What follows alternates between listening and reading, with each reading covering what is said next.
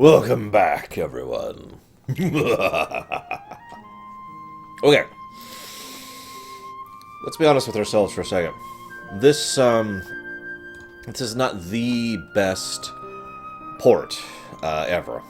It's a little bit of a shame. I mean, it's 358, and it's awesome. But it's clear they kind of threw this one together. Hang on just a second. I want to make sure we have the right size here. So I have to resize for the window. Now, 358 is probably one of the most feels... Hang on, let's just skip ahead just a second here. That's a bad example. There we go. It's probably one of the most feels of the Kingdom Hearts series, and that's saying something, considering this is the frickin' Kingdom Hearts series, right about there.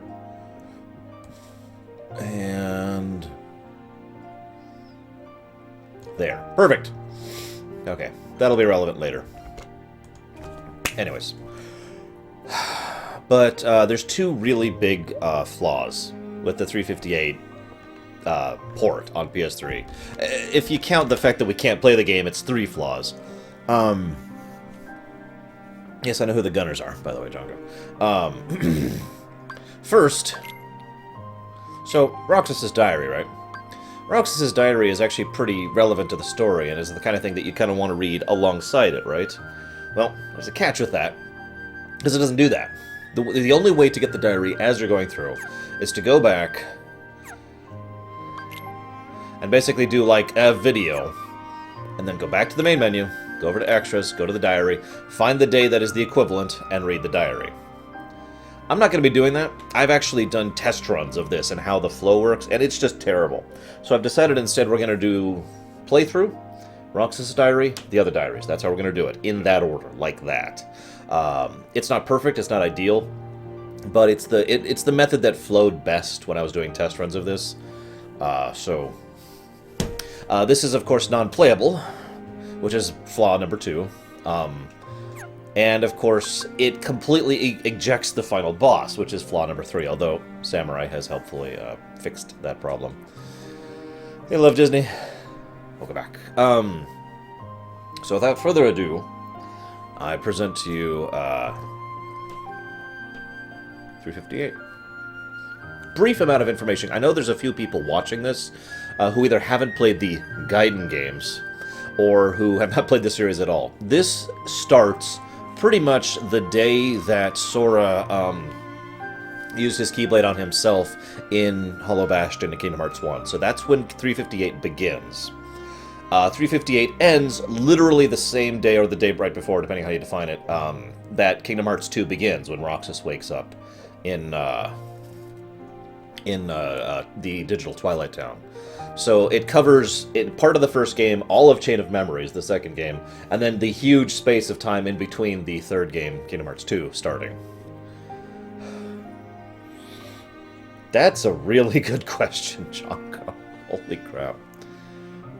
This is also probably the most feels of the games. I've mentioned before that there's no such thing as a Kingdom Hearts game that ends on a positive note. You know, there's no happy endings in Kingdom Hearts. But most of the time it's like bittersweet, right? This one and Birth by Sleep both flat out end on a downer ending. Everything is bad. Whoops.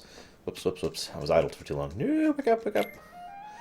358 over 2 can be interpreted in two different ways. It's either 358 days over 2 people, or it's 358 days over 2 days, depending on how you define it. So those are the two possible interpretations. But anyways, so let's just go ahead and start with the beginning, shall we? Now, I may have to mute this. I don't think I have to. Pitiful, heartless, mindlessly collecting hearts. The rage of the Keyblade releases those hearts. They gather in darkness, masterless and free, until they weave together to make Kingdom Hearts. Yeah, I think I do have to mute. And when that time comes, we can truly, finally exist. Yep, okay. God, I hate this song.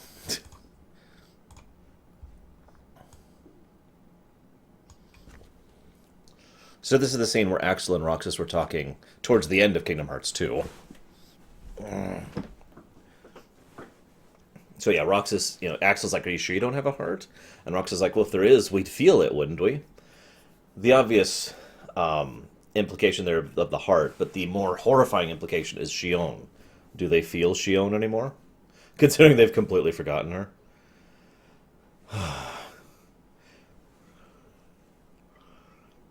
I don't like her singing, Samurai, but no, I hate EMI.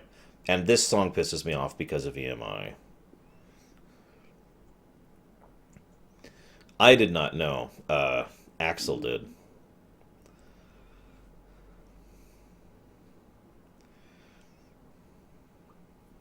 Also, the fact that Zigbar's thing is the fact that he traverses between realms is interesting. The warrior and tactician who harnesses the wind, Zaldin, number 3, the Whirlwind Lancer. He has the domain over the power of ice. He is brilliant and the chilly academic, Vexen, number 4. He commands the earth with quiet strength, the taciturn stalwart, Lexius, number 5. He wields shadows and illusions, the cloaked schemer, Zexion, number 6. The adjutant driven by the moon to seek hearts, the Luna Diviner, Saix, number 7. The assassin with motives of his own, the flurry of dancing flames, Axel, number 8. He wields a sitar playing wields water. He's laid back. I actually couldn't read that all, but anyways. Controls time and wagers every game. Wagers to win every game. The Gambler of Fate, Luxord. It's actually kind of hard for me to read that text. Forgive me. He has ambitions hidden by flowers and scythe. The Graceful Assassin, Marluxia, number 11. Armed with knives, lightning, and a temper, the Savage Nymph, Larxene, number 12. Yeah, I agree, Fatsqueak. Luxord and Demix especially get a decent amount of characterization. So does Zaldin. And of course, Zigbar gets fleshed out even more. One thing I had one person notice is that Zigbar shows an unusual amount of interest in Roxas. There's a lot of different reasons that could be explaining that, but there's no real denying upon reanalysis that Zigbar shows a lot of interest in Roxas.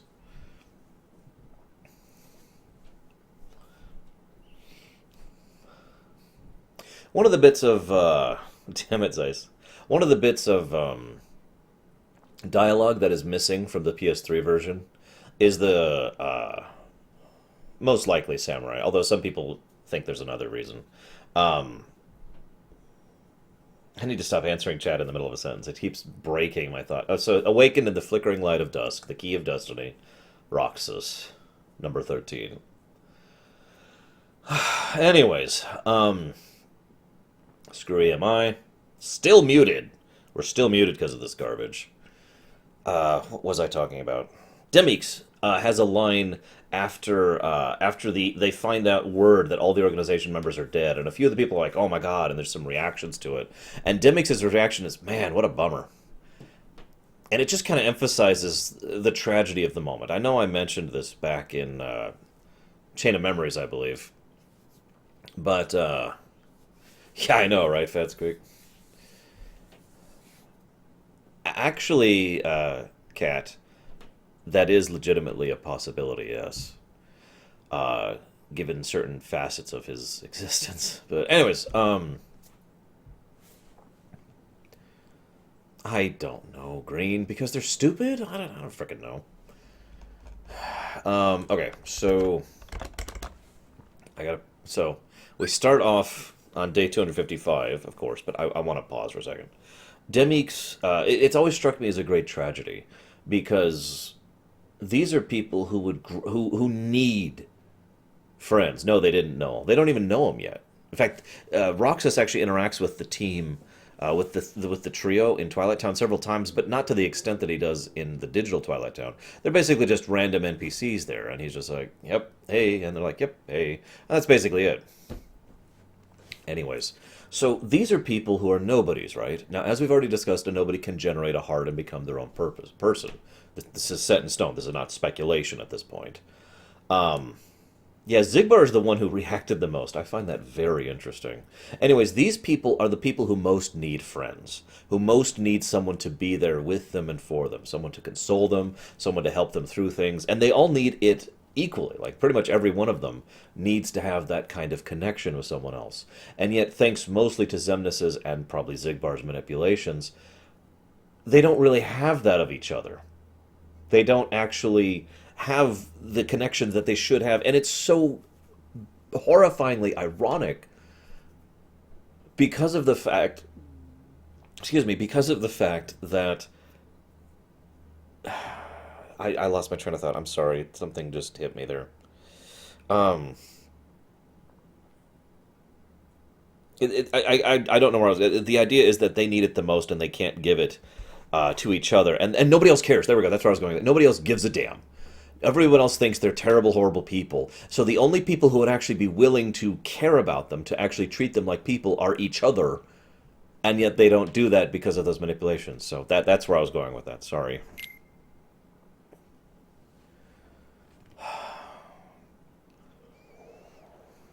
Hang on, let me shove Sora off a cliff here really quick, Pandemonium. You're early. No, you're just late.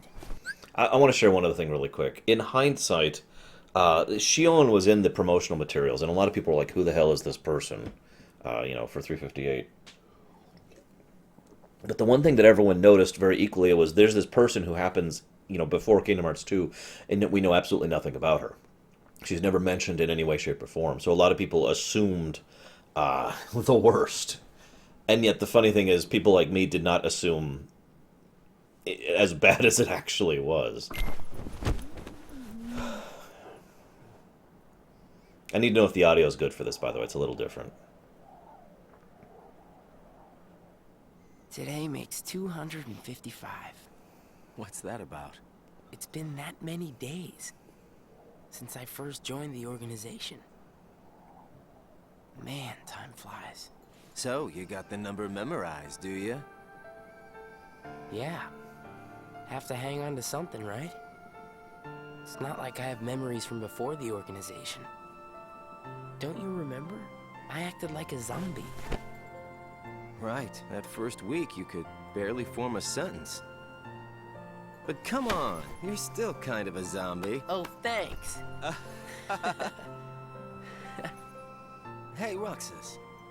Bet you don't know why the sun sets red. You see, light is made up of lots of colors. And out of all those colors, red is the one that travels the farthest. Like I asked, know-it-all. Fake laugh track. There's a couple of those that go on a little bit too long in this game. Although, given the fact that these people would have a reason to fake laugh, Where is she? it makes a degree of sense. Poor Axel. Axel knows way too much for his own good.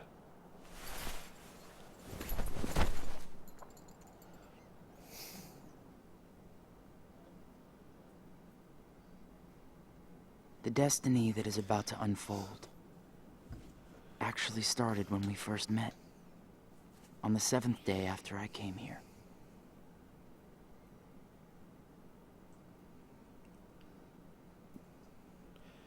So, hey, War Wager.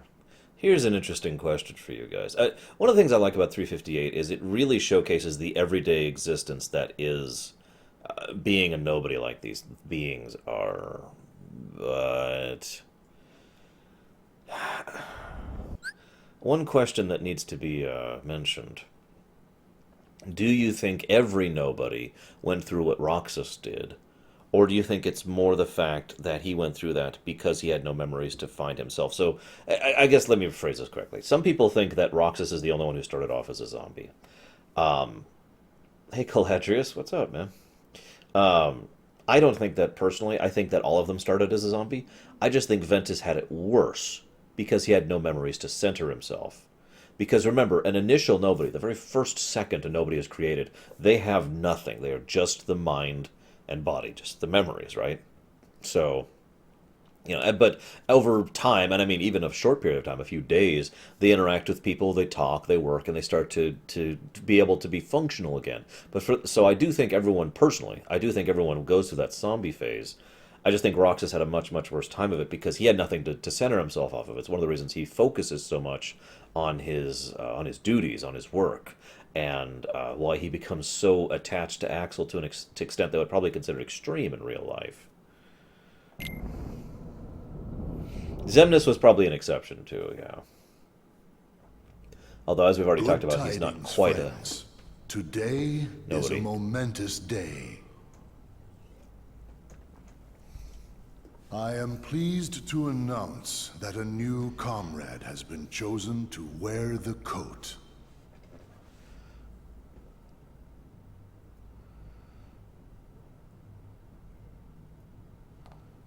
Shion. Number 14. She wasn't even given a throne. Number 14. Let us all welcome one of the Keyblade's chosen.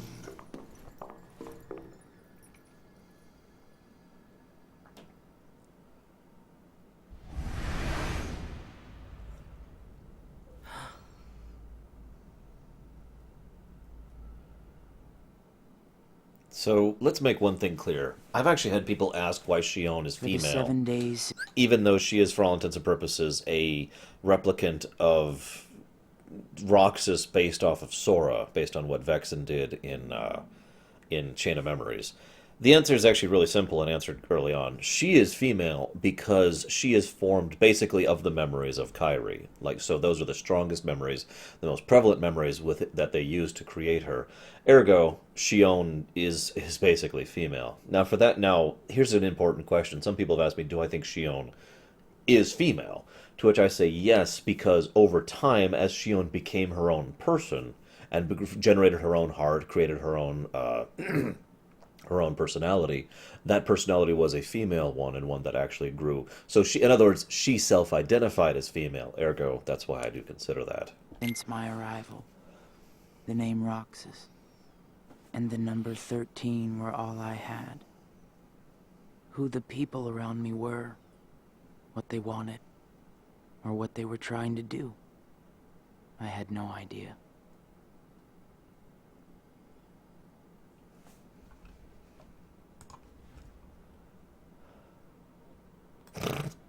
Honestly, yes, Teach Daniel-san. him well, Axel. Don't worry. I'll be sure he makes the grade. Basically, yes, Roxas, Raikiri. let's go. What's wrong? You worried about the new kid? What was that name again?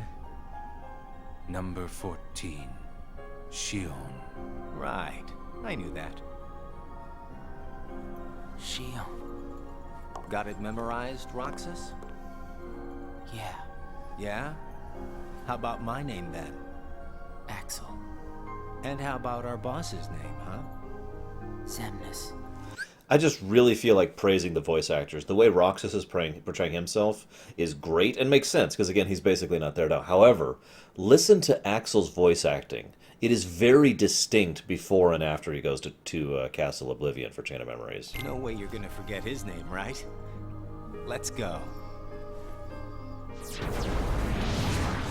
I don't disagree with that, Pandemonium. Probably the only two people I would consider to have strong romantic connections to each other that aren't Disney related are Shion and Roxas.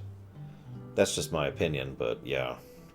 It probably doesn't help that Xigbar is helping that, basically.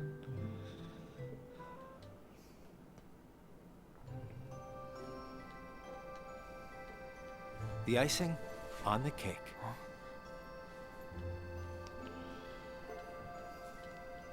You remember what this ice cream is called? That was Roxas's perspective, Michael. Sea salt ice cream.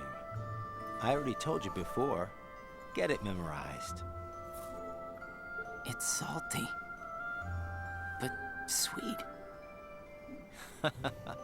Roxas, you said the same exact thing the other day. I did? I don't remember. So what has it been? a week since you joined the organization? I guess it has. You guess it has? Come on, you must remember that much. Well, here you are, finally out in the field working for the organization, right? For the organization? You might even say that today is where it all really begins for you. Oh, God. Where it all begins. As a member of the organization, I'll be receiving missions every day. But I'm still not exactly sure what I'm supposed to do. Hey, I beat Axel, Samurai. As much of that was a bullcrap fight, I still did it. So, Roxas learned of the Heartless during his mission. Marluxia, who accompanied Roxas on his mission, explained how hearts appear when a Heartless is defeated. He also explained that the organization seeks to collect released hearts to complete an artificial Kingdom Hearts, and that Roxas, as a Keyblade wielder, is the only one capable of completing this mission.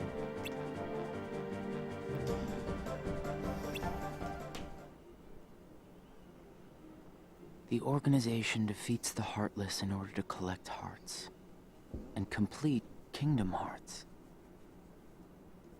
But I don't know what that is, or what it does. I don't even know what a heart is.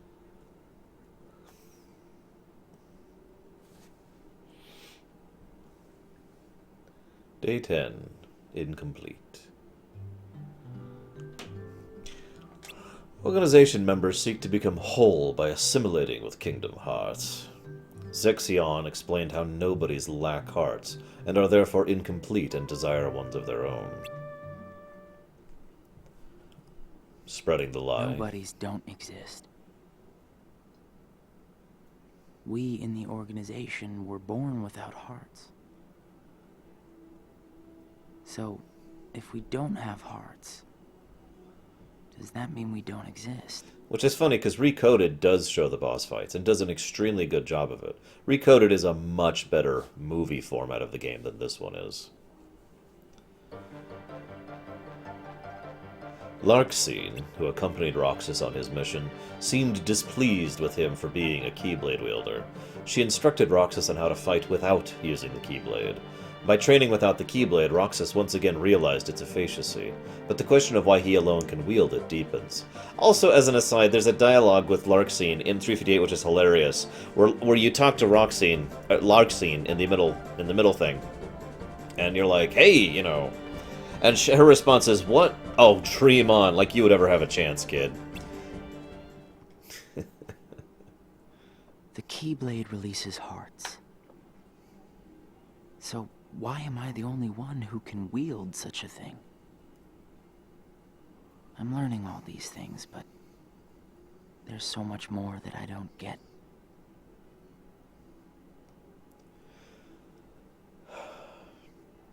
They do a really good job of fleshing out these characters. It's a shame you don't get all of that here. But it goes into the depths and details of how each character, each of their personalities, the way they differ one from another, their different specialities, and of course showcasing how a bit of a hollow existence it is. Oh, damn it, I meant to... Whatever. So Vexen teaches you how to scout. To and from the same places every day. Sometimes we go to other places on real missions, but we can't cross the walls that divide the worlds. That's why we create our own paths in the darkness. Or so they say.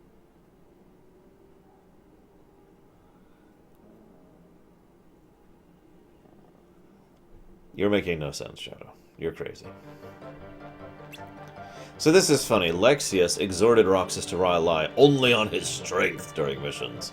Roxas had simply followed the organization's orders up to this point, but he began to realize that his ability to wield the Keyblade was his strength, and something only he could do.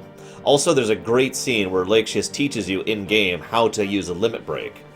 He does this by hitting you once, and that one hit puts you into limit mode. Lexius informed Roxas that he is vital to the organization. And there's a great line where Roxas asks, you know, why are we doing this? And Lexius is like, we are doing this because it will give us Kingdom Hearts. And it's like, well, why is that good? And then Lexia says, it is good because it's good for the organization. And Roxas says, so is good for the organization mean good in general? And Lexia doesn't respond to that. He has no actual answer for that. And I wish we had seen more of that, because it kind of hints at the fact that Lexia wasn't fully on board with the organization's ideals. Not 100%. But still had enough of the loyalty to do it, even though he probably was hesitant on it. You know what I mean? It's just the tiny little shadings. And then, Lexia gets killed by Riku.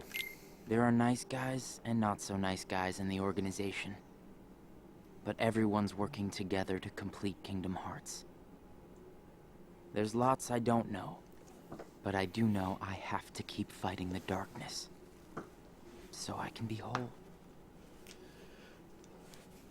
Also, Vexen comes across as much more intelligent. Not just intellectual, but actually intelligent. He's good at logical deduction, and he showcases that during his mission.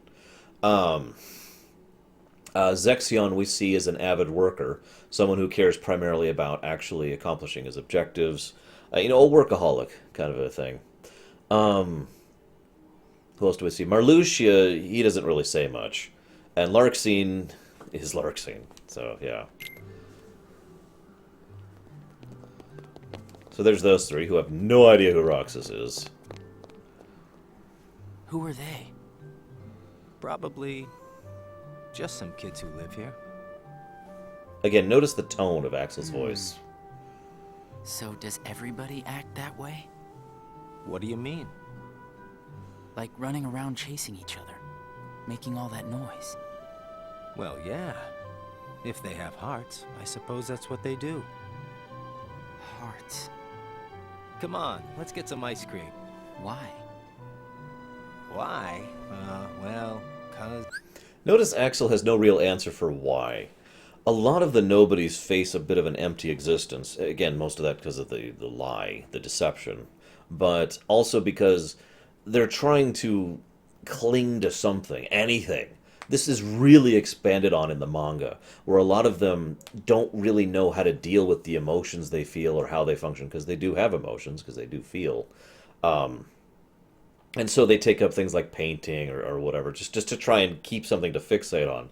And Axel's fixation here is the damn ice cream thing. He finishes something, he goes, he does ice cream, he goes to sleep. It's a pattern that helps him to maintain his sense of self. Because we're friends. Friends. Friends eat ice cream together and talk and laugh about the stupidest things. And of course, that's a memory. Like those kids we just saw. Remembering Issa. Come on, let's go. Makes you wonder how long ago Issa and Lee lost their hearts.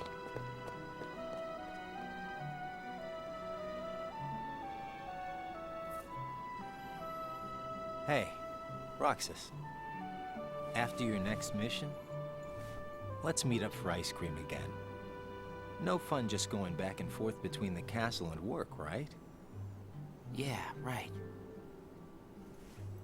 We're friends, huh? I love the idea of them calling each other friends and not really having a good idea of what that is. Xigbar doesn't need anything to cling to, so I would say no.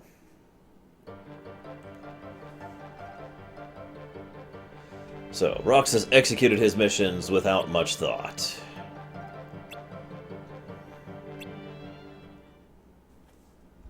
And we go through a few missions here. Because, yeah. I'm gonna miss this ice cream thing we do.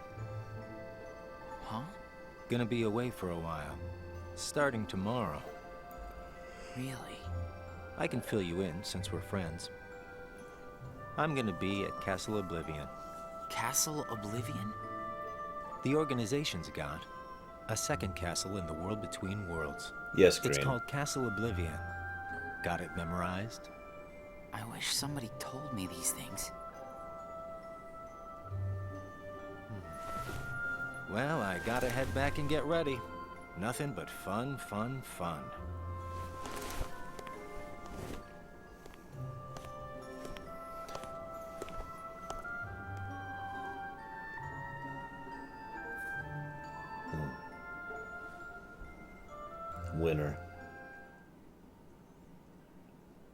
So there you go. Day 23, Chain of Memories begins.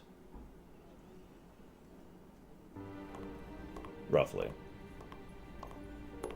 Oh, by the way, in answer to a question, Axel and XIII are actually working towards something, some kind of takeover or some kind of long-term plan from within.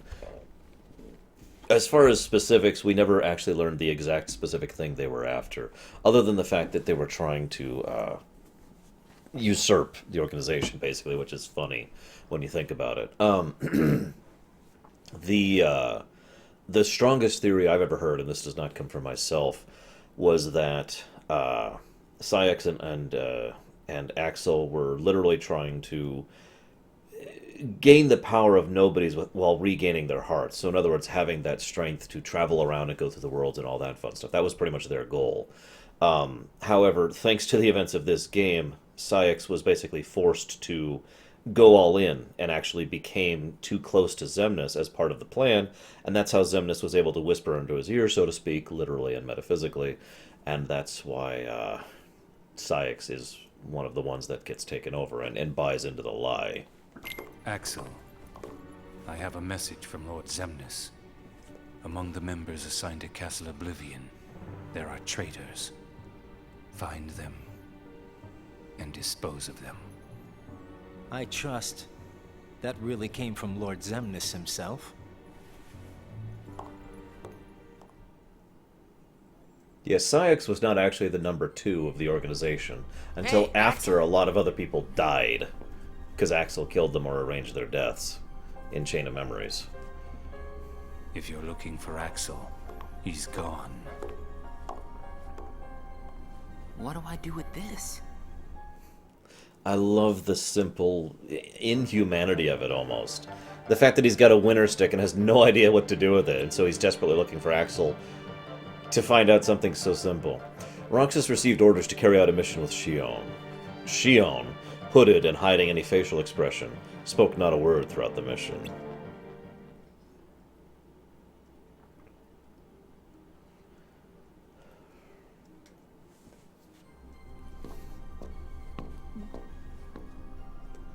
This place is so much nicer, without the loudmouths. Loudmouths? Those bossy co-workers sent to Castle Oblivion. Well, I suppose it's too bad you and Poppet didn't get to spend a little more quality time with him. Poppet? I'm talking about Shion, kiddo. Kiddo? Roxas, get to work. I absolutely love the fact that Zigbar's nickname for her is Poppet. I've got someplace to be again today, so go on ahead without me. Roxas. Huh? Shion? Roxas is your name. Yeah. Shion and Roxas is such a terrifying case. It is more or less literally the blind leading the blind. Roxas, who is being deceived and is barely a person himself, thanks to his unique memory and the fact that Ventus is in there. And Shion, who is even less of a person, who is being trained and raised by him. Huh.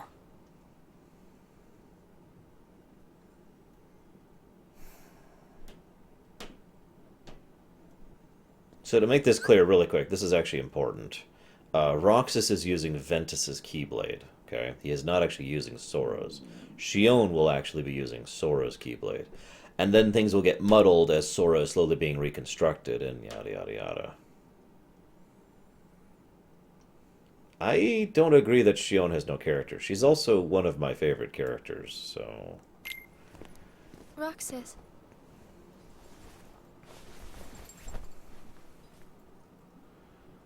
Best of luck today. Yeah. Let's go. Also, I'm sorry, but I say that I see there's a romantic component between Roxas and Shion. To make that more clear, it's very much the young, youthful, innocent, crushing, romantic entanglement as opposed to anything else it could be. Very Disney, in a way.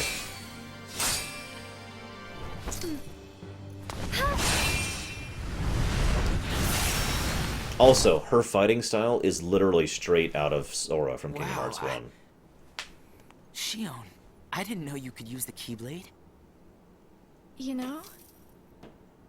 Neither did I.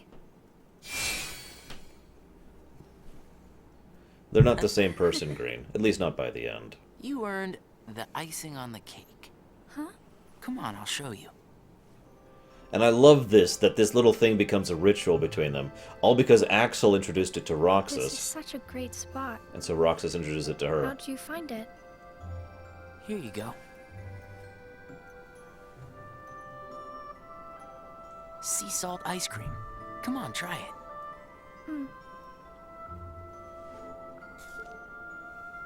It's sweet. And salty. It's good, right? Axel and I, we meet here for ice cream after work. This flavor is Axel's favorite.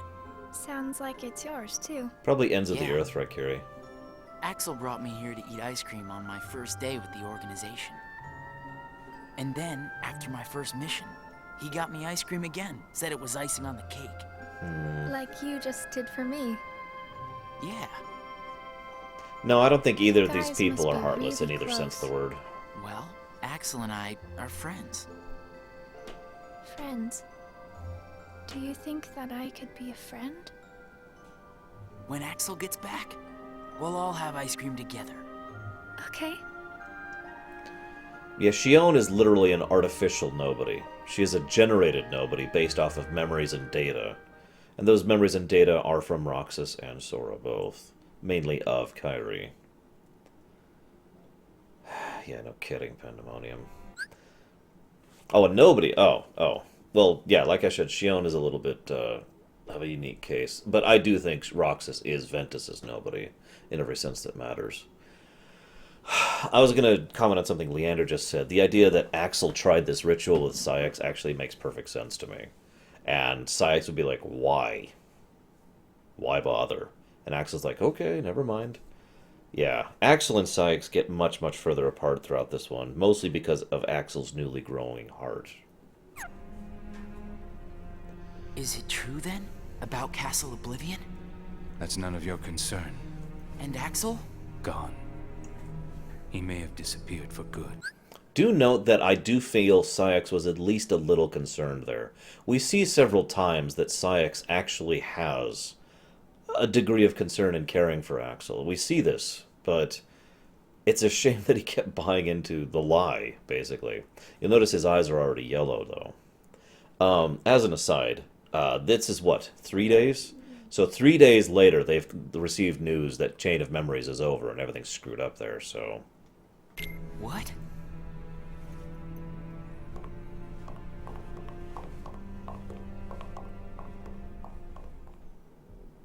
And yeah, the backup plan of a backup plan. Yeah. Hey, what happens when Heartless are destroyed? The hearts remain. And then, those hearts gather together to form the great Kingdom Hearts. Then, can you tell me what remains if a nobody is destroyed? What's there to leave behind? We're not even supposed to be in the first place. And the members at Castle Oblivion, where'd they go? Nothing's left of them. In which case, I'll never see them again? That's right. You coming? Huh? Oh, yeah. I find it interesting that Zigbar comes across as so callous there, since What's...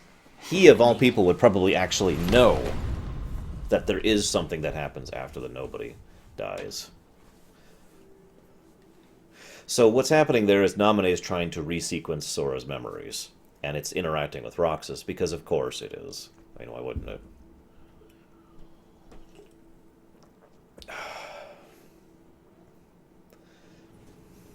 I've been to see him. Different metabolism situation, right, Kiri? He looks a lot like you. They never really need to eat Who anyways. are you? I'm what's left. Or Maybe I'm all there ever was. Probably Mechanical Morgoth. I meant your name. My name is of no importance. What about you? Do you remember your true name? My true name is...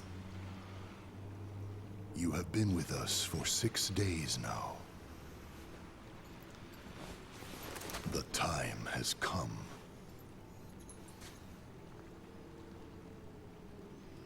I was gonna say, they're fairly exercising. I mean, they do a lot of physical activity, so... Like, all of them do.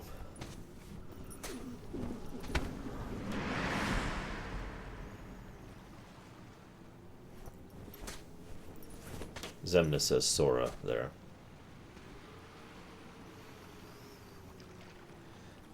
Why would she need to eat, Raikiri?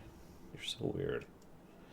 What happens to the nobody is, if their heart is already freed from their heartless, the nobody, once destroyed, reconstitutes into the original being, and that original being retains all of the memories of the nobody. In other words, the same person could be considered to be the first person, you know, they're the original person, and then they split off, and the heartless is up here, but it's the same person is still the nobody, and if the heartless is destroyed and this game comes back, then it's still the same person throughout that entire path. Will he wake from this? I am told Roxas will return, provided the hero is stripped of all his memories. Then I suppose much hinges on Castle Oblivion. Shion has gained power over the Keyblade, just as we intended. She can fill Roxas's shoes for the time being. I like the design of their beds, too, by the way. Hell, I like the design of absolutely everything in the castle that never was. So we skip ahead a little bit here. It's time for our birth by sleep. Wait, not yet.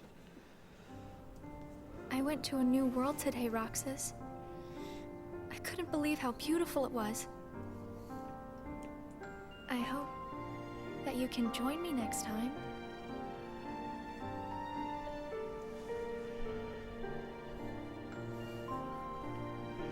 Once again, the nobodies in general, including Shion, I'll see you tomorrow, Roxas. fixate on something to help keep them centered, to help keep their minds going. And in this case, it's Shion picking up a seashell for every day that he's been asleep and putting it by his bed.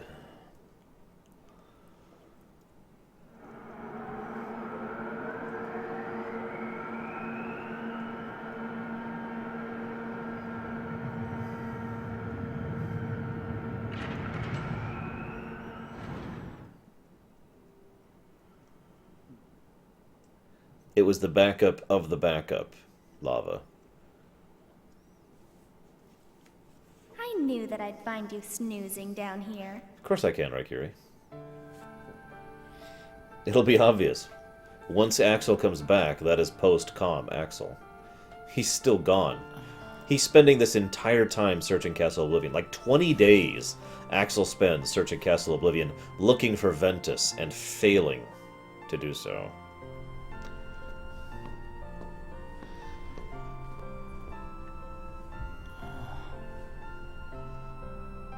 That was Axel's true mission from Xemnas in Castle Oblivion. Find Ventus. You'll see, Raikiri. Roxas? Shion. What happened to me? You were sleeping for a long time. Sayek said there was no telling when you might wake up.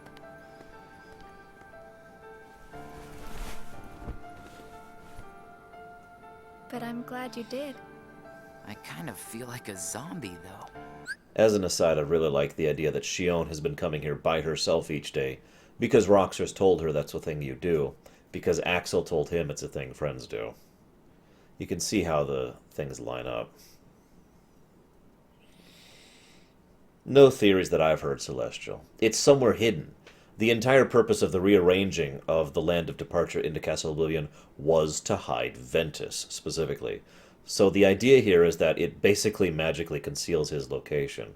In other words, the only person who theoretically could find Ventus is Aqua herself. What hood problem, Darkrai? What are you talking about?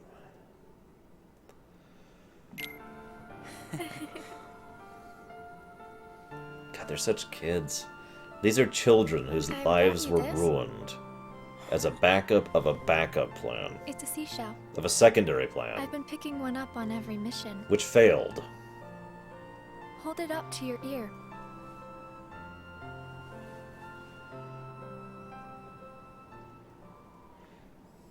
There's nothing we're not going through, Prog. We're going through the whole series. We'd go through 2.8 if it wasn't out yet. Or if it was out yet, rather. Hey, Fuke.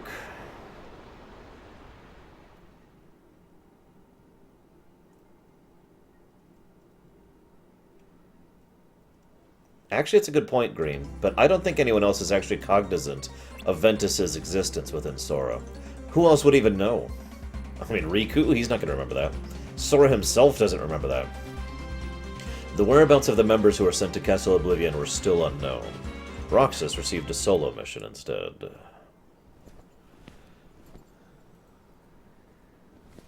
Me too, Caladrius. Me too. I'll even buy it just to encourage them. No, Darkrai. Why does everyone say that? No! God damn it, people. Screw off.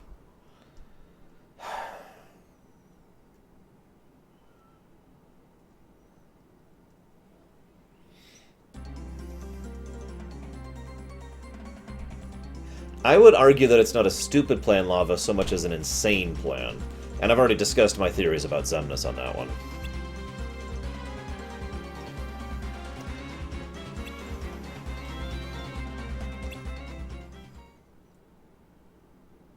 Yay, congrats, Nerdman. Welcome back. So, let's see. That would be 65. Axel spent... Oh, wait, no, my math is wrong. 65, 45. Axel spent 45 days searching Castle Oblivion. 45 days looking for Ventus and failing at it. And no, I have not. Right? Hey, oh, wait, yes, I have, Rick. Roxas. Sorry, I have seen that. It's been a while. What's the matter? You look like you've seen a ghost. Notice his tone is immediately different. I'm sorry, Darkrai. I've heard a lot of people who legitimately think it's just... Let's just say they go with the masturbation joke with Shion and Roxas, and I think that is both crude and stupid, and it really pisses me off. And so I apologize. Axel. I heard everyone at Castle Oblivion was annihilated. Not me. I'm tough. You had me worried. Worry? We nobodies don't have the hearts to worry, you know? I'll go buy us some ice cream. I gotta check in with the boss. Or he's gonna let me have it. You haven't reported back yet? No. Why'd you come here? I guess I just needed a little time to sort out my feelings, you know? I thought you didn't have a heart.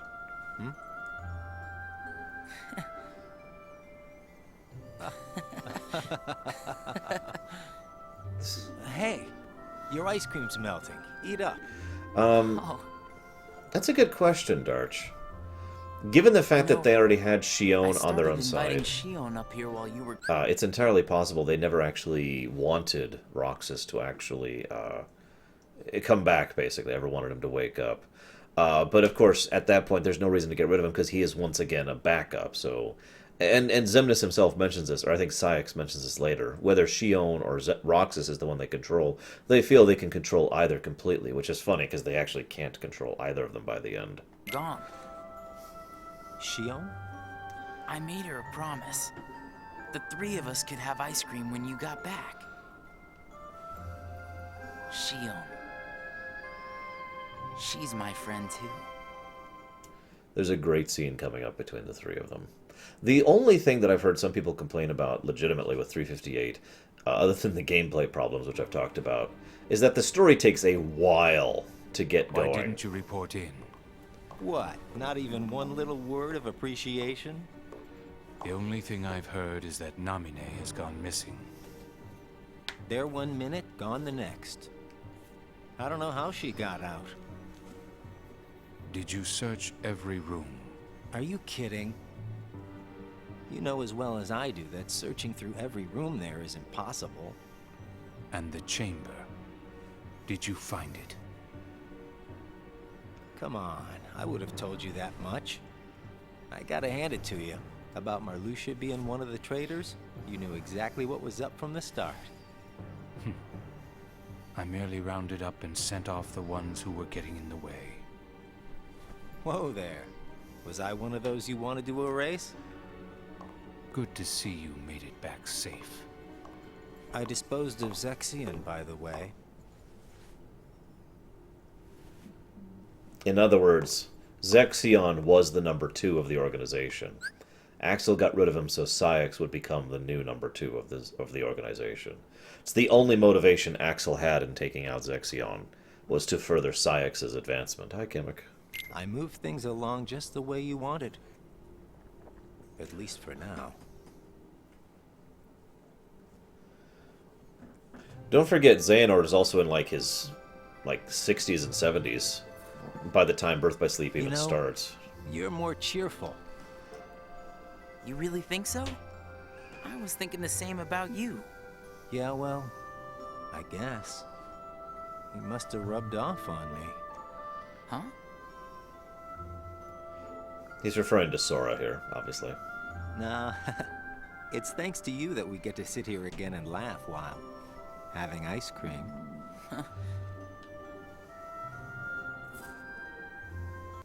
I've heard theories as to why XIII is the number 2. I don't have a good answer for it, but let's just say this. I think that Ienzo is more relevant to the overall story than we already think. I think Ienzo... There's a reason Ienzo was able to convince Ansem the Wise to move forward with the plans. I think there's a reason Ienzo was so encouraged and desirous of pursuing the Heartless and Nobody experiments. And I think there's a good reason why XIII was the number 2 of the organization. In rank, he was the second in command. I just don't have enough information to do anything but blindly speculate. I don't have anything to draw on that. We just know that there is something about Ienzo and XIII that is significant.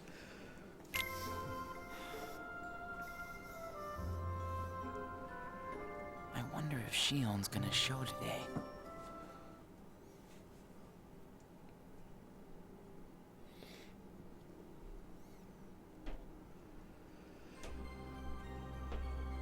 Roxas worried over having not seen Shion in over 10 days. They'd yet to fulfill their promise of having ice cream together with Axel. Funny fact, the 3 of them get to have ice cream a relatively small number of times, before everything goes to hell. Shion! Roxas? Way to go, Roxas. Shion! Roxas! They have to take that thing out first.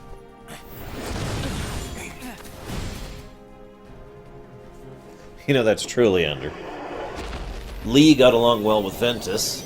Axel got along with Roxas and Sora. Shion, are you okay? Correct, Raikiri. That's true, Pandemonium. We haven't. Easy. Are you hurt?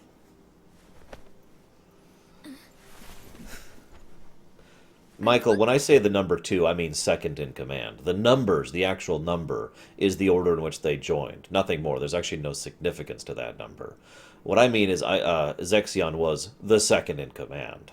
Fine. Thank you. It's just... You can tell us all about it. But why don't we head back first? Notice the hood, by the way. That'll become much more relevant in a little bit. I think this is actually the scene. There you go. So notice how she's got the hood Thank down. you. That's Axel's perspective. This is Roxas's perspective. This is one of the most cut and dry moments where that perception filter thing really comes in, and someone literally will see something different while looking at the same person. We've seen a few other examples of that throughout the series, and we'll see a couple more in the future, but this is pretty cut and dry right here. Eat up. It's gonna melt. Yeah. What's wrong? I thought you'd wolf it down. Did something happen? We're here for you if you want to get it off your chest. Right, Roxas?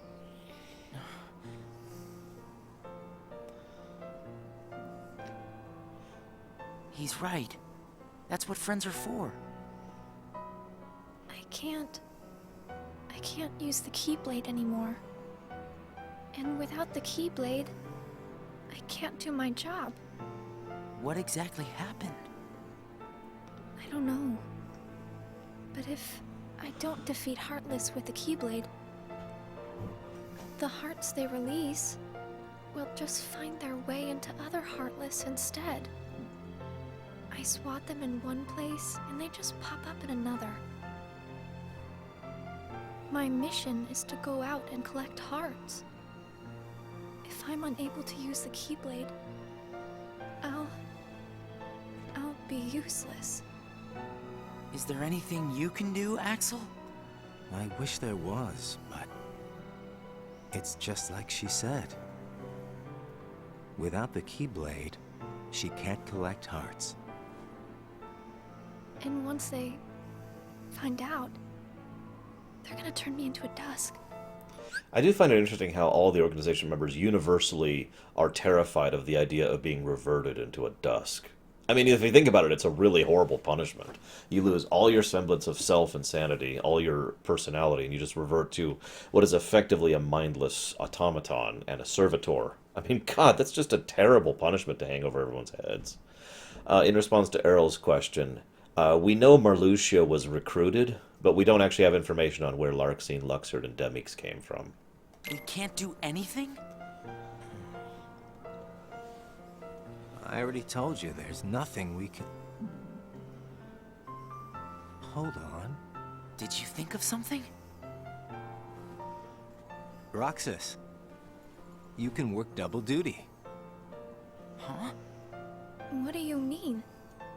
Shion, make sure your missions are with Roxas until you can use the Keyblade again. That way, he can collect the hearts and no one will know that you can't use the Keyblade. That's it. Xemnas' power is over nothingness itself. Nobodies are composed of nothingness. Ergo, Xemnas has the power to simply revert a strong nobody, or a weak nobody, any nobody, into whatever. He can just default them down. Xemnas has a stupid amount of power because of his nature. The funny thing is, I feel if Diz actually saw this scene, he'd just be like, ugh, what a strange, this is just them pretending or whatever. I don't think, I feel like there's a thing where we know exactly when they told Shion that she was the replacement plan for Roxas, because she mentions it in one of her letters. But I don't recall exactly when that is. But that means you have to collect twice as many hearts. Yeah, I can do it. Would you? Of course I would. Theoretically, yes, Raikiri. Friends need to lean on each other every now and then. Ain't that right, Roxas? We're friends. Axel, does that mean you and I are friends, too?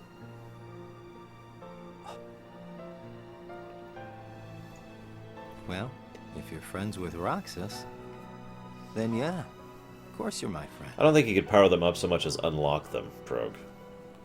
Thank you, Roxas, Axel. Just eat your ice cream. And of course, notice that he can see her without the hood on now. He'll call that out specifically in his journal later.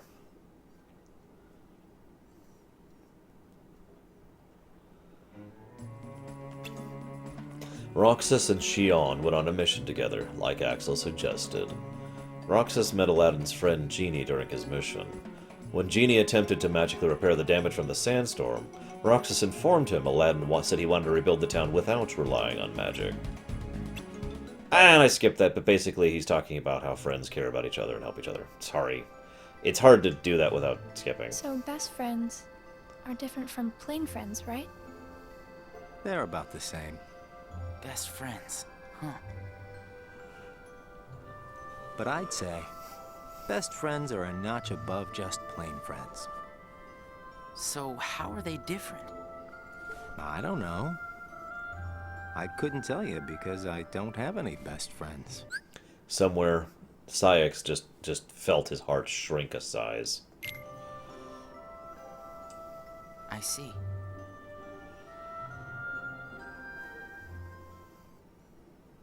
We'll be reading through the journal entries too. I will be reading them for you. So I'm about to kill my voice doing that, but I'll read them all for you. Oh, by the way, you guys know I have that little sister protective thing. You know, I've got the big brother mentality a lot. Shion triggers that like you guys have no idea. Like, I can just picture if the little one was in her situation. God, you have no idea how much my heart would be leaping out to try and take care of her and protect her. And of course, we know what happens to Shion here, so... about 25-ish, 24-ish, green. The time has arrived. And at long last, we see before us the great collection of hearts. As a quick aside, in gameplay, the artificial Kingdom Hearts, as you go further throughout the days, gets bigger and bigger. It starts off actually really small, and then it gets bigger and bigger and bigger and bigger until it gets to the end where it's actually quite huge. Hearts full of rage, hate, sadness, and bliss. Rage, hate, sadness, Shining and down bliss. Upon us is the crystallization of all hearts. Kingdom Hearts. Xemnas would obliterate the Seeker of Darkness. There, in the sky, hangs the promise Of a new world. More fuel to the fire for My that friends, let us gain further power to conquer the human heart and claim it as our own. Let us remember why we are here and what we hope to achieve. Damned right I will, Hearts Wager. shall be gathered and be made our own. Hearts shall never again have power over us. And again, Terra's comment there. Very clearly, Terra. Hearts shall never have power over us. All this fighting. I wonder what it's for. Come on, you know what it's for. We have to complete the Great Kingdom Hearts. You saw it too, didn't you? But what is Kingdom Hearts? Yes, It's Fuke. the gathering place of hearts, isn't it? It's where all the hearts wind up after they're released by you. Nobody knows. I want to stress When that we again. gather enough, we might finally get hearts of our own. Hearts shall be made our own. As I pointed out, Celestial, if you pay attention to everything Xemnas says and does, I think it really helps highlight his instability, how there's the three different people vying for his personality, basically. Because he is actually quite inconsistent with how he behaves and how he functions, Celestial. Actually, I kind of do think that, yes, Samurai. I do think it's still horrible. I do think it needs to be stopped. But then again, I feel the same way about Xehanort. I do think Xehanort's goal was accurate. I agree with Xehanort's goal. It's just he is one of the most sadistically, horribly evil bastards. I mean, oh my god. Is Kingdom Hearts really that important? A Heartless has Are you nothing to be crazy? sentient I with, just don't Fu. see why having a heart is that important, you know? Come on. You're wondering about that now? Well, I don't understand since I don't have a heart. Roxas, And yet he We'll does. understand once we have our own hearts. That's why we fight, to find out what it's about. Okay. And again, he I just guess you're kind of right. goes along with it, even though he doesn't actually agree with it. Probably helps that Roxas has his own heart. They're a little different, Caladrius. There is a deliberate similarity between the two. So Roxas and Shion went to the usual spot. They'd begun to get used to going on missions together. You're going to hear this song a lot, by Looks the way. like Sorry, guys. Every nobody in the organization is good at different things. That's right. Everybody's unique. even nobodies without hearts? Just because we don't all have hearts doesn't mean that we're all exactly the same. We each have memories of our pasts. Memories? You remember your past? Yeah, that's one of the things that makes each member of the organization special. We remember who we were as humans. So, okay. Crazy theory time, because this is a good time to talk about it. Someone in chat also mentioned the idea of why aren't there more sentient Heartless if there's so many sentient nobodies. Actually, it's funny, because if you think about it, of the thousands and thousands of nobodies, why are there only 15, possibly 16, that we actually see ever? That actually have a sense of self and a personality and a face and all that. Why so few amongst the thousands and thousands? I heard this theory once, and I actually really like the theory. It boils down to this. Others have been being generated, and because they have no use for them, Xemnas has been reverting them to dusks. So in other words, even if only 1% of those thousands is happening, every 1,000 that goes away, Xemnas finds the 10 or so that have been turned into people, that have had a strong enough heart to become a person, and reverts them down to a dusk. But I don't. Me neither. Well, maybe that right there is what makes you guys the most unique in the organization. What were you like before you were a nobody? Huh? Me? Oh, I don't know. I think I've always been pretty much the same. I wish I could remember stuff like that. Really? It's just baggage, you know. But I can't remember anything, not even from when I was born a nobody. Ansem the Wise, Reflector. All you did was stare into space. Oh, thanks. You know, I don't remember much either. You two sure do have a lot in common.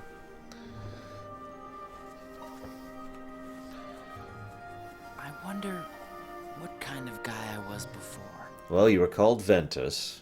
You had a keyblade, and you wielded kind of weird. I want to talk about one other thing really quick here. What War Wager said is actually another theory that's less horrible, but still bad. See, here's the thing. From my perspective, there is no way there are not more people who can maintain their sense of self when becoming a nobody. There's just no way that the like 99.9999% percentile of people turn into just dusks and whatever. No, absolutely not. So something has to be preventing those people from being around and functional. So there's three generalized ideas for what's happening there. One is the one I already mentioned to you, that Xemnas was actively going around and removing them from the equation, so they couldn't interfere with things, and because he had no use for them. That is very Xemnas. Hey, Sora Roxas, that is very Xemnas. It is very ruthless, it is very callous, and it is very efficient to ensure that he maintains his organization. The second option that I've heard is that those people are manifesting somewhere and are just being allowed to generate their own personalities and hearts on their own. And in other words, they are basically just normal people. In fact, as I think I mentioned back in Kingdom Hearts 2, one of the theories I've heard and postulated myself about Twilight Town is that the denizens of Twilight Town were nobodies who grew hearts and became regular people after their conversion. The third theory is fairly similar to the first one, and I just mentioned it for sake of completion, because this one is probably pretty likely as well. The third theory, it's actually possible that all three of these are true. These are not mutually exclusive. The third theory is that someone manifests as a nobody and they're on their own. Like what happened with Naminé, for example. What do you think would have happened to Naminé if the organization hadn't found her? She would have just faded. She would have had nothing to cohese, nothing to grow a heart out of, no experiences, no others, no nothing. She would have just gone away. So I think a decent number of the nobodies that are generated who still have a personality and self end up somewhere where they are alone. Or maybe they end up somewhere in the world that never was, or maybe they end up somewhere in the Twilight or something. You know, some place where they cannot access or interact with other people, and they just kind of slowly fade. Probably in nightmarish horror.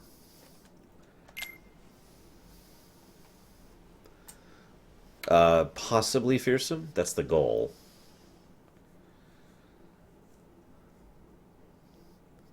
Again, all three of those theories could be functional. They're not mutually exclusive. It could be that some nobodies end up in Twilight Town or wherever. It could be some nobodies fade on their own. It could be some are taken down by Xemnas. Like if he sees a nobody that threatens him personally. Because remember, he was right there when Roxas was generated. Within seconds, he was there. So he was well aware of the fact. And you get the impression that he can keep track of the generation of nobodies like that. So if he sees one of interest to him, he could probably be on it. Again, just like that. Shion, informed by Cyax that she and Roxas would no longer go on missions together, worried over still being able to unable to use her Keyblade. Roxas in turn lent her his Keyblade. So at this point, Shion is now using Ventus's Keyblade.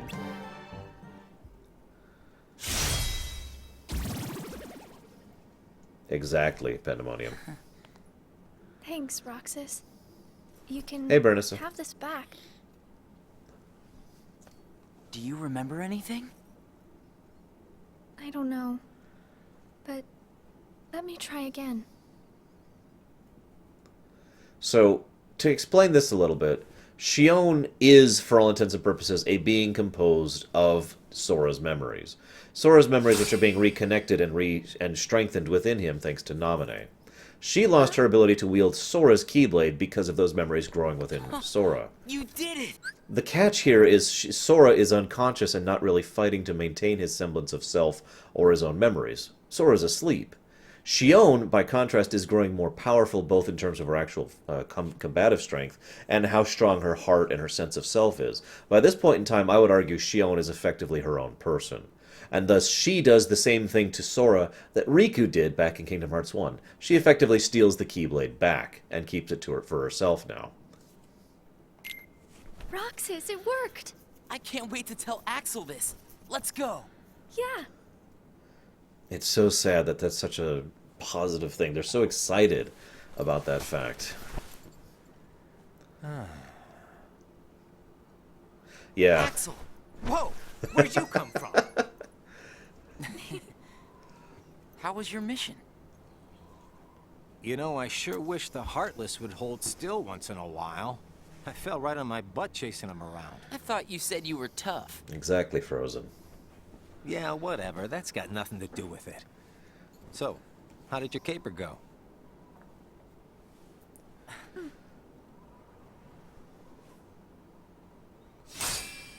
Notice how it still takes her some effort to summon it.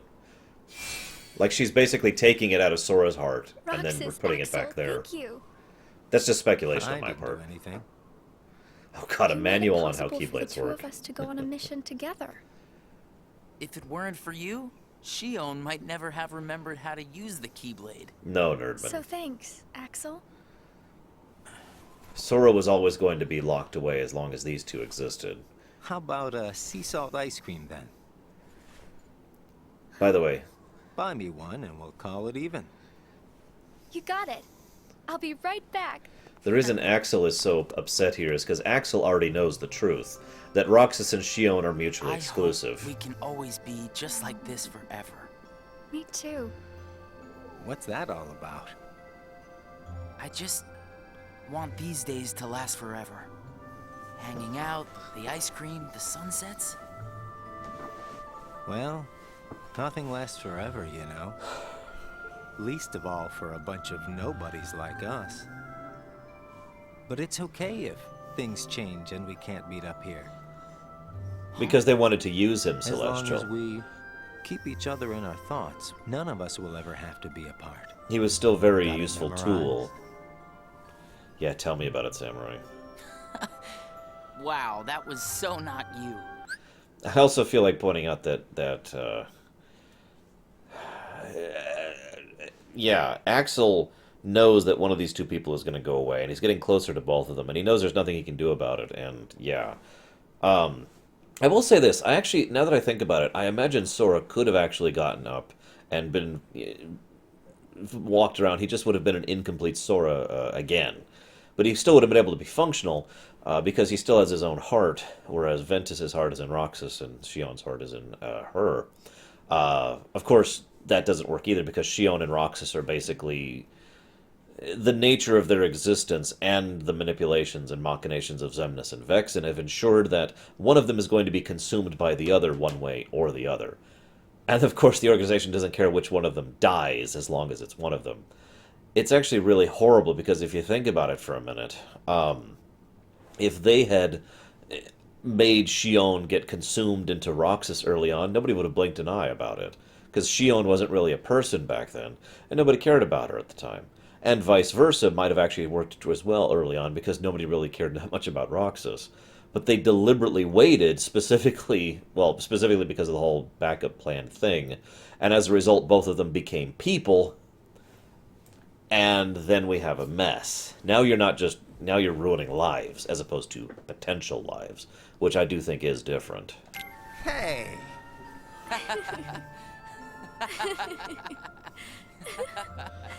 Yes, Pandemonium, I do. It's also worth mentioning that in her entry, she mentioned something about how she's going to go along with Xemnas' plan, specifically so that she will die. She effectively commits suicide by attacking Roxas. So this is us fighting with Demix. I like the missions with the other members. Those are some of my favorites in 358. I could just say gameplay here, but you get the idea.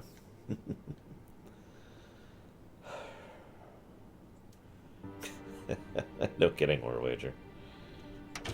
Huh? Ever heard of knocking? What do you want? Tell me what Shion has been doing. Well, how should I know? I'm not spying on her. The two of you look pretty close. So what? Now I've got a rat on my friends to you? I think you should just go. Ouch. Today you and Shion will be going on the same mission. Well, thank you, sir, for personally delivering that message to me. We also need you to go back to Castle Oblivion soon. Says Lord Xemnas?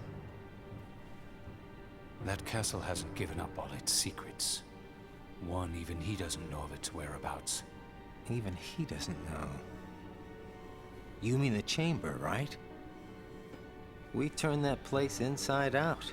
If it's there, we're not gonna find it just by looking. Then let me give you another reason. Shion comes from the castle to which Namine can be traced. The place where both Namine and Shion were born. It's practically calling out for you. Whatever. As far as the castle goes, you're the one who really wants to go there. By finding the room that Xemnas is searching for, you would find out everything about Xemnas' true agenda, am I right?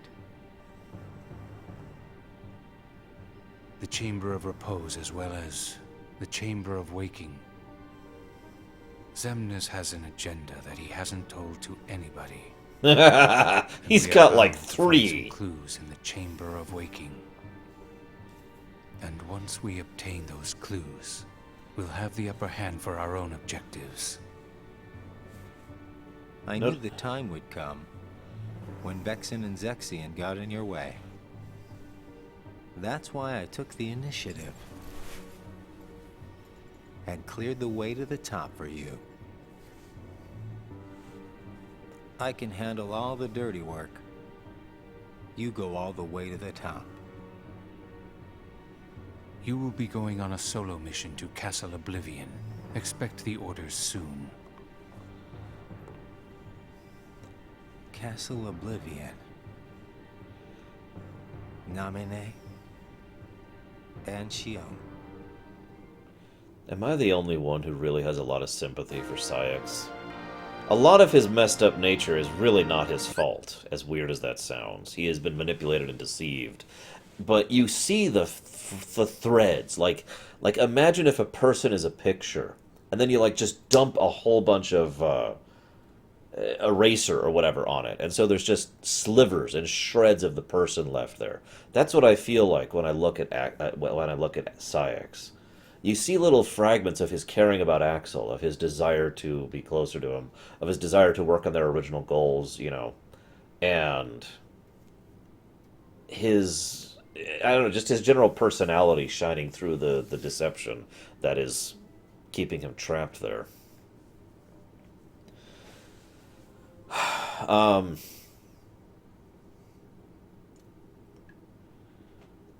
Celestial, it's worth noting that he doesn't actually know that Aqua is necessary to finding the Chamber of Awakening. as an aside, the Realm of Darkness is, we don't know how large it is. So it's entirely possible that you could search the Realm of Darkness forever and never find her. And given the time distortion effect that we know is in the Realm of Darkness, that just adds another niggle to trying to find one person in an entire realm that might contain multiple worlds. Especially the, the worlds we know have been consumed by darkness. So, Roxas and Xigbar investigated a new world on a reconnaissance mission. Roxas asked about the purpose of the mission, and Xigbar replied they were searching for possible candidates to join the organization. Only special nobodies can join the organization. And Xigbar then informed Roxas that he and Shion are particularly special nobodies. Xigbar spends a lot of time with Roxas in this game. I hope so, Darch Monster. Roxas is late today. Hope Xigbar isn't giving him too hard of a time. Yeah, right?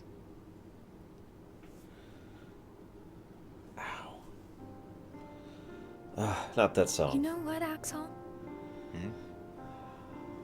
When I sit here and talk with you guys, I get the strangest feeling that a long time ago I used to watch the sunset with somebody else. It's the same when I watch the sea. Someplace by the sea where I hear the sound of the waves. I get the feeling that I was talking with someone. So you mean that you have memories of your past? No, it's not quite like that. Well, I don't know. What do you think? Are these memories? I want to once again stress just how horrible this is. Shion and Roxas in particular, but all of these people, yes, people that are the nobodies, they needed someone to be there for them. They needed someone to care about them. They needed to be succored. They needed to be protected. They were, for all intents and purposes, children. And children need to be taken care of to grow up to adulthood, right? And it's such a damned shame. I mean, Shion and Roxas, I've never heard anyone argue this. Shion and Roxas, in my opinion, unquestionably became as much of people as they were because of their interactions with Axel. And yet the irony is Axel is constantly keeping the truth from them, which he has known since forever.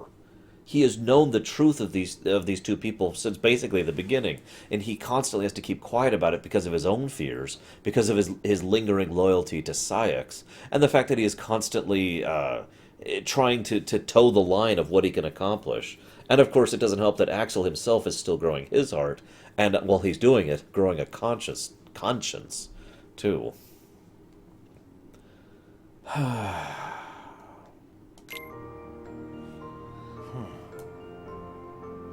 I wouldn't know either. Yeah, it's very much the You Black have Mage thing memories, from don't FF9. you? The two are almost Yeah, one-to-one. sorta. Though it's not like they've ever really done me any good. Roxas is like me. Neither one of us remembers much. I wonder if he and I had this much in common before we were nobodies. Ugh. God damn it, woman. I actually kind of agree with you, Celestial. I like to think that one of the things Xemnas is doing while not running the organization is he's actually out searching for her. Considering the fact that he keeps going to the Chamber of Repose in order to talk with her armor, I guarantee you he at least cares, if for nothing else than the piece of terror that's within him. I just think he has failed to find her for whatever reason. Roxas's first day off. Accustomed to always having a mission to execute, Roxas aimlessly wandered the castle, unsure of what to do. Even asking Axel and Shion how they spent their time off proved unhelpful, so he eventually went to his usual spot. This is probably one of my favorite sections of the game, as weird as that sounds, because you have this whole day of no mission, and Roxas is going crazy, because he's only ever known get up, go to mission, go to ice cream, come home. He's got this pattern to his existence, and that's helping him to maintain cohesion. And this whole time, he's just like, I don't know what to do, what am I supposed to do? But then Then a rather heartbreaking thing is stated. It's this scene right here. I'll just shush for this one.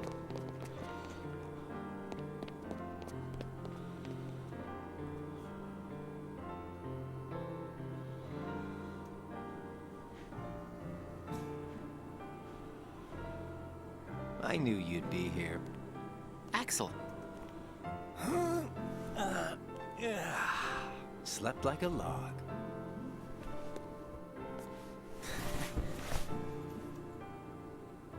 Are the kids here on summer vacation already? Nah. Can't be. It's much too early. Summer vacation? What's that? It's a dream come true, that's what. Where they get a whole month off. A month off? I wouldn't know what to do with that much time. I can't even figure out how to fill a day. You'd be surprised. They give you plenty of homework, and of course, you have to play with your friends every day. Trust me, it's over before you can blink. I could deal with 7 days, maybe. Oh, there it is. Most kids spend the time just goofing off with their friends. They save the homework till the end, and then help each other finish it. That sounds fun, I guess. Hanging around with friends is fun. I'd forgotten all that since becoming a nobody, I guess. So, how did you spend your day? Hey guys, how did I know you'd be here? Where did you go, Shion? I didn't go anywhere. What about you two? Did you guys go somewhere without me? Axel says he was asleep all day.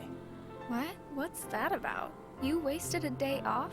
Unlike you two lazy bones, I work hard, so I'm tired, okay? Unlike me and Roxas, maybe you're just out of shape.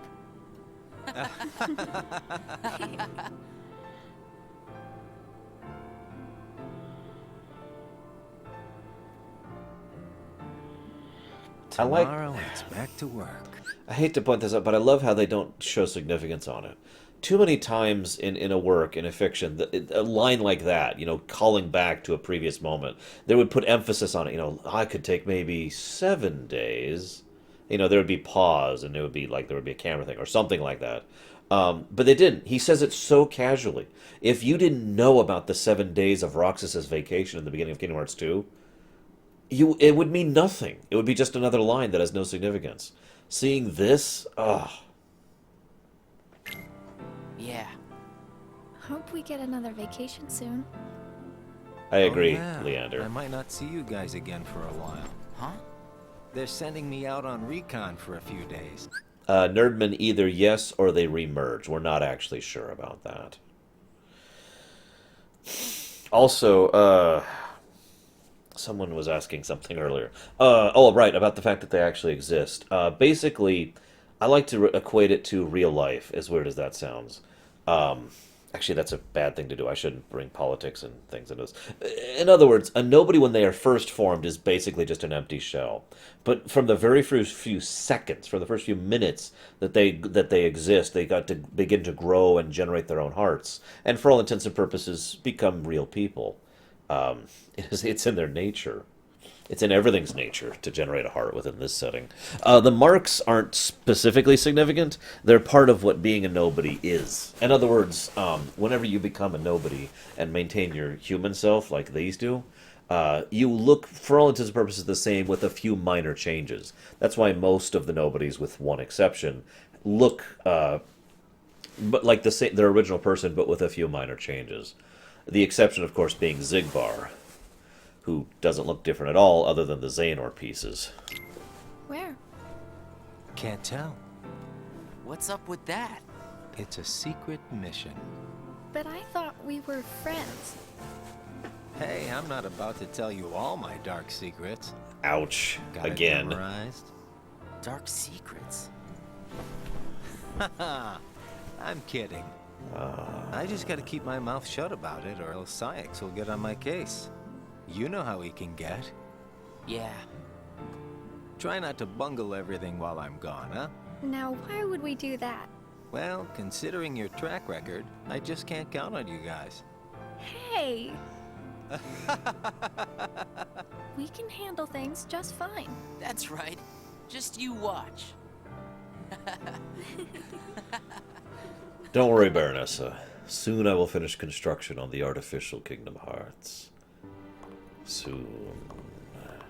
What took you so long? It's my vacation. I can take all the time I want. Since when do I have to check in with you? You're letting yourself get too attached to them.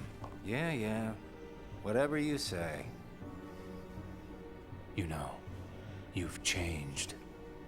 Which is funny, because he hasn't. Axel is, for all intents and purposes, the same person Lee was in terms of personality and mindset. Saïx is completely different. I will not commit to any new Lorerun, Sturdman, so I suppose the answer is yes, but I have no plans to do one. Important things can be a weakness. Roxas talked to Shion about what Xaldin said during his mission, but they were unable to understand the meaning of Xaldin's words. This is, Xaldin and Roxas discover Beast's castle and start scouting it out during the actual gameplay. And while you're there, Xaldin discovers that Beast has two things very valuable to him, the Rose and Bell. And he finds this wonderful because those things can be used to hurt him and manipulate him and further Xaldin's own ends. Xaldin is a very cold fish, someone who is, frankly, sadistic and actively malevolent in his actions, which is funny considering that's almost the opposite of how Delon acted back in Birth by Sleep. Regardless, his purpose there, his meaning with that comment, important things can be a weakness. The idea is Xaldin is espousing the idea that you shouldn't care about anything or anyone because that can be used as a weapon against you.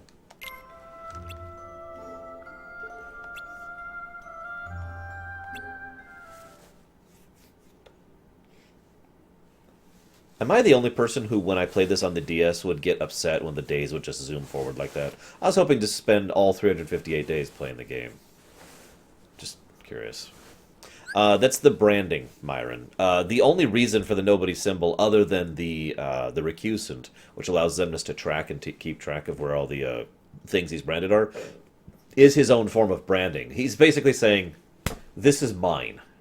I control this. I can do whatever I want with this. So, yeah, that's the mentality there. Yeah, I wanted all 358. Hey, Roxas. Axel, you're back. Yep, I just got home. So, are you holding up? I agree, Yeah. Pandemonium, by the way. Where's Shion? She's not here yet. She's usually here by now.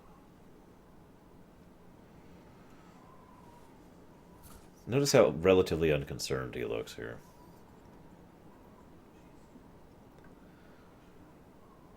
This isn't like her. But yeah, what Pandemonium says kind of highlights how screwed up this situation is. If Axel was to actually tell them the truth, there's basically one of two things that would have happened. Either they would have gone against Xemnas, and Xemnas would have just been like, okay, or they would have found out that Axel shared that, and Xemnas would have gone to Axel and been like, it's funny because later on, when Axel, and we saw this in Kingdom Hearts 2, when Axel was starting to get obstinate and didn't actually want to interact, to follow the orders of the organization, Xaldin tries to bully him, and they try to convince him, coerce him to taking orders, and blah, blah, blah. And finally, the only thing that actually cows Axel is that one final threat. Xemnas threatening to turn him into a dusk. Gotta admit, that is a really horrifying fate, if you think about it. Especially when you're already lacking, a complete being. How could he? Or at least think you are. Shion is referring to Riku there, by the way. Notice how she has the hood on around Riku. Yeah, Axel is just completely screwed by this whole situation. He's not the only one. A lot of lives get ruined by Xehanort here.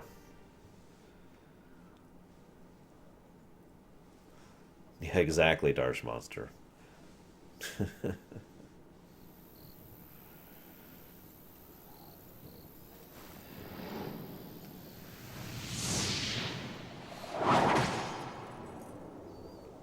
So this is not as well presented as it could be.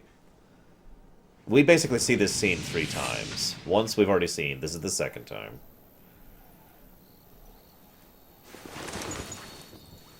Theoretically, yes, Samurai. Even NPCs can be reborn. I'm a little surprised that hasn't been, like, a thing that they've tried to do. Just Maybe they'll give mention me that in Kingdom Hearts 3. Another chance. We can't afford to take any more chances on you. You were a mistake we never should have made. I do not know Golveig. I'm not sure anyone could replace the man. Shion?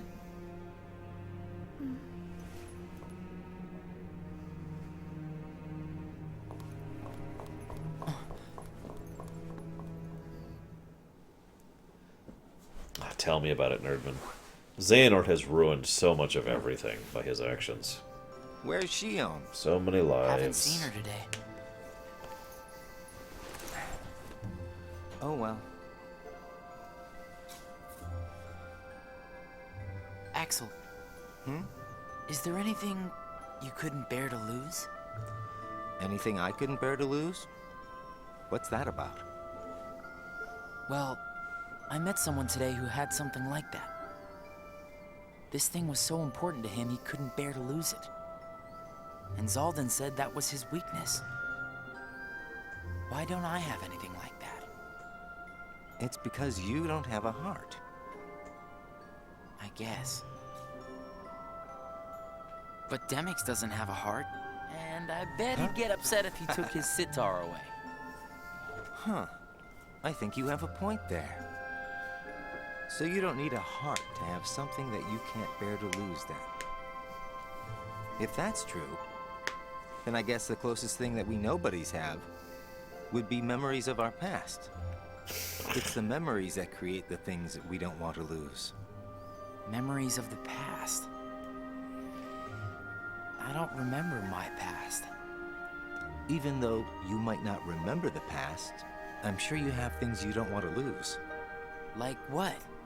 You've got memories since you joined us, right? I don't know. I do. Don't I? I couldn't bear to lose my memories of you or Shion. So then you really do have something that you can't bear to lose, right? Every one of us. Including us nobodies. We all have something that we want to hang on to. God. It's scary. You can't be scared without a heart. If my friends...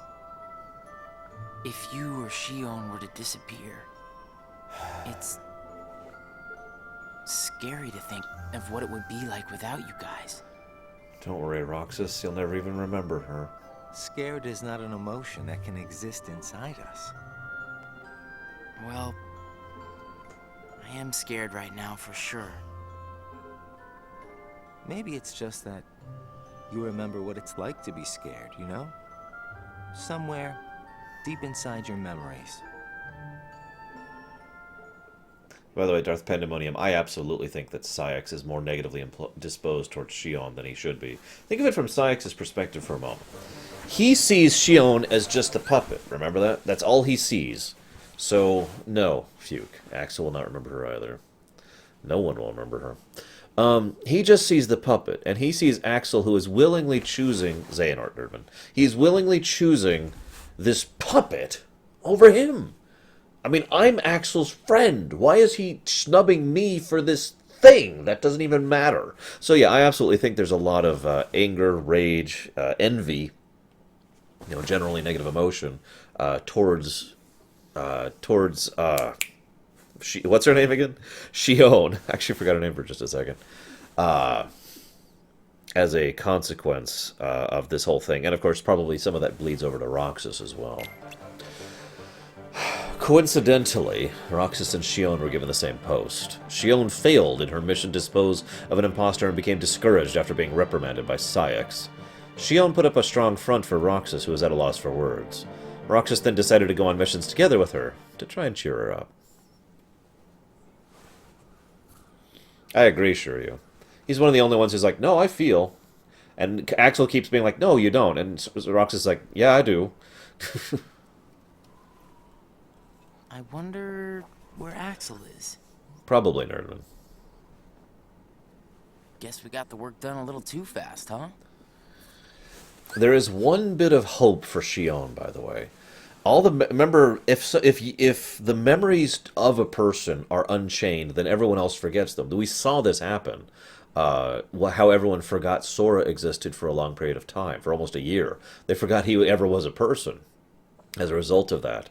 So it's the same thing with Shion. The fact that all of the memories connected to her get unchained and re-put back together into Sora, so that everyone forgets she ever existed.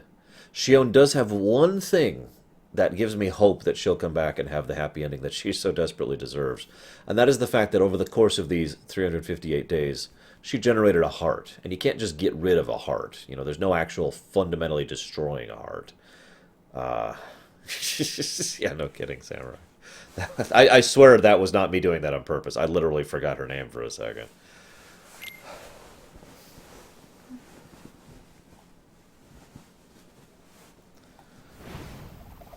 So this is the third time we're going to see this cutscene. Oh, it is also worth noting, and this is said flat out in Dream Drop Distance, the memories of Shion may be disconnected, but they're still there. So if they were somehow fixed, people would remember that she existed, and she would be able to remanifest herself with the heart that is still hers, that is still inside Sora. So it is still possible that Shion will be able to come back in some complete form. Yes, she can fugue, but she can't manifest because of the memory thing I just mentioned. I guess I just answered your question before you asked it. But yeah, her heart, so we've got Shion's heart, Roxas's heart, the new one he generates, Ventus's heart, and of course Sora's own heart. These are the hearts within Sora as of Kingdom Hearts 2. It is worth noting, some people argue that it's actually 3 hearts, that there was never a Roxas, that Roxas was always Ventus, and so there's no new heart generated, because he already had a heart, Ventus's heart. I'm not sure what I think about that. It is possible, I will admit, that Roxas literally is Ventus, just absent memories. We've seen what lack of memories will do to a person. That being said, Roxas, even ignoring the memory disparate thing, acts, his emotions, his presentation is pretty different from Ventus. And I kind of want Roxas to be a separate person. So I don't quite believe in that, basically because that's what I want, and I'll admit that. But being honest, it is entirely possible there is no Roxas. That Roxas is just Ventus, sans memories.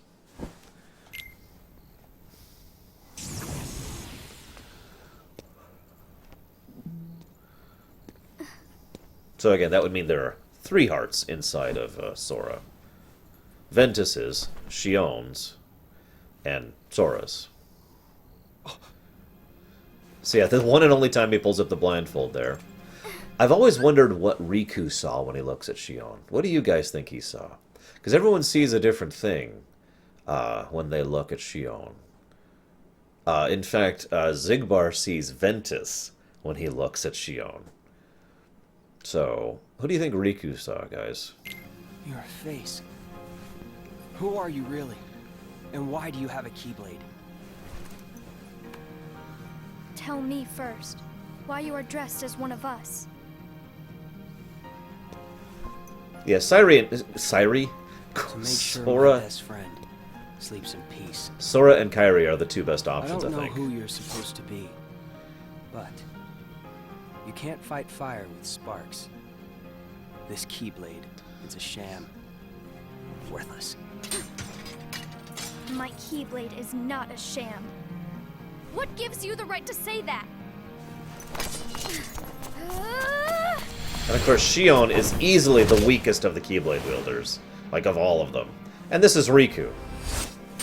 So, yeah, she can't do anything to him. Find a new crowd. Trust me, those guys are bad news. Which names, Bregwin? Why? You're the real sham. Note that actually makes Fair Riku enough. pause. Because You could say I am the biggest nobody of them all. Remember, this is before he's accepted who and what he is. He's still living in shame. and will be until the end of Dream Drop Distance.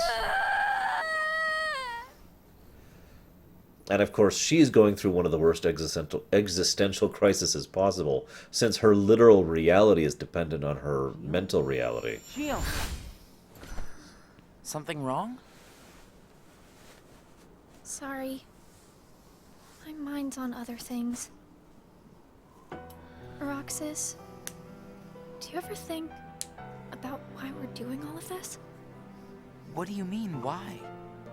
So we can get hearts of our own, right? I'm sorry, I have to point out something. This is what is so insidious about doctrine. One person says something, 10 people believe it. Those 10 people spread it to 10 other people, and to 10 other people, and to 10 other people. And so, even someone who does not genuinely believe in the doctrine will repeat it because it is what they've known. It is what they were taught. And so this whole doctrine of getting the heart and the great deception of not having a heart just spreads throughout the organization and constantly is going back and forth between its members because they were all lied to from the beginning. And so they keep repeating it to each other. And every time someone questions it, they're like, no, someone else is like, no, we don't have hearts. It's like self-repeating. I find it funny that most of the organization members do generate hearts despite that lie, by the way. Yeah, no kidding, Green. One other thing I want to mention here. It is such a damn shame that they never... most normal people who have normal experiences and a lifetime of being an individual would probably think, I'm getting the hell out of here. You know, I'm leaving the organization. Shion and Roxas have quite literally never, in their entire life, known anything other than the organization. And so even the idea of leaving is just kind of this scary and vague idea, and yeah. And it's such a damned shame, because if they left, I mean, But what do we need hearts for? I don't know. But I think once we have hearts, we probably won't have to think about why we're doing all this. Yes, or Fuke. if we need hearts. I'm not sure. I just wish I knew what I was doing here. I started having the strangest dreams. Of Sora. Like nightmares? I can never remember what they're about. I just wake up scared. That is true, Kay. Even Xehanort was wrong about hearts. Zigbar said you and me were pretty special. Exceptional, he said. So was Ensign the Special? Wise. Isn't that just another way of saying that I'm a mistake? You're not a mistake.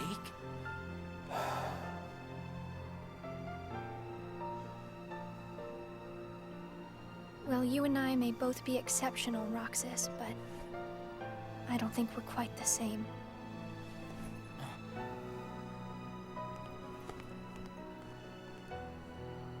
Shion.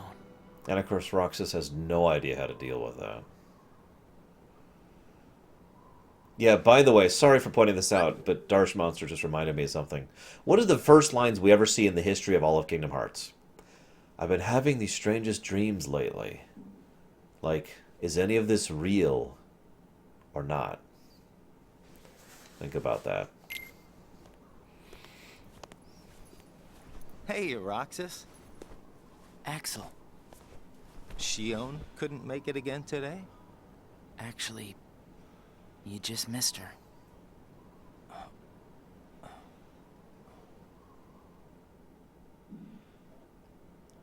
By the way, the idea here I want to mention, really quick, with regards to what Fuke is asking. Oh, tell me about it, Errol. I'm going to be so upset if the entirety of Kingdom Hearts is a dream. Oh, excuse me, weird thoughts lately. Was it? I think you're right, Kay. I replayed it in my head. You're right. My bad. My bad. Although I still think that that is a significant relation. But anyways, yeah, the point I meant, you know how I just mentioned how even Xehanort, who is an extremely powerful and wise man, doesn't know everything about the heart? One of the best examples of that is this entire plan to keep the organization's members empty. because he wants them empty, so as like the, I guess, the third plan of his plans, in order to make sure that they can all be vessels for his heart. 13 empty bodies, 13 vessels, bam! I have 13 darknesses, I can go start the Keyblade War. Done. But he was so ignorant of the power and nature of the hearts that he thought that just by lying and deceiving them, he could make sure that they all stayed heartless, no pun intended, forever. And he was wrong. To our knowledge, only one of them didn't really start generating a heart, and even that is actually debatable. I personally would argue that even Cyax was generating a heart. It's just that it was the one that was most tightly controlled, and the one that was the weakest, and the one that Xehanort was able to overcome, basically. That's my take on it, of course. There are other possible takes on it. But he is the only one I could see who actually felt like he was having trouble developing a heart. The only other one you could possibly argue is Marluxia, which is funny, given given Kingdom Hearts 3.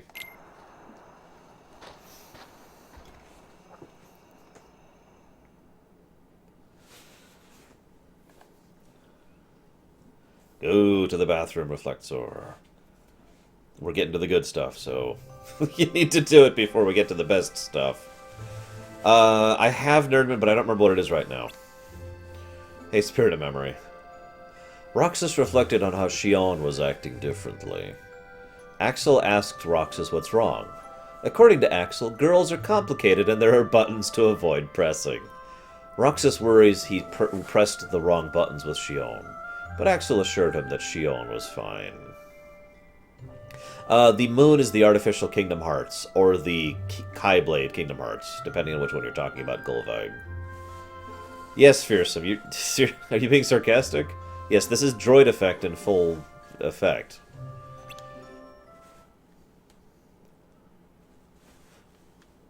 No, they just have to interact with somebody, Bragwin. Anybody.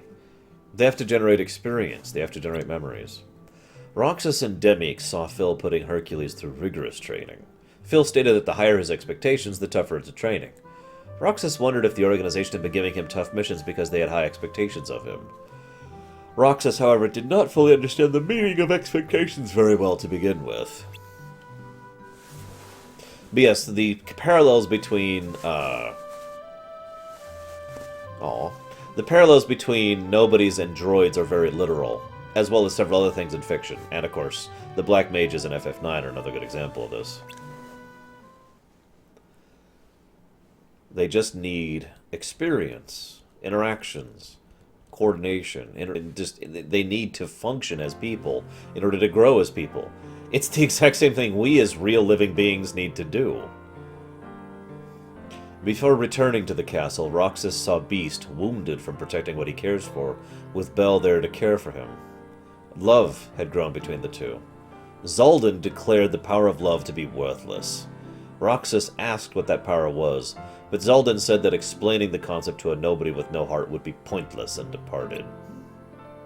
Left alone, Roxas contemplated what love might be. At their usual spot, Roxas asked Axel what love is, but got no answers. Perhaps completing Kingdom Hearts and gaining a heart would offer some answers. Roxas watched the sunset with these thoughts in his mind. Well, actually, I do it on purpose, Darch Monster, because chi, if I'm saying it in casual or quick conversation, sounds a little bit too much like ki. And I know they say ki, but if I say ki, then you're not going to know what I'm talking about. In the game, there's always subtitles, so you can see when they mean ki and when they mean ki. Because they'll use the two different terms with the same pronunciation in the same sentence. So rather than saying ki or chi, I say kai, so you know what I'm talking about. It's just me trying to make sure you know what I'm referring to when I refer to the kai symbol, the kai blade, and Kingdom Hearts kai. That's why I'm doing it that way.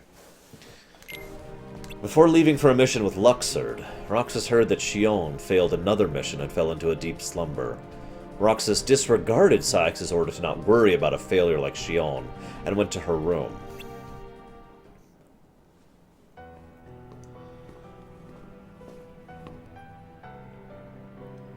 Shion.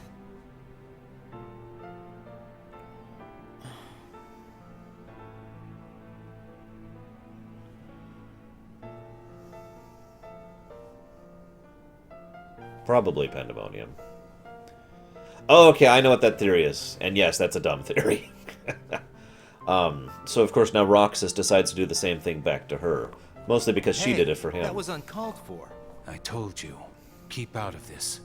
And I'm telling you that I have to know what's the deal with Shion.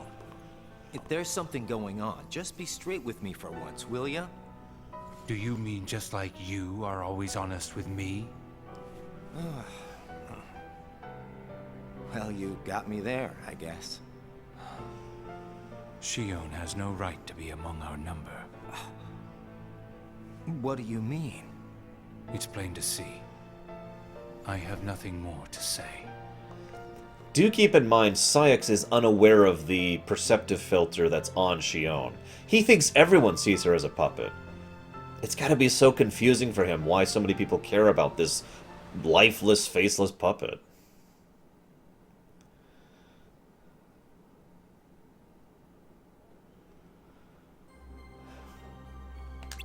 Axel informed Roxas of what he had heard from Saïx about Shion. He said that Saïx would reconsider claiming Shion to be a failure, depending on how she performed from now on. But this was a lie by Axel to cheer up Roxas. Not the first lie, and not the last one either. Actually, I do have a genuine theory about the hair thing. It's the same as the food thing. In other words, because these aren't people like we are, they don't need to have hair gel like we would. I'm not sure, Nerdman. It would depend on what he saw instead. Yes, Spirit of Memory. By the way, Saïx's eyes are yellow, not orange. And I only mention that to mention that the yellow eyes is clearly a Xehanort connection, whereas the orange eyes is a darkness connection.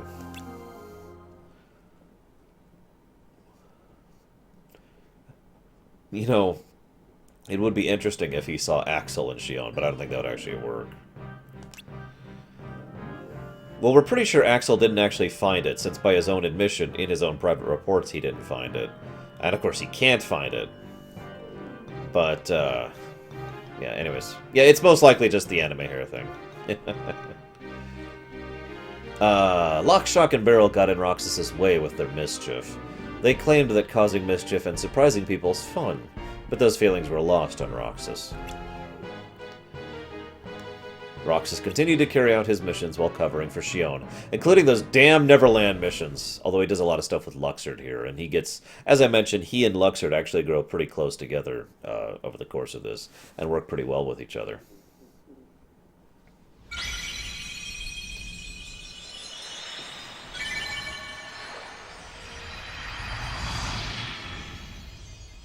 I'm going to stab the next person in chat who says anything about One Punch Man.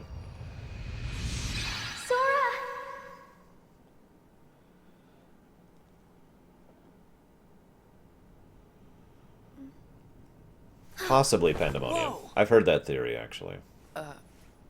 Good morning, Shion. Oh, morning. You woke up so suddenly, you just startled me. Sorry. Oh. Stab, Final Cloud! Did you bring me these seashells? Do you hear it? Yeah. The sound of the waves. Something they would never hear here in the world that never was. Was I asleep? About 20 days. That long?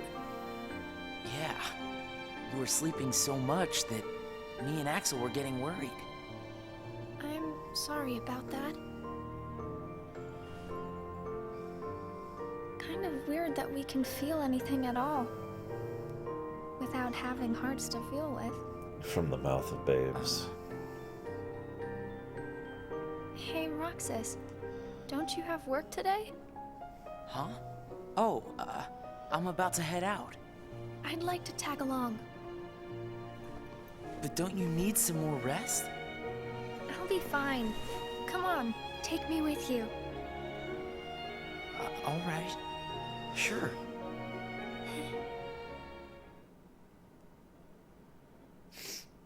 You know, one of the other quietly horrifying things that they never really address fully in 358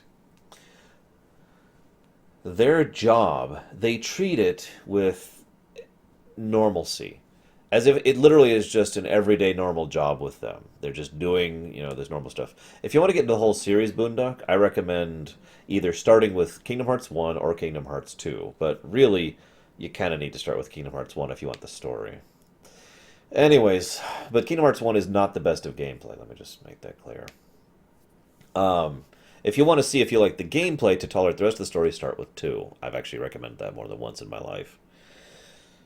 Their everyday job is so normal to them. It's just, yep, gotta go to work. It's just the same as you or I would talk about going to our jobs, right? Except think about what their jobs are. They go out and they destroy these Heartless. Now, okay, that's fine. But one of the things they only mention a few times on the side is how the other organization members are going out and seeding Heartless on all these worlds. Something about that is just quietly horrifying to me. The fact that the organizations literally go to each world, seed them with Heartless, and everything that implies, and all the horribleness that implies, and all that can happen as a result of that, and then sends other people to go and collect those Heartless. And it's sort of, it's kind of the equivalent of going to someone where it's like, okay, I'm going to stab you in the chest, but then I'm going to heal you, but then I'm going to stab you in the chest, and then I'm going to heal you. This is what they're doing to the worlds. And it's horrifying. And then where are they getting these Heartless from? That's the other thing that's even more horrifying. And again, this might tie into that whole why the worlds are so empty thing that I've talked about several times. Might be. Shion! Shion!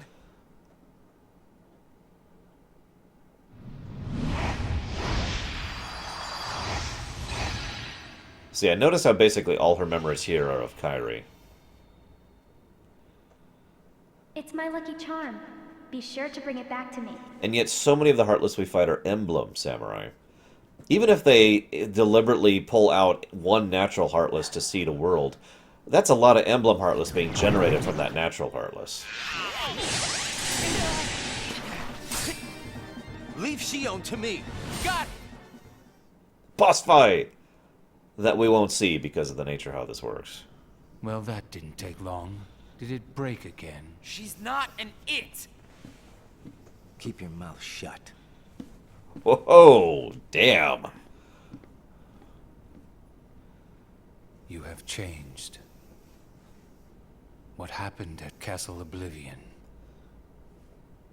Does the past mean nothing to you? So I mentioned that Sayx basically has nothing. The only thing he actually has is his memories. Are you worried about her, Axel? Of course I am. It just doesn't seem like you. What do you mean? I mean, you don't like things to be complicated. You know, Roxas, each day, the three of us meet up there for ice cream. Now, why do you think that is? Huh? I mean, if you think about it, I don't need to go out of my way to meet you guys, right? Possible pandemonium, yeah. I don't know. Doesn't make it any less horrifying. You want me to tell you why? It's because you guys are my best friends. We are? Get it memorized, all right? We are best friends. Oh, yeah. Guess we are. And if you ever forget about it, I'm going to be so pissed off, I'm going to try to kill you. You're sweet. And then not. Are you feeling better? I just got a little dizzy, that's all. Sorry to worry you guys. Don't scare us like that anymore. Mm-hmm. Just take it easy today. I will. Thanks, both of you. So, yeah. Part of the big reason why Shion is so affected by this is, remember, she is basically a construct that is growing its own heart. That has grown its own heart at this point. But that construct is still developed from those memories of Sora. From Sora of Kairi. Yeah, I did actually notice that, Frog. So in other words, any alteration that's being done to Sora's memories is directly affecting her at this point. Or if I could explain this a little bit better. Why, Boondock? Let's imagine you have a puzzle here, and you're trying to put down all the pieces. Naminé, at least this is my interpretation, has always been putting down all of these pieces for the puzzle, except for the pieces that have to do with Kairi. These are the pieces that are over with Shion. Once she gets the and so this whole time, Shion hasn't been too affected by the process, because she hasn't been deliberately trying to affect those memories. Now that she's trying to get the memories in that actually are directly related to Kairi, and therefore connected to Shion, the process is going wonky. Naminé will actually lose the ability, and all progress will completely stop after a point in time, because those memories are simply locked away in Shion, and every time she tries to manipulate them, they affect her over there.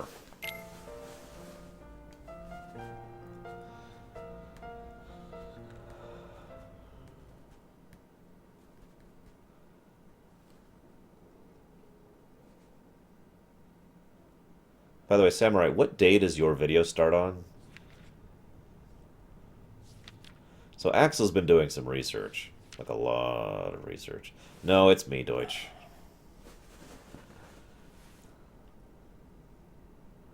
The Truth About Naminé by Vexen. During a mission, Roxas and Axel visited the world where Roxas had once flown. Roxas again met Tinkerbell, and they had her sprinkle pixie dust on them so they could fly. He began to float, but Axel remained firmly planted in the ground. By the way, I want to point out something really, really quick. Good question, Spirit of Memory. Very good question.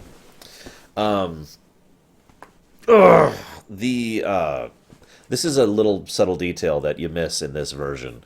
Roxas gets along with Tinkerbell immediately. The two of them hit it off pretty much instantaneously.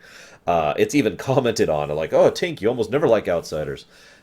This is because of the Ventus connection. Either because Roxas is Ventus, or because Roxas is Ventus's nobody. One of the two. It doesn't matter. But either way, Tinkerbell sees Ventus in Roxas, and that's why the two of them get along really cool. And it's actually a really, really cool moment. Also, the fact that Axel can't fly is a big deal. Then Roxas told Axel to trust him, that he could fly if he believed it, and trusting in Roxas's words, Axel began to float in the air. And the two of them both be able to fly. So Axel, yeah, you see the significance of this. This is a pretty awesome scene, and it's just a bit of text here. Once again, more missions with Luxord. I'm just rehashing what I've already said about that.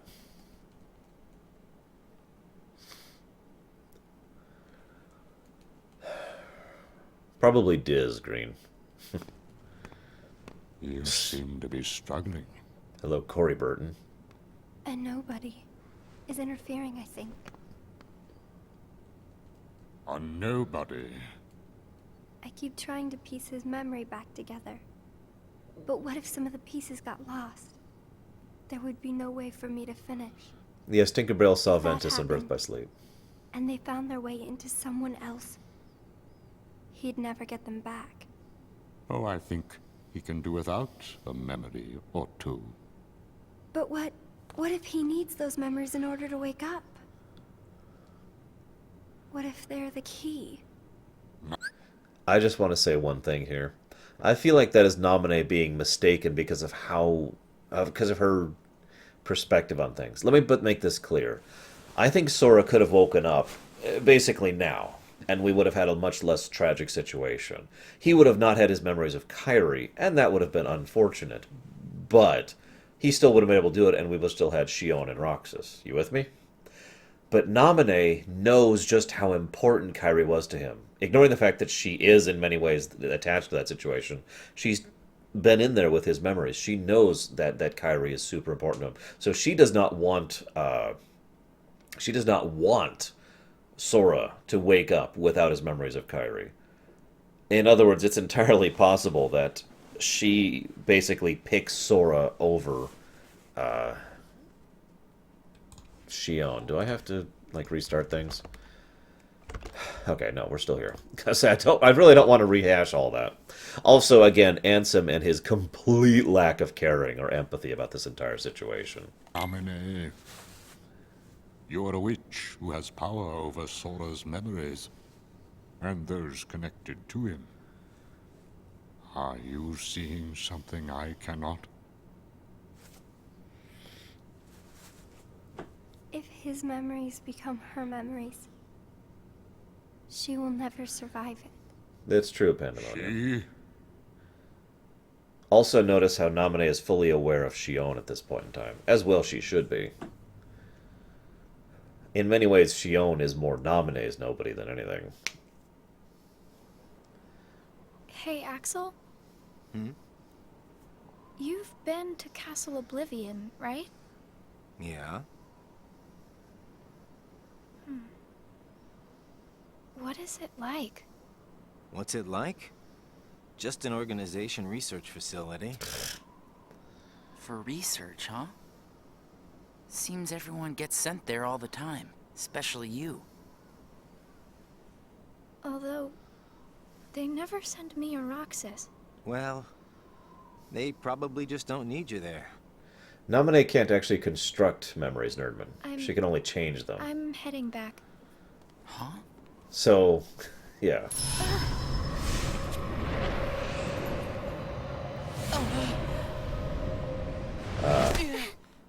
Okay. Given the exact right set of circumstances, Fuke? Maybe yes. You're not completely well yet. No, it's nothing like that. Shion is an artificial nobody. It's really the easiest way to explain what she is. Got it! Huh? Got what? On our next day off, let's all go to the beach, huh? The beach? Where did that idea come from? We should go someplace different for a change. You're talking about a vacation with friends. Exactly. I'll join you, if I can. Yeah, she could survive that fall. About Shion? It'll be a blast, trust me. Yeah, no kidding, or wager. Yes, alright. Let's go. I'm sure nothing will get in the way of them going to the beach, right?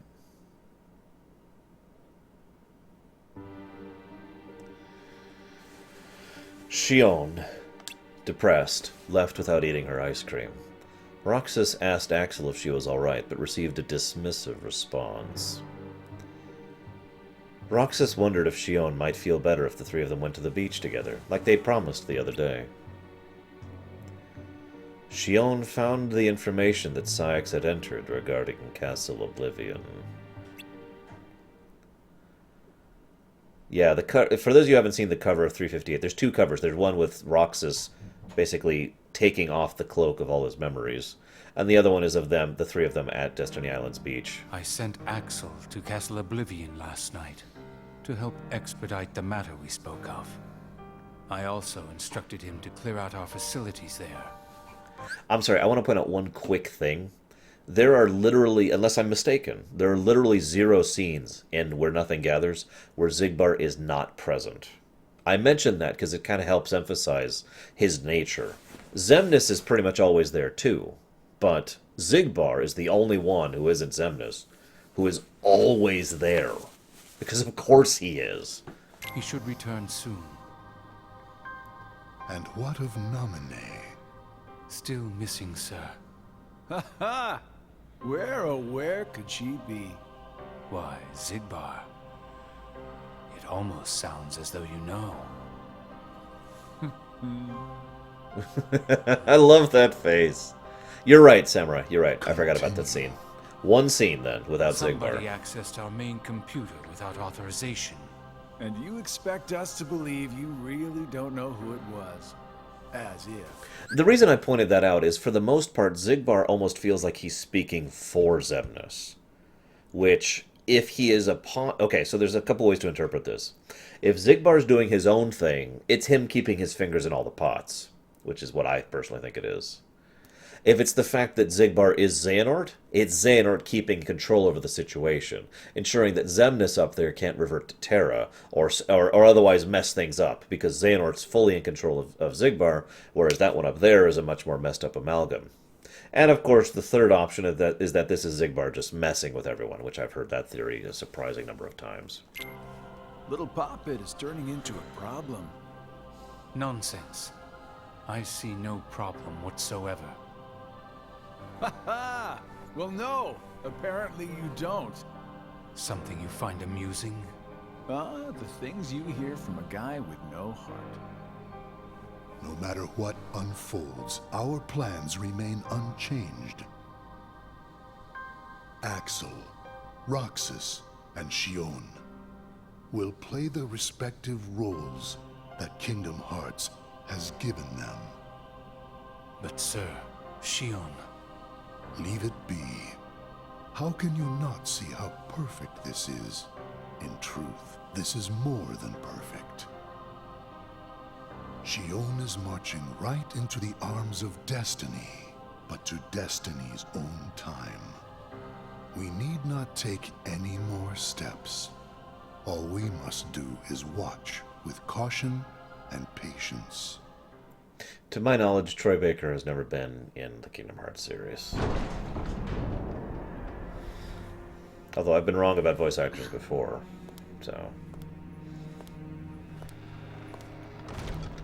So Shion is now in Castle Oblivion.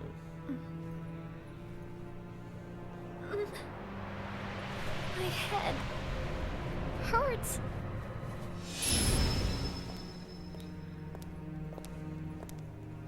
This is the last you'll ever see of these walls, Shion.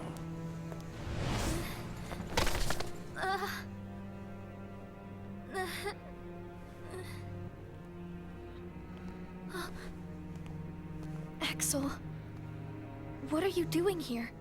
I'm just here on orders, that's all. There's nothing for you to see here. Lies. This is the place I come from. I just know it. What about your mission? Don't be selfish. Or else they'll turn me into a dusk? They'll do worse than turn you into a dusk. Ah! They'll just destroy you. There's no... What the... And is that because I'm useless? No GIF showed up. That's not it. Probably because of the nature of how it works. Go home. Well, you're welcome. Remembering things. Just George, thank you for the I have donation. memories of back when I was a human. Well, stop remembering. Nothing good will come of it. And to answer the question, Sora's not actually here by this point in time. Sora's actually over in Twilight Town as of this point.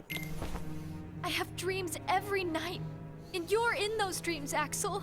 Then they sure aren't memories. How can I be a part of your past? God, They're he just is... dreams, that's all. He's actually a really Can't bad fool me. liar. We've met before, Axel. Right here in this castle. No, we have not. Let's go home, Shion. Don't keep Roxas waiting. Please, Axel. You've got to help me. He's I trying. need to know who I am. That's the irony. He really is trying to. Stop! Stay out of there, Shion!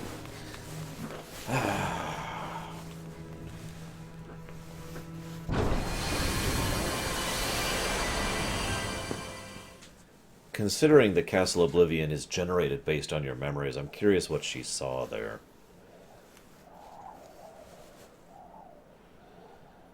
You're early. No, you're just late. Because he's denying them with the blindfold, Brogue. Hey, Rosulia. Today makes 255. Hey, full circle. What's that about? It's been that many days since I first joined the organization. Man, time flies. So, you got the number memorized, do you? Yeah. Have to hang on to something, right? It's not like I have memories from before the organization. Don't you remember? I acted like a zombie. Right. That first week, you could barely form a sentence. But come on, you're still kind of a zombie. Oh, thanks. Yes, Axel's about to school us on how light is Hey, Roxas. transmitted. Bet you don't know why the sun sets red. You see, light is made up of lots of colors. And out of all those colors, red is the one that travels the farthest. Like I asked, know-it-all.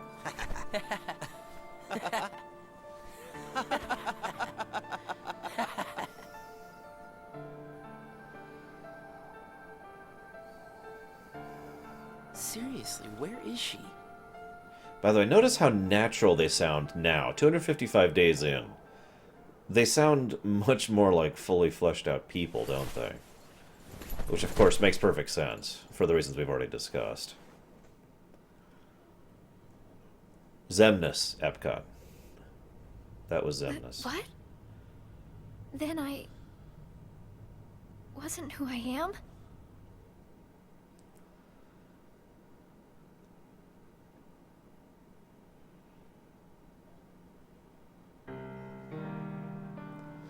This is the scene that the samurai just schooled me on. The one scene where Xigbar is not in the round room. Xemnas informed the assembled organization members of Shion's disappearance. He continued prohibiting anyone from pursuing her. Unhappy with his decision, Roxas argued that they should search for Shion, but was told that all would become clear when the time came. Xemnas concluded the meeting with those words. Or it's like right after that, but there's a cutscene there that we saw a picture of at least. That's true, Darsh Monster. Holy crap, I never actually thought about that. The only one of the 13 to I mean, hell, Axel is in almost every single game, too. He's not in one. And I think that's it. I think Axel, or Lee, is in every other game. Oh, no, he's not in Recoded. So he's not in one, and he's not in Recoded. And that's it. He's also... Actually, he's referenced in Recoded, isn't he? So never mind. So the only game he's completely absent from is the first one. Anyways. So Roxas spends several days eating ice cream completely by himself. No Axel. No Shion. I don't know, Prog.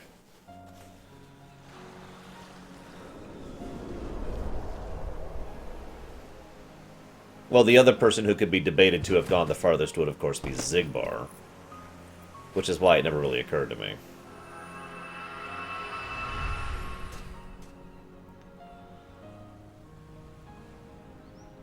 The mobile game isn't done yet. Kai isn't done yet, Green, so... And considering certain things about Kai, it is possible that he and others will be in it. I hope Braig is in Kai. It would make so much sense for so many reasons. Hey, Titans.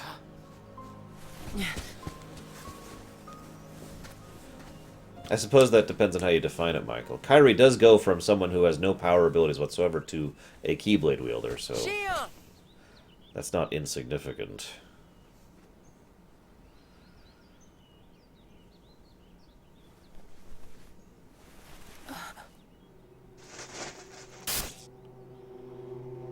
Surely, you must have known that this was going to happen.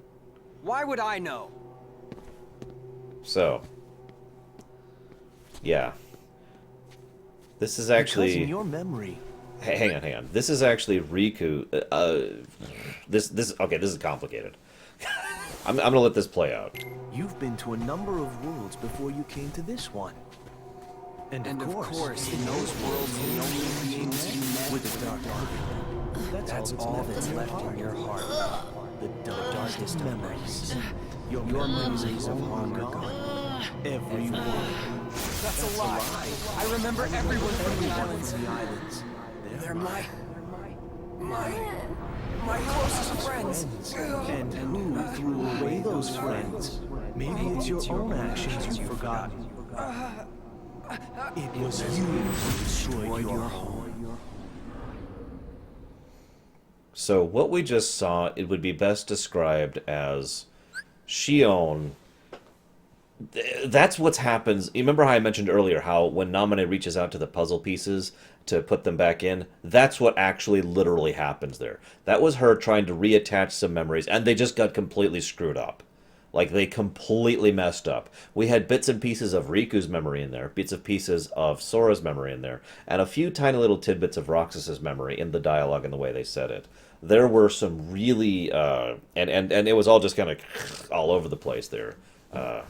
As a result of that disconnect. Yeah, she is in effect completely decohesing and losing her self-cognizance as a result of that. Who am I? What am I here for?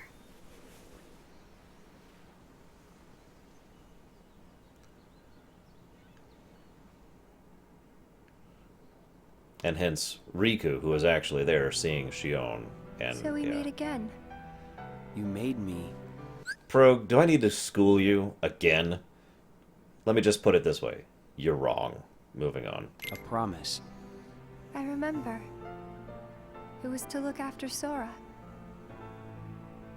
I'm sorry. I'm not sure I've kept that promise very well. Can you tell me what's happening? Some of Sora's memories are missing. How could that be? Sora's memories are escaping through Sora's nobody. Oh, it wasn't you, Prog? Sorry, I explained this earlier. I guess it wasn't you. Sorry. They're starting to become a part of her. Isn't there a way to bring back just Sora's memories? If they're still separate, then I think I can take out fragments of it. But if her memories and Sora's memory fragments are completely weaved together, I would need to untangle them from each other, and that would take more time. I want to stress here, by the way, that this is all Ansem's fault. It is entirely within the realm of feasibility that Naminé would have been able to simply take her time, and take much more time, to reconstitute the memory pieces so that Sora had all of his original memories, and the new memories and the new heart remained in Shion, so the two actually remained together. You know, the two remained significant, but it would have taken much, much more time, and Ansem was in a hurry. This is funny, because he destroys Roxas's life for the same reason. Which means it would take even longer before Sora can wake up again. And Diz wouldn't tolerate that. So what can you do? If I just jump in and rearrange her memory, then Sora might wake up, only to find out that nobody remembers him anymore. Yeah, tell me about it, Kay. That's a risk I just can't take. It's too late either way. Sora's awakening has already been delayed. Sora's nobody, and the one that's absorbing his memory. None of us imagined that they would fight so hard to become their own people. Gee, I wonder why. Unfortunately, the only real solution is for them both to go away. Yeah, but I don't like feeling getting phlegm all over the place, Plate Smasher. But now, there's a face that is clearly visible. I think that's proof that she has entered Sora's memories. Sora's memories, Sora's nobody's memories, and her memories. They're all a jumbled mess now, and to put them back into one, I'm afraid there's no other way. All right. I like how Naminé is defeatist about this, but Riku will continue to try and find his own way. In fact, there will come a moment where Riku will have the power to just force her back, and refuses to do so. No, Nerdman. Whatever you're linking, no.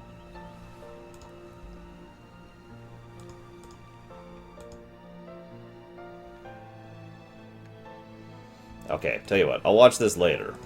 I don't watch videos while I'm on the stream. Is it that I'm not supposed to exist? Well, what do you want to do, Shion? Oh, hey, they made it to the beach. Holy crap. I want to be with you two.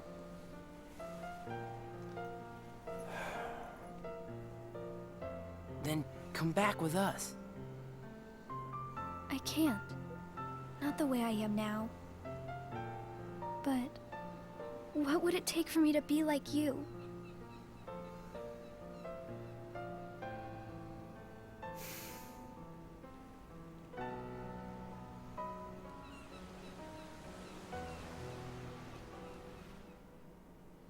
Yeah, of course, Axel's where Riku would be. Makes sense. Hey, it's been a while. You think so? So, I went to the beach today. And there was this girl who looked kind of like Shion. Her name was Selfie, and she had a rocket launcher. I couldn't get close enough to tell for sure. Because she had a rocket launcher. I probably imagined it. And the rocket launcher. To be honest, I'm not even sure today's mission really happened. Feels like I just woke up from a dream or something. Do you remember our promise? When we said that the three of us would go to the beach on our next break? Maybe that's why. Maybe I saw Shion there because I wanted her to be there.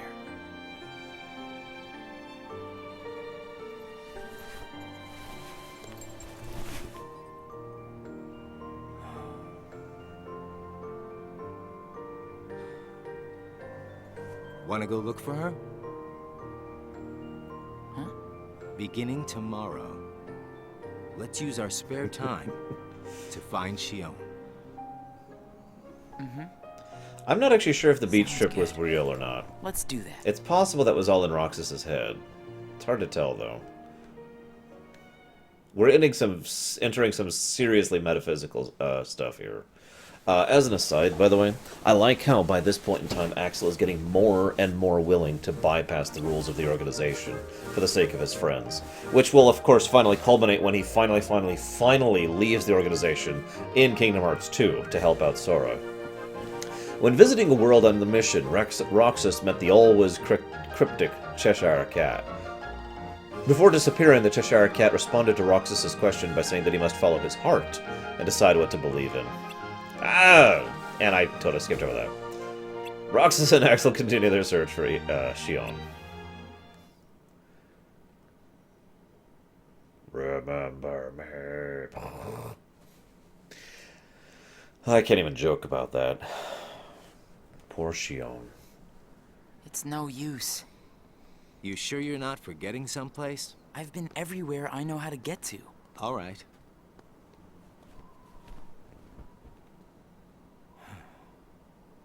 The only place I haven't been to is Castle Oblivion. It was just the other day that Shion was asking you what the place was like. And the day before she disappeared, you said she was put on an important mission, remember? This is just a series of cutscenes, Golvag. But there's nothing there anymore. Lie. Well, Shion might be there.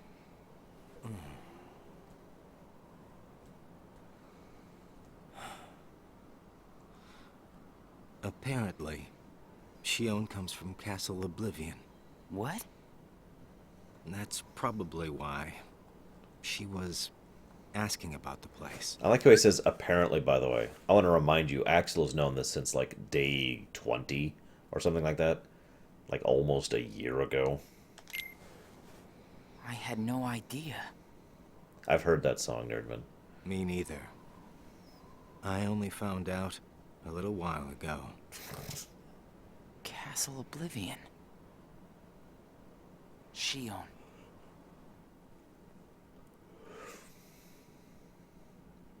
All the ones who are branded Progue, yes. So, this is Castle Oblivion. There's at least one who is not, that's not true with him. Roxas? And one other where it might be true. My head. Easy, man. Let's retreat for now, and... I'm fine. We have to find Shion. What's happening? I bet, Kamarusko. Holy crap. 358 is not the best one to start the series in for story comprehension. Rushing into my head.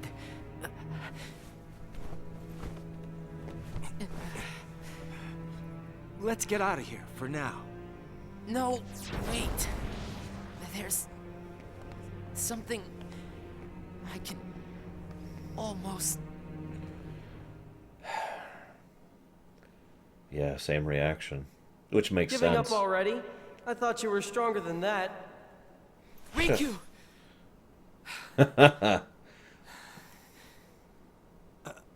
Are you all right? Keep in mind, Axel knows who Riku is. What happened to me? You collapsed just as you entered the castle doors. Don't you remember? I only remember going inside. Oh god. Just take it easy for now. Starting with Recoded. I'm fine. Let's go back to Castle Oblivion. Don't push yourself, man. Who's there? Shion?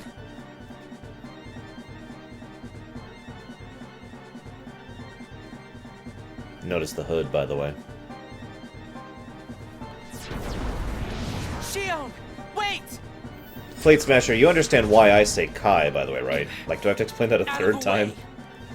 It's so you guys can hear the difference. I'll just put it that way to summarize. Wait! Besides, isn't it pronounced he? That's hard for me to do. He? There we go. I think I said that right. It's been a while since I've actually studied Greek, unfortunately.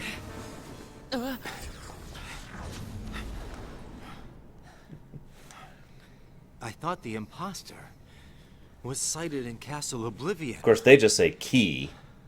Shion. No way that was Shion. The one who ran away first was Shion. But why run?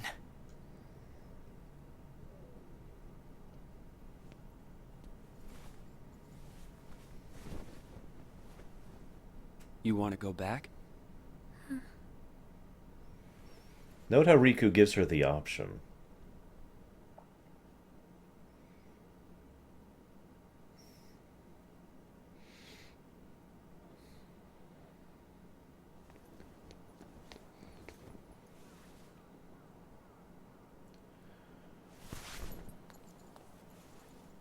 Shion. Where have you been?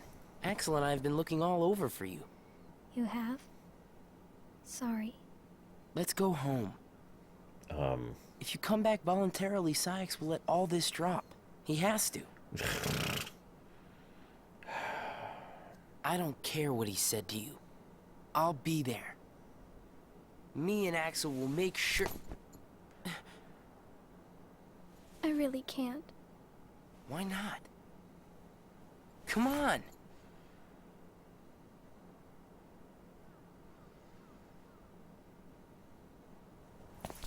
Wait!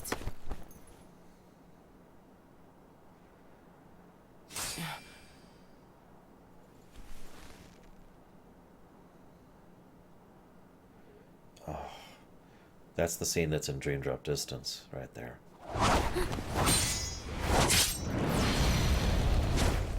Well, hello there, Shion. Axel? No, wait!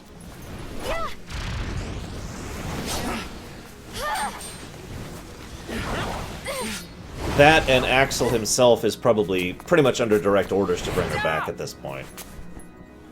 As evidenced by that. Also, I like how Axel is so damned good that he can just beat her without actually hurting her that much. That was definitely an Axel was holding back moment. But yeah, we find out later Axel was basically told, bring him back or you're screwed and they're screwed and we'll do it ourselves. So he felt like he had no choice. And she, of course, was defending herself from that exact same thing and knew he was in on it.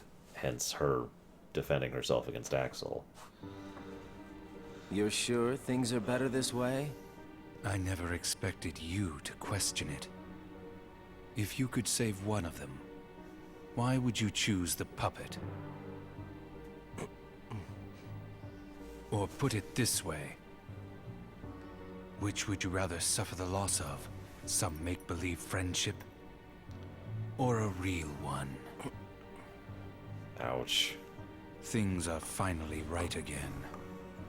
Of course we're better off this way. Yeah, Titans. Xemnas is exasperated from all the fixing we've had to do. We have to set things right. There's simply too much on the line, Lee. Ooh, I forgot about that.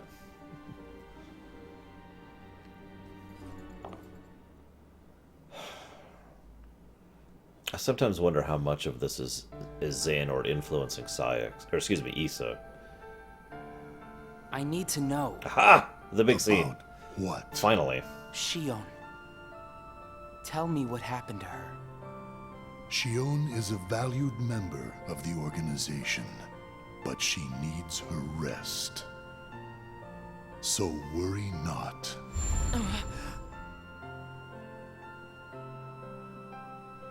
Correct, okay.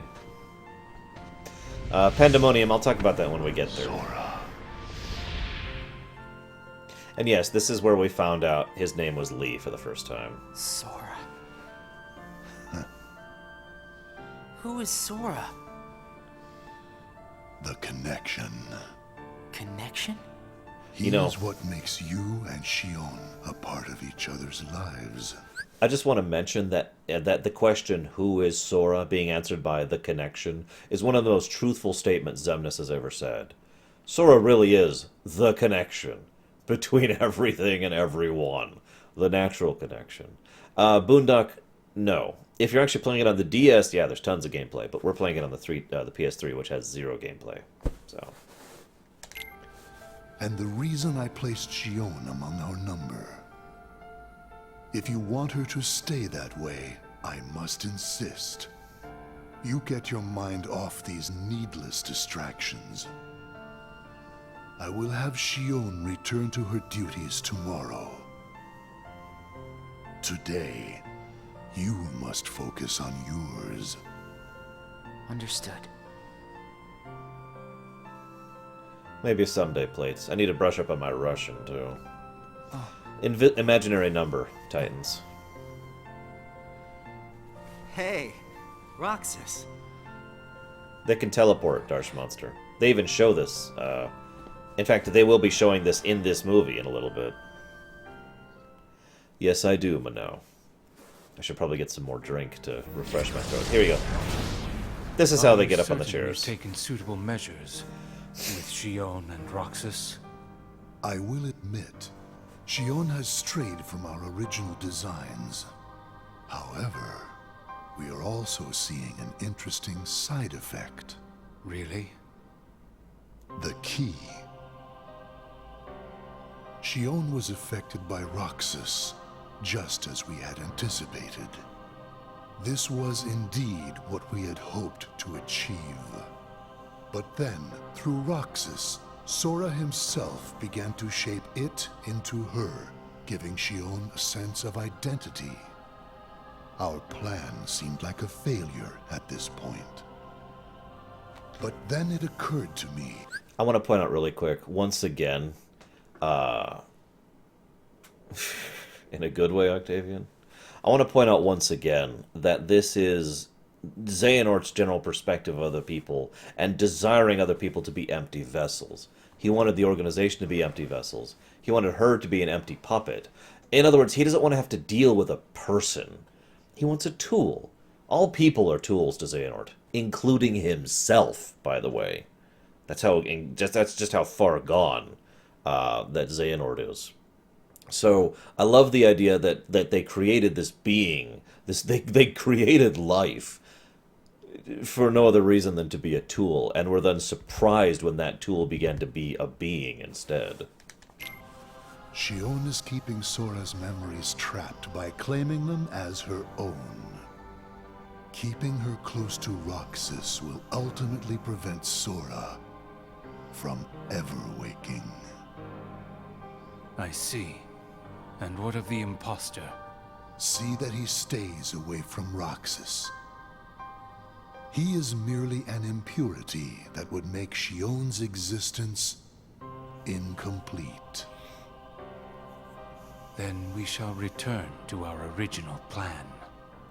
We're almost at the point where the two of them manipulate perceptions in a big way against Shion and Roxas.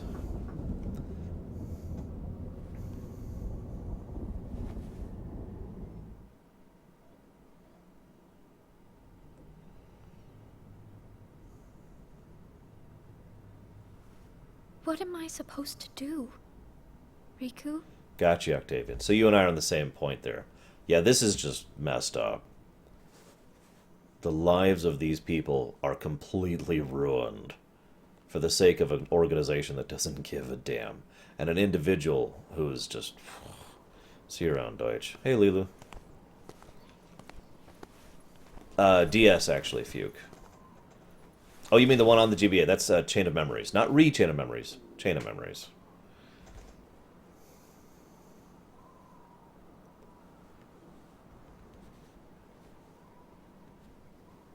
That has got to be so awkward, considering everything these three have just been through. And yeah, they don't talk at all for that one. Oh no. What has happened? Sora's memory. I'm afraid it's stopped. What does that mean? Unless something is done, he'll never wake from his slumber. I don't actually think that's correct. The gloves must come off, then. But... Nobodies never should have existed. As I'm sure you understand, Namine. Please get the milk, Namine, and remember that you don't deserve to exist.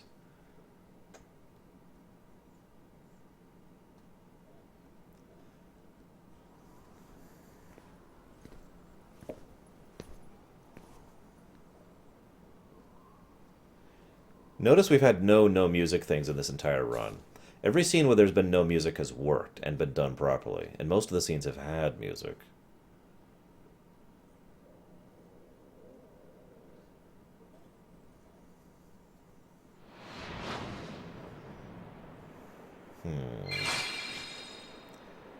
So I guess that answers Rosulia's question. I agree, Pandemonium. It's actually funny, there's a lot of parallels between FF9 and Kingdom Hearts, which I've never really sat down to analyze one-to-one.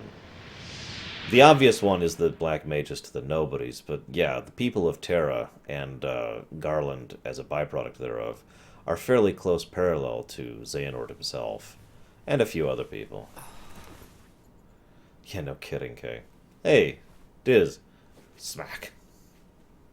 What is this? I love the idea that he doesn't know what a tear is, by the way. So yeah, at this point in the game, your power level literally gets chopped in half. And the game gets a little bit... It's like all of a sudden, oh god, and you're just completely unprepared for that. Great gameplay and story integration. After Shion returned to the organization, Roxas grew weaker by the day. It was as though Shion continued to gain strength as Roxas lost it. Using the Keyblade was beginning to wear out Roxas.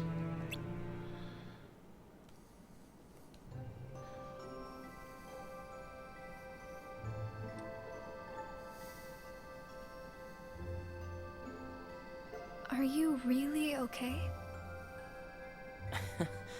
This is getting weird. Huh? Since when do you ever worry about me? What do you mean, weird? Usually I do all the worrying over you. I don't think it's ever been the other way around before. Just feels strange, that's all. Roxas, of course I worry about you. I'm just glad you're back, Shion. Even though it might have been rough on you. Is Axel coming today? Who knows? You didn't fight, did you? How could he? How could that jerk attack you like that? Sora Donald Goofy, That Lilo. jerk? Do you mean Axel? But I wouldn't be sitting here with you if Axel hadn't done that. Yeah. He's your best friend. I know, but so are you. It's just not the same without all three of us. There must always be a Lich 3. Oh, sorry. It's so hard to actually make fun of this. This is hitting me in the feels, I'll be honest. Axel! Huh? You need something? Well, something's wrong with Roxas. You don't know why, do you? Actually, I know exactly He why. says the Keyblade wears him out when he goes to use it. And then today, I was fighting the same way Roxas does. Agreed, Celestial. You would know more about Roxas than I do by now. What do you mean? Well, what do you think, Shion? I'm not sure. Put it together. Not sure, huh? Is that because you're a puppet? You do know that. Ouch. You're a replica. Just hits her in the Whose face original with that one. purpose was to copy Roxas's powers. So if you see Roxas's powers getting weaker, while your powers are getting stronger, it could be that you're robbing Roxas of his powers more than you ought to be. Yes, Pandemonium, absolutely. With the mesh faces. Then what should I do? You gotta think for yourself. 'Cause I know you're not just a puppet. We're best friends. You, me, and Roxas, that is. Got it memorized? I love this scene because this is probably the first time in the entire series, chronologically speaking, that Axel is just 100% flat up honest about a situation. He just hits her right in the face with the honesty, and she's like, holy crap, and then he hits her with the honesty, and he hits her with the honesty, and turns it all back around. Is like, look, I know you're not just a puppet. I love that. It's so rare since Axel lies constantly. It takes until he becomes Lee until he finally actually abandons the lying trick. That's a good question, Green. I'd say it's a close tie between the Seekers and the Nobody trio, though. Sure. Can I ask you just one other thing? What's that? I saw a boy today who looks just like Roxas. Is he who I think he is? Xigbar. Of course Xigbar is there. It's a funny little fact. Xigbar has the power of teleportation. Not the big flashy teleportation everyone else has. He can teleport quickly, easily, and with incredible precision. And he can also ignore physics while he's doing it. I just mention that because it partially helps explain why Xigbar manages to keep an eye on literally everything and everyone. So again, that still fits whether you assume Xigbar is a troll, whether he is Xehanort, or whether he is doing his own plan. All three of those still fit with his actions there. Xigbar is actually my favorite. Well, excuse me, second Sora favorite. has a pretty powerful effect on her, is all I'm saying. Yes, it was not supposed to gain a mind of its own, nor become the person we see. But in the end, it only proves that the puppet is the more worthy vessel.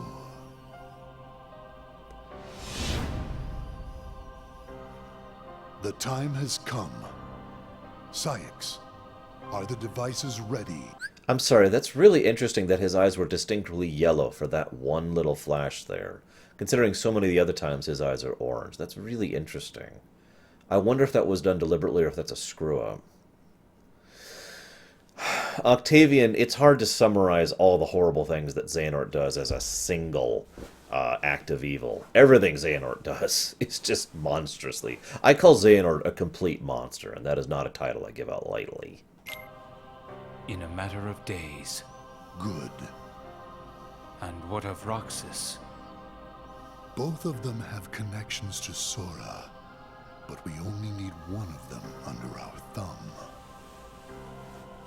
Whether Shion takes from Roxas the rest of what he has to give, or whether he destroys her first and takes back what is his, there is no change to our plans. No matter how, Sora's power will belong to us.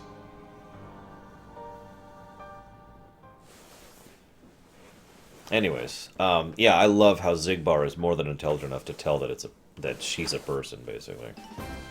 Rendon Howe is a complete monster. I'd have to think about others. There aren't many in fiction. Voldemort. Roxas, still in a slump, continued to receive missions from the organization. Missions, missions, missions.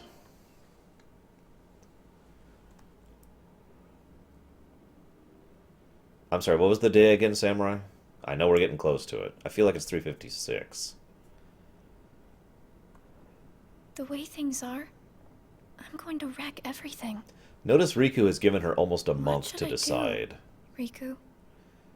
He has given her tons of time and has been more than patient over this. more than patient over this whole situation. That's you... true, Pandemonium. Riku. Luca Sora's Blight. friend. Yes, he is also Sora? a complete monster. You know Sora? Yeah.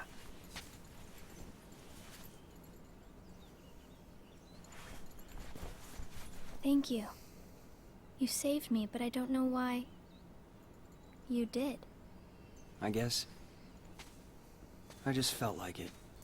In other words, Riku's not a dick like basically everyone else. We've talked about why Xemnas doesn't use his own Keyblade, or Keyblades. And Nomura has confirmed officially that Xemnas does have the power to wield a Keyblade, and therefore does have at least one heart within him. The best theory I've come up with for why he doesn't, wielding a Keyblade, which would probably be constructed of Terra's heart, would probably be allow Terra to actually usurp control over him again, and that's not something Xehanort wants to allow. Riku, please. Tell me more. About Sora and that girl he's always with. Oh. You mean Kairi? Kairi. That's right. She's the one who looks so much like me.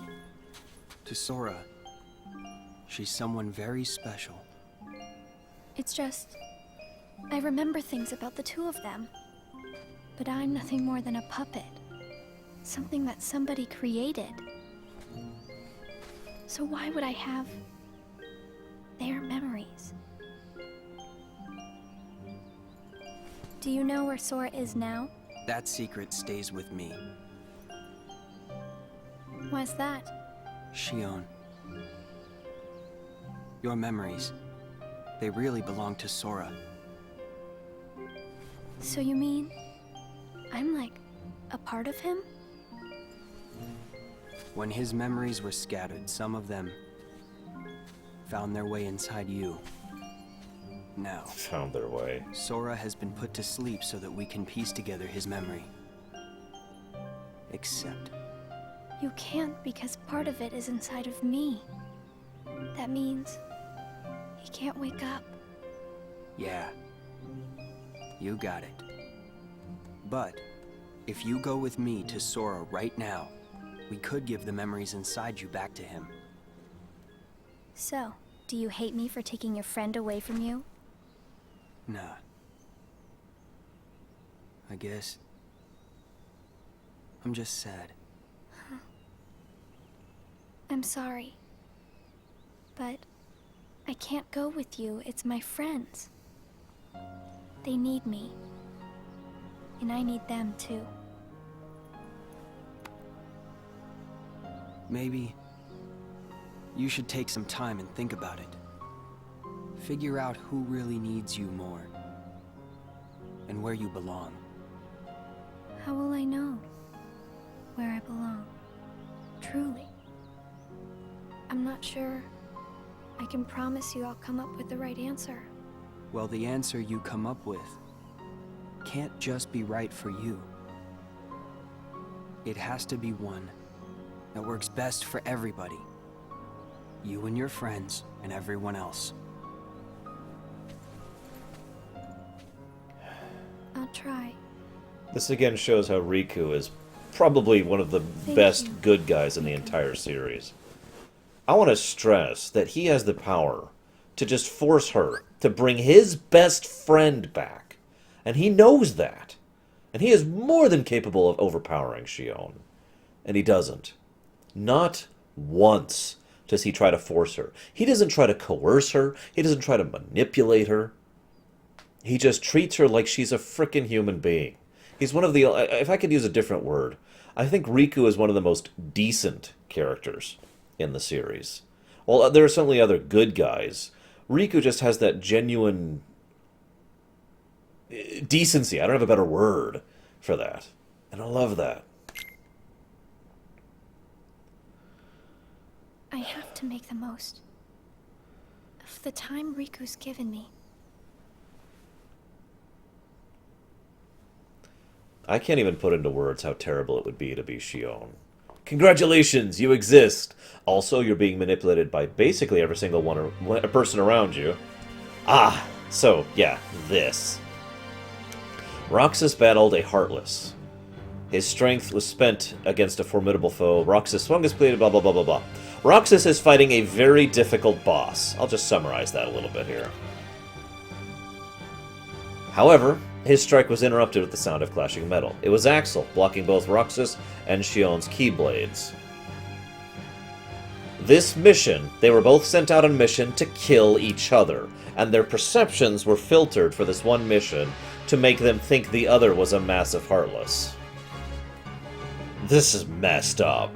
You have to actually fight this boss, too, which means you're actually fighting Shion for this mission, until Axel interferes. Also, Axel interferes. But this is the organization finally making this last step to literally force Roxas or Shion to kill the other so they have the one remaining puppet. Yeah, that really should have been animated. Like, really, really should have been animated. And so these scenes where they sit here get a little bit creepier each time they happen. Since we all hung out like this, hasn't it?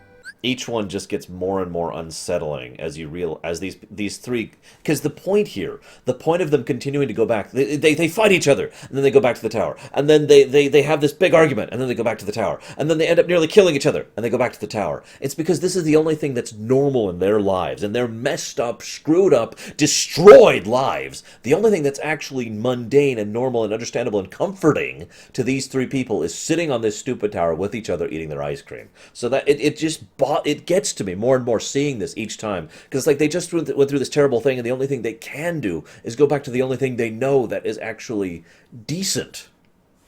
Coming back to this freaking tower. Well, we've had our share of drama lately. I just remembered. Did you know you should be checking your ice cream sticks? Really? Once you finish your ice cream, see if the stick says winner.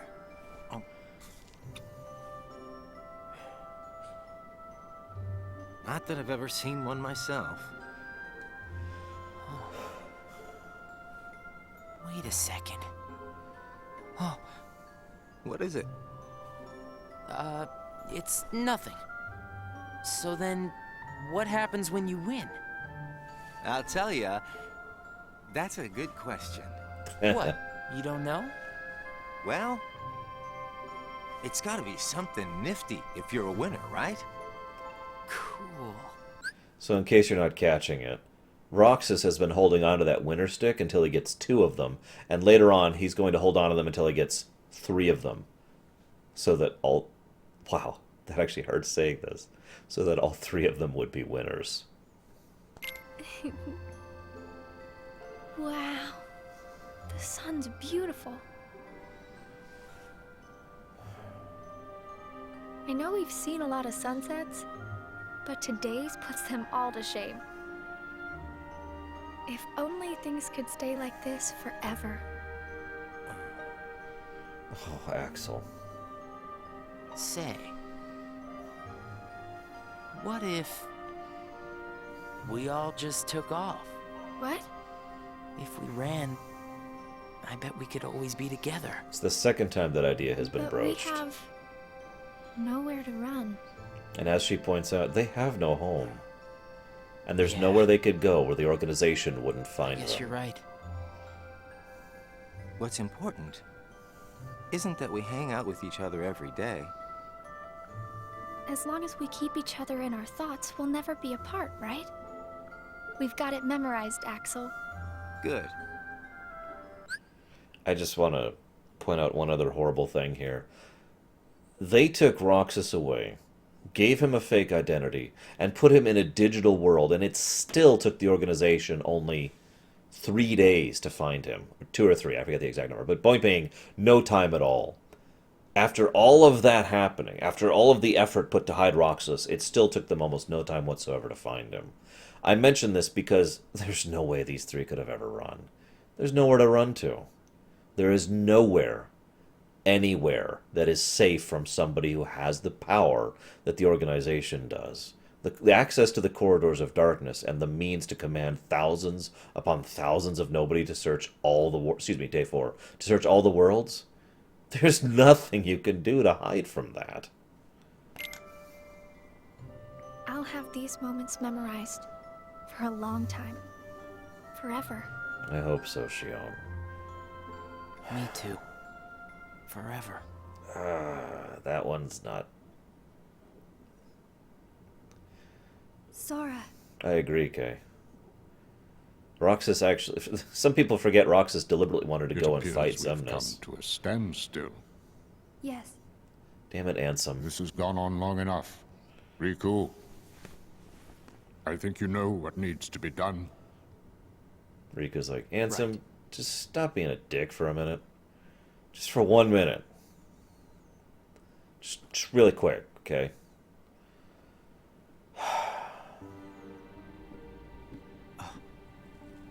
Looks like you've meddled again. Sorry, did you say something? The organization doesn't need both of them. Just one will suffice. Stop pretending. Think about that. Not well enough, Nerdman. Yeah, no kidding, Pandemonium. Roxas entered the library to see Axel, Shion, and Xigbar conversing with Saïx. The unusual trio were about to head out on a mission. Roxas asked Saïx if he could take Xigbar's spot, but Saïx chided Roxas, asking if he was powerless without Axel. Roxas saw Shion and Axel off with a sense of unease. Is this that one scene? Yeah. What a blast from the past! Shion, stop! Of all the faces, why do I look at her and see yours? Referring to Ventus there. See? Why is it that you always have to glare at me like that? Shut up! Huh? Also, notice at this point, Shion is actually very strong. She has most of Sora and Roxas' strength in her at this point in time. I'm sorry. Hence Axel. why she can even hurt someone as incredible What as are you Xigbar. doing? Please, let me go. I have to do this or else... Just look. And he's seeing Sora there. Please, Axel. You have to take care of Roxas. But... you'd be... Please.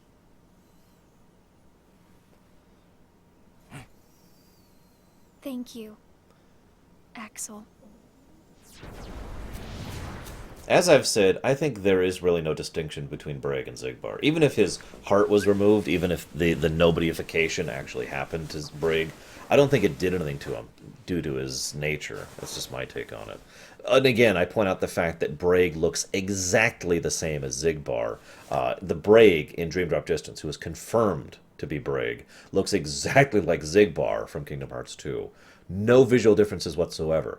And I point that out because every other nobody looks at least a little bit different from their original somebody, Axel and Lee being a good example. Axel has the eye things, and Lee does not. Explain yourself, Axel. The old man needs to get his eye checked. She just got away. I'll give him that. Can't toss the blame around.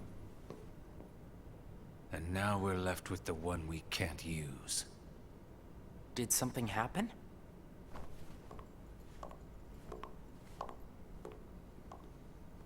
Where's Shion? She flew the coop. Flamesy Locks here couldn't trouble himself to clip her wings. Huh? What does he mean, Axel? Your friend sat there sucking his thumb while Shion walked right off. I'm going back to my room. That is What so happened out Xigbar. there? Plants the seeds and then leaves. Really? Nothing? Shion's gone. How can that be nothing? It's just like Xigbar said. I just sat there sucking my thumb, watching Shion run away. I'm asking you why you did that, and you know it. Shion is like a mirror that reflects you. You're not making any sense. Shion is a puppet created to duplicate your powers. Are you nuts? Shion's a person, not a puppet. She's a mirror that reflects you. And when I looked in the mirror, it wasn't you I saw.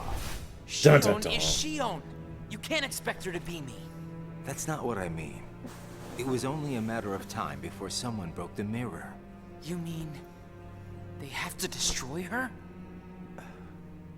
Answer me! Roxas, if somebody doesn't, then you won't be you anymore. I'll always be me.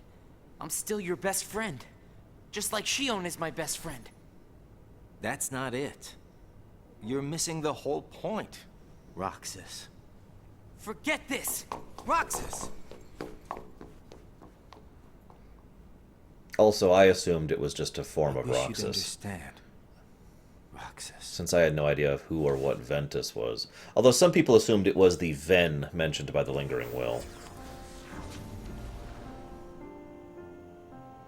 Riku. Did you find the answer? Yes, I certainly did. I'm on the verge of losing everything I care about. So please, please, Riku, tell me what I should do now. Go to Twilight Town. You'll find a girl there named Namine. Namine? What's she like? You'll find out. I don't think you'll have trouble finding her. No directions whatsoever. Thanks, Riku. Just go to a world. Goodbye.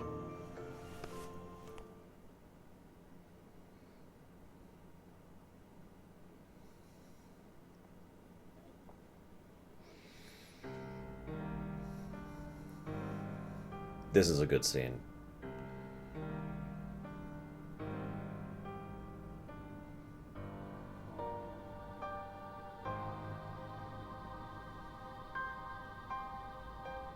Shion has disappeared yet again. Do we know where she is headed? It, not she, is a replica. Merely a puppet. A puppet? What does that mean exactly? A puppet is a puppet. Talking about the replica program, isn't it obvious? The what-ca? Perhaps you care to enlighten us about this pet project of yours. The purpose was to take a piece of the Keyblade wielder's memory and copy it, thus making his powers our own. This was one of several projects of ours being undertaken at Castle Oblivion. However, our efforts were severely derailed by Vexen's untimely demise. Needless to say, losing Vexen was not part of our plans. I agree, Pandemonium. We were also caught off guard when this particular replica we called Shion formed an identity of its own. No one at Castle Oblivion ever reported any instance where a replica formed its own identity. Because Axel never told them that Repliku did that. Do you concur, Axel? Whatever the puppet may decide to do, we can be certain it will no longer have an impact on our plans. Still, it knows our secrets. We need to shorten the leash, perhaps even tighten it. What exactly do you... Axel, the onus is on you to capture and bring back Shion. The escape was on your watch. I will overlook any nicks or scratches. Just ensure she still functions on arrival. Why would you allow a deserter back? We should simply eradicate her. It is not a deserter. It is just a flawed specimen that has wandered out. Are we clear, Axel?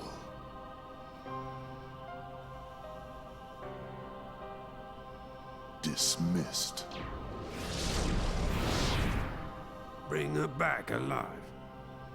Is she a madness? All this time, I've been talking to a puppet. So now, we just sweep it up, huh? As if. If only the whispers at the top carried to the bottom. Axel, those orders were absolute.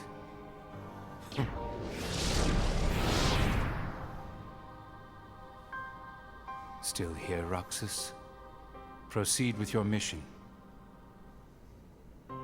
Shion is... She's not a puppet. A puppet couldn't be part of the organization. Count the chairs. Just count the seats here. We have and always will be 13. That line is probably Xehanort, by the way. Axel!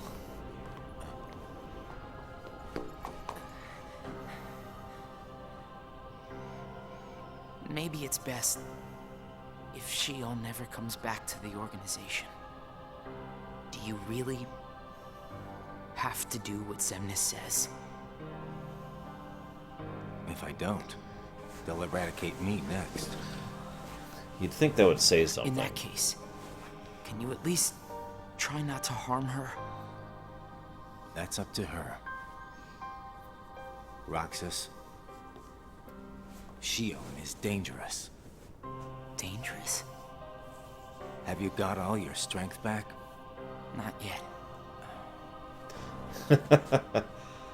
How long have you known about her?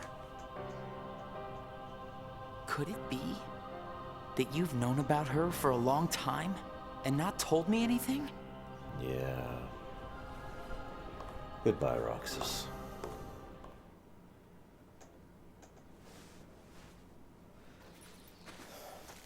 Hey, Mickey. Oh my god. I hope so, Nerdman. I hope we see all of their somebodies, especially Luxord. So, this is what happens when he doesn't have the blindfold on.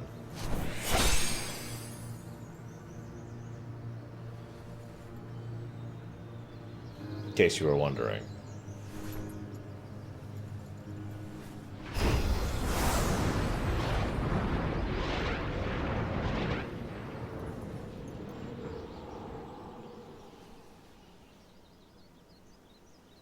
Riku! Your Majesty. Gosh, have I been worried about you? Where have you been all this time? I've been searching for a way to conquer the darkness within me. And a few other things. While we wait for Sora to awaken. The way you looked. You don't have to worry about me. I'm getting the hang of keeping the darkness under control. And Sora, did something go wrong with fixing all his memories? There's a reason the organization has been quiet since our battle at Castle Oblivion. And now I know it's not because a depletion in members had made them weak. Taking Sora's memory apart, piece by piece, was only the first step in what they were trying to do at Castle Oblivion. And I think they needed more time to fix his memory. You know, you and me were both looking into what the organization was up to. But what I saw didn't look like much. Almost like they're trying to buy some time. Right. Sora's memories are what they're after. And they needed all this time, until now, to absorb every piece of it. Huh? The process of putting his memory back together has gone nowhere. They have what's most precious to Sora, his memories of Kairi. Well, then you have to let me help. Maybe I could get the memories back. I've got that covered, Your Majesty. I mean, Mickey. Instead, I want to ask you for a favor. What would that be? I have to face one of the organization's members soon. I might not survive the fight. And if I do, it might be because I gave in to the darkness. That means you're the only one who will be there for Sora, Donald, and Goofy.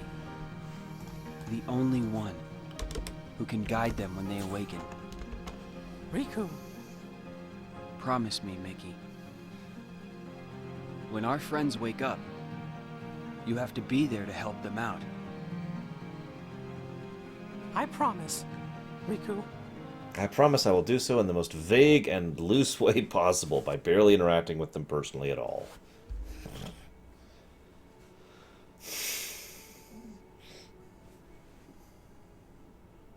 Shion. Replica program. Shion was a puppet, made to replicate my powers. The Keyblade's powers. When Shion left the organization, Axel didn't stop her.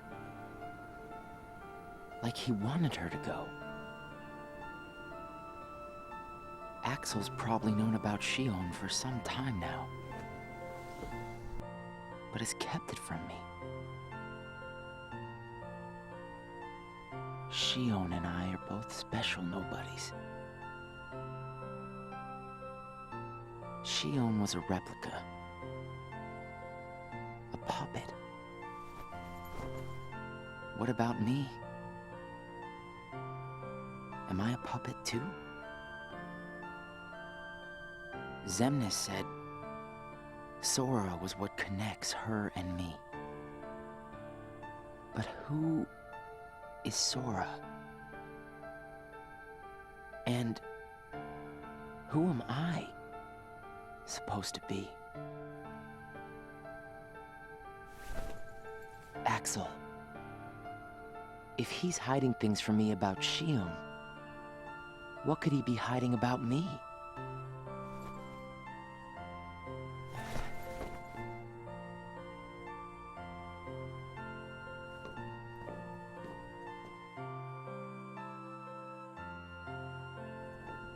Axel. Hey, Roxas. Did you find Shion yet? You know it isn't gonna be that easy. I suppose not. Have you known about Shion this whole time? No, not the whole time. Since when then? I can't exactly remember when. Didn't get it memorized, huh? Axel. Who am I really?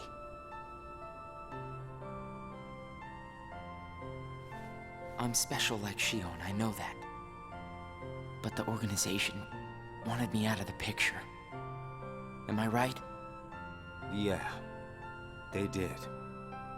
I guess it's 'cause Shion copied my powers and the Keyblade's powers. And they didn't need me anymore. And Axel, I guess you felt the same way. You're wrong there. You'll always be my best friend. Best friends are supposed to be honest with each other. Who am I, Axel? Xemnas says me and Shion are connected to each other through Sora. I don't even know a Sora. Am I a puppet like Shion? You're different from Shion. Then why do... Finding out the truth doesn't always work out for the best. What makes you so sure about that? I have the right to know the truth. How did I even get here? Why am I so special? Where did I learn how to use the Keyblade? I hardly know who I am. What is so wrong with wanting some answers? Roxas. I need to know, Axel. Please. Who am I? You've just gotta trust me, Roxas. I don't. I can't. Roxas. Somebody knows where I came from. If I can't get answers here, I'll get them somewhere else. Huge praise for Roxas's voice That'll be actor. The person I trust. And Ventus's, obviously. Also, so let's see. Axel has lost his original friendship, his job, and then his new friendship, all basically because of the same reason. I tried.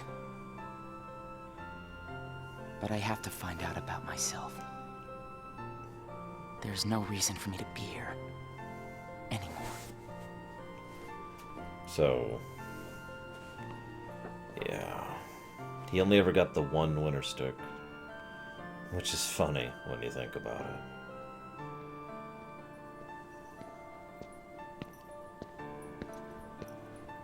Oh, that would have been horrible, Nerdman.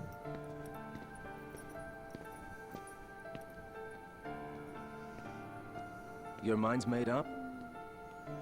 Why did the Keyblade choose me? I have to know. You can't turn on the organization. You get on their bad side and they'll destroy you. No one would miss me. That's not true. I would. As an aside, just really quick, there are several scenes that we saw in Kingdom Hearts 2 that are a little unnatural, and it's mostly because of the fact that those scenes were written before these scenes were. I mean, they knew the idea of how they were going to go, but they were written off. So some of the dialogue doesn't flow properly, because they literally repeat the dialogue from the scenes that were in Kingdom Hearts 2. If the voice director had actually smoothed out a few of the things, it would have still worked. The lines would have still worked. But yeah, there's some flaws in it, especially with Riku's, "Why? Why do you have the Keyblade?" That line doesn't really fit the way he says it. It would be more like, it's something along the lines of, "Why do you have the Keyblade?" Would have been a little bit of a better way to put that. Day 356.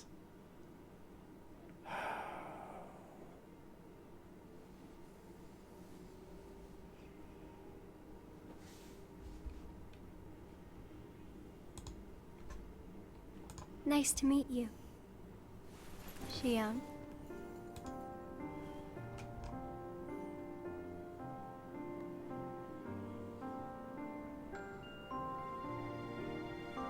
Naminé, are you able to see my face?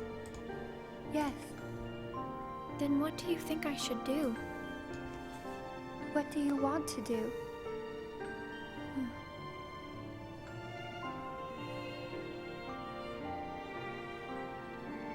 At first, I just wanted to be with Roxas and Axel forever. But then I started to realize that my memories, well, these aren't really even mine, are they? You're not Sora, and you're not Roxas. You're Kairi as Sora remembers her. I feel like pointing out something really quick here. Remember how I mentioned how doctrine is a terrible thing because one person spreads it to people, spreads it to people, spreads it to people. And it's all coming from one person. The lie is coming from one person or one group of people. But everyone else repeats it because it's what they've always known. Naminé is just as guilty of this as the organization members, because Naminé has had a different and yet similar doctrine passed down to her from Ansem. And again, I re-emphasize how Ansem has to have been constantly reminding her of it over and over and over again. As I remember more of my past, the more I feel the need to go back where I came from. What should I do to go back? So you're going back to Sora? If you return your memories to him, then you will disappear. I'm sorry, I mention this because I really feel like Naminé, of all people, should have been much more empathetic towards Shion than she is here. In exchange for not having your own memory, you're connected through others' memories. So when you disappear, no one will remember you. There won't be any you to remember. For all the powers I possess, I can't keep even one piece of the memory called you connected. You will worse than die. I know, I'm ready. Otherwise, I wouldn't be here. I also know that Roxas should be going back with me. But I don't think he would understand. Not yet. I know. Roxas can't feel Sora just yet. Naminé, will you please watch over Roxas once I'm gone? And that's why Naminé cares about him so much in the digital You Twilight won't be Town. alone. I asked someone else, too. There just isn't anything else I can do. All right. Thank you. Well, if you're ready, let's go see Sora.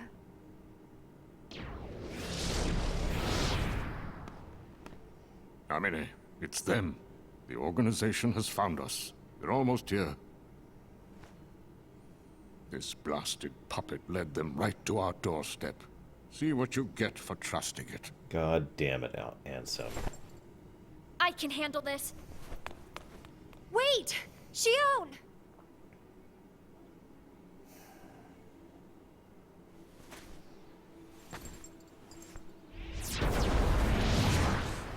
Why do I always get stuck with the icky jobs? You know, that's not even the last time he'll say that.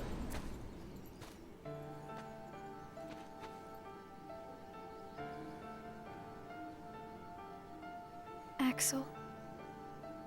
Shion, what are you gonna do? I've decided that I have to go back to where I belong. Well, to be honest, I always felt that was best right from the very beginning. Ouch. But you know, it still really bugs me. Something about this just stinks. It's for the good of everyone. But how do you know that? Everybody thinks they're right. This is right. They're gonna destroy you! Please don't hold back, Axel. Promise. Listen to how much emotion is in his voice. What's your problem? Not here, just in general. You both think you can do whatever you want. Well, I'm sick of it. Go on, you just keep running. But I'll always be there to bring you back! So, considering how much power she has at this point, I think she did go full tilt into him, probably intending to die. Unfortunately, Axel is really good, so he succeeds at defeating her. Me so much trouble. It just took everything out of him to do it.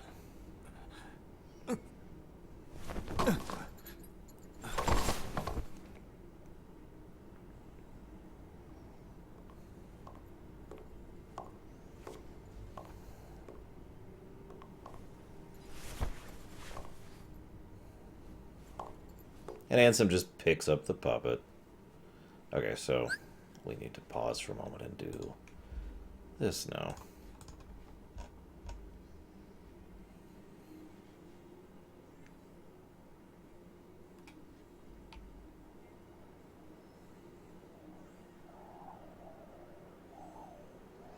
I would argue Axel is at least third. Where did I think I could go? What a joke. Below Zigbar and below Xemnas.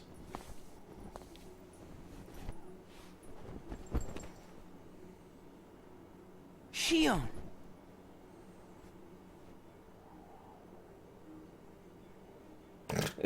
We see him a couple... in this game, yes, Rosulia. Hey, look. Something normal. By the way, thank you, Samurai, for the fact that we get to actually see the last boss here. This is not in the PS3 version. Roxas, I'm out of time.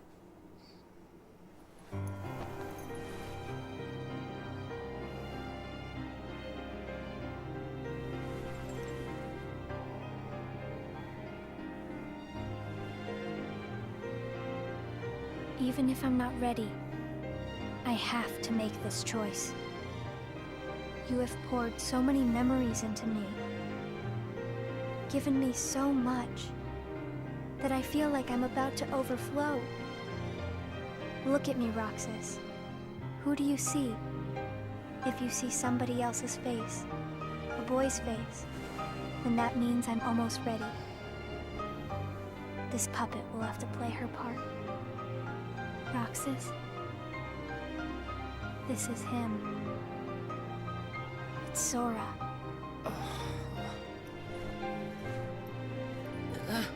I actually agree with you, Pyro, but, like, in overall combat ability, I would say Axel is number 3. Not raw power. You're next, Roxas. I have to make you a part of me, too. Don't you see? This is why I was created. So basically, this is a fake boss fight.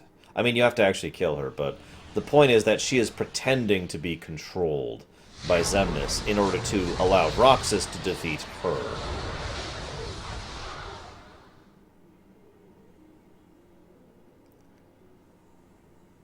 See, there's all those devices that Xemnas and Syx have planted all over the place to empower Shion.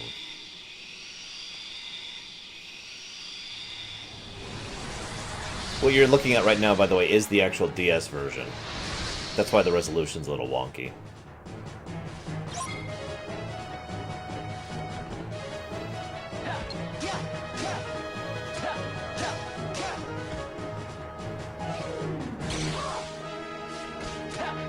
Notice how monstrous she looks in general, by the way.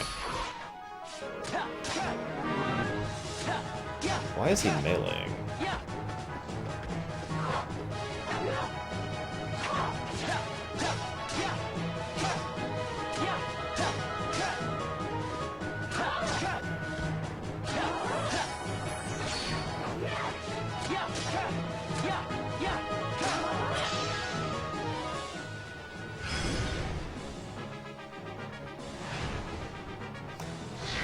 By the way, people have analyzed her suits and the designs. I'm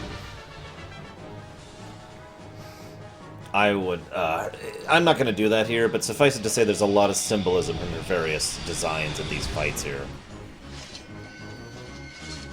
That makes sense, Samurai.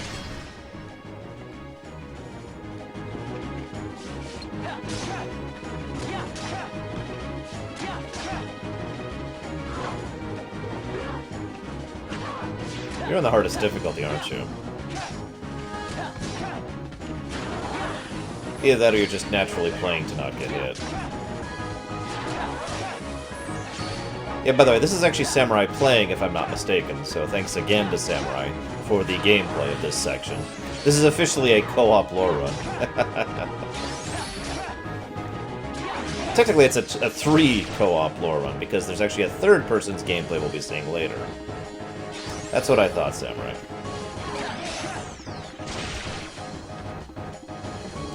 As I say, I recognize a lot of her attacks here, and the efforts you're taking to not get hit by them.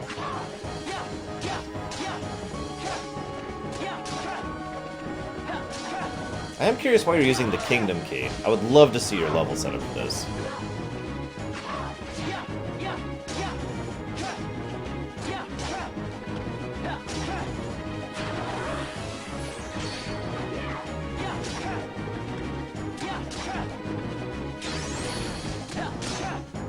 There we go.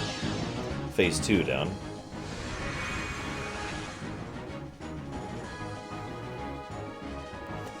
Also, if you kind of notice, her outfit there is like a very bizarre mix of Sora's and Roxas's, if you were to combine both with the overall essence of a nobody. Ah, gotcha, Samurai.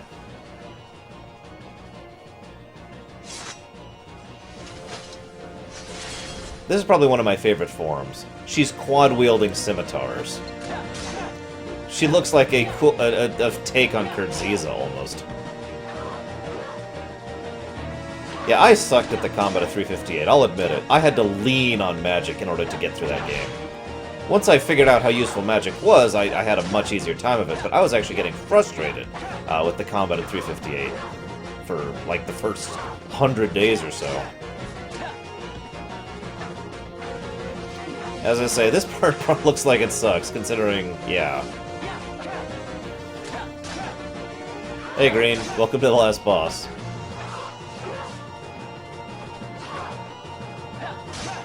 Yeah, magic is very, very OP in 358. A little bit too OP.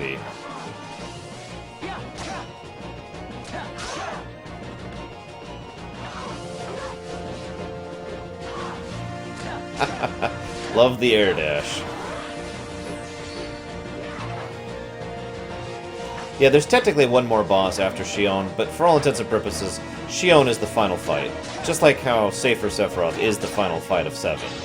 Even if he's not actually the last fight.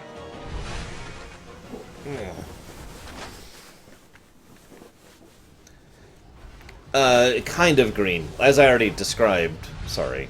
Xemnas and Cyax, mostly Xemnas, had devised these devices, built these devices to empower the puppet, and make them, much, much more powerful by drawing in the energy of different locations in order to turn her into this death machine thing. And, yeah. Oh, okay, Samurai.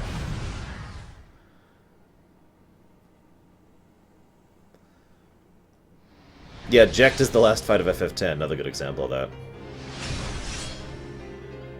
Now, this is the actual last fight right here. With her, I mean. Yeah, there is a lot of similarity between this and Keyblade Armor. I've actually heard a theory, I'm not sure I agree with it, that one of the things that the devices that I just mentioned that Xemnas built did was grant her Keyblade Armor. Grant her the ability to use and make it. Which would naturally enable her to accomplish much more than she otherwise would.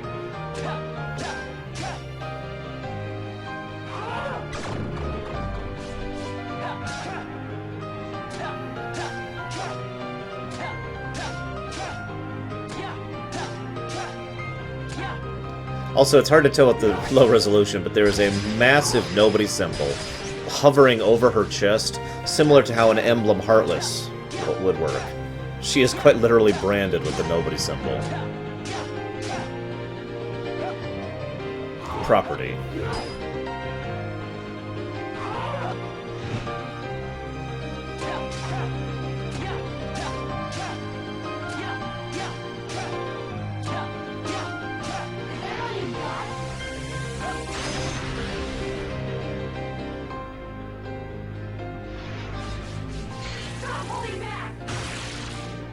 In case you didn't catch it, what she just said was stop holding back.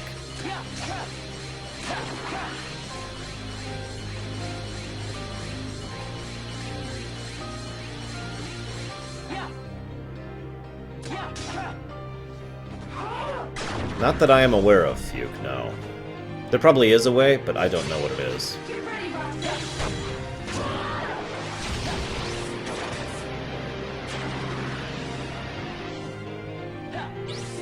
Yeah, see, I'm far too much of a berserker. I would be right up in her face.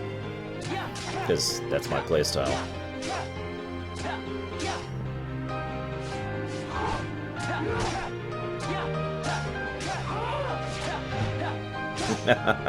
Nobody's better than me at FF6.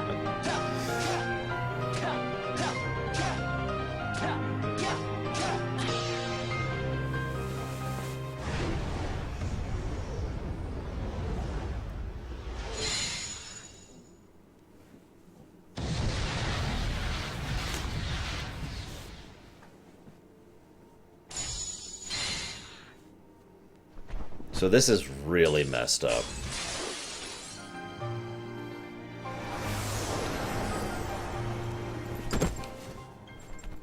Who are you? Again? He's already forgotten her. Weird. I feel like I'm forgetting something really important. She hasn't forgotten him, though. She can't. You'll be better off now, Roxas. Oh god, Green. That would be horrible. Let me make this clear. I do think these two people loved each other. The one who did Romantic or otherwise. I definitely think they loved each other. It was my choice to go away now. Better that than to do nothing and let Xemnas have his way. I belong with Sora. No, you don't. You belong with you. And now I am going back to be with him. Roxas, I need you to do me a favor. All those hearts that I've captured, Kingdom Hearts, set them free. Kingdom Hearts? Free them? Very close to it, yes, Roselia. Notice she has a unique death animation. For me to undo my mistakes. But you can't let Xemnas have Kingdom Hearts. You can't. It's literally her Goodbye, dying request that he Roxas. stop Xemnas. See you again. I'm glad I got to meet you. Oh. And of course, Axel too. You are both my best friends. Never forget. That's the truth.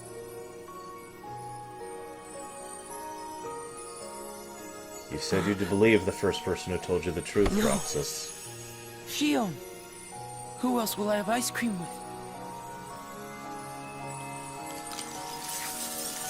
And now that she is truly dead, her memories go back where they used to be. Hence why he remembers her. But even that will soon fade as those memories are torn back into Sora. And soon Roxas and everyone will forget Shion ever existed.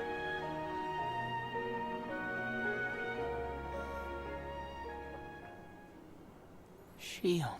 I hope so, Raikiri.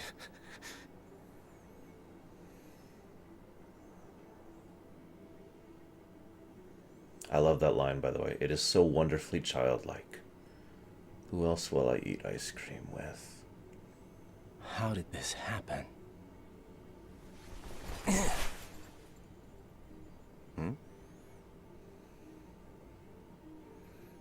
After all, that's what best friends do. Axel taught him that, remember?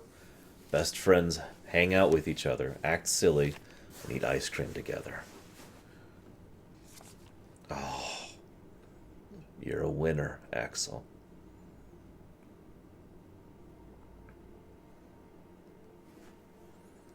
God damn it.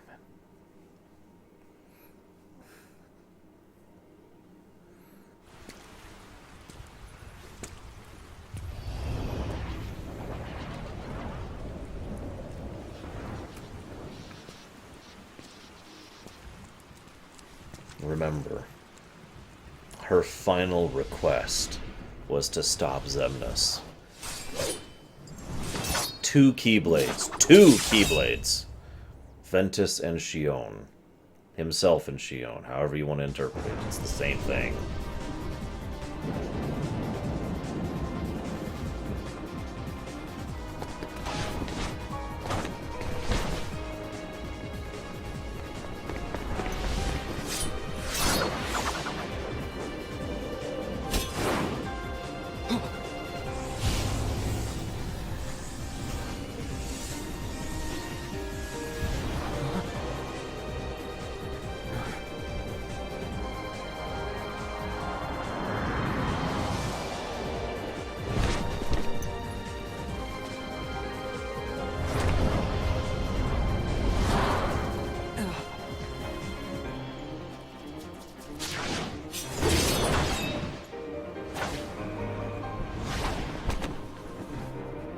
I'd like to think that too, Grain.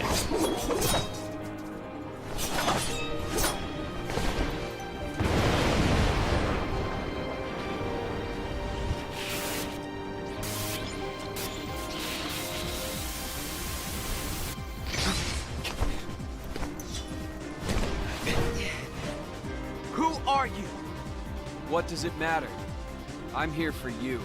Why are you trying to stop me? Because I want back the rest of Sora's memories. Sora? Enough about Sora! Do you have some kind of plan? I'll set Kingdom Hearts free. Then everything will be the way it was. She'll come back. And the 3 of us can be together again. You mean Shion? It's a struggle just to remember the name now. Either way, I can't let you go doing anything crazy. I'm freeing Kingdom Hearts, and I'm going to find Sora. I want Shion back. I want my life back! If you try and make contact with Kingdom Hearts, the last thing you'll get is your life back. The organization will destroy you. Enough! I don't remember if it's emphasized here properly, but basically in the game it is very clearly made it's made fundamentally clear that Shion deliberately asks Riku to do this in order to stop Roxas from dying, or worse, from going in going after Xemnas. Of course, she couldn't know that Ansem was almost as bad. So yeah, this is the actual last fight in the game. It is much, much, much easier than the last Shion fight.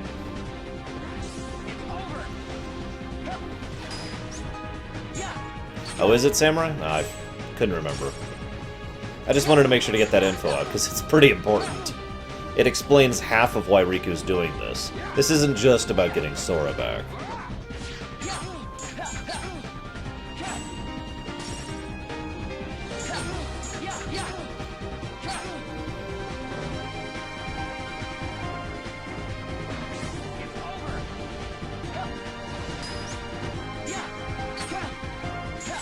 Oh, Roxas would have been crushed by Xemnas. Even if Roxas could have fought his way through the other members. Remember, there's Saïx, Luxord, Zaldin, Demyx, Xigbar. Even if he could have gotten through those, which I'll at least allow the possibility, there is no way in hell he would have been able to take down Xemnas. And if absolutely nothing else, Xemnas could have just crushed him into a dusk.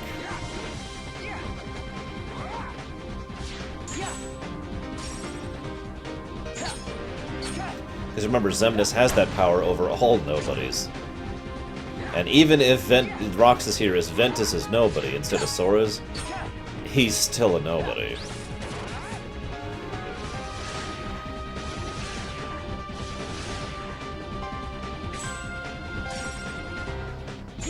Now, I've always felt Riku did not actually fight Roxas at full strength here. Not at first, I should say. I feel like he got more serious as the fight went on, in lore and in gameplay.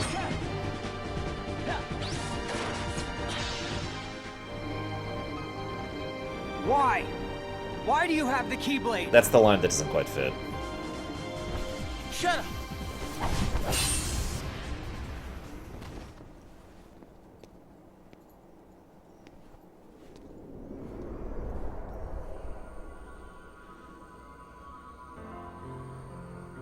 Oh god, this scene is really messed up.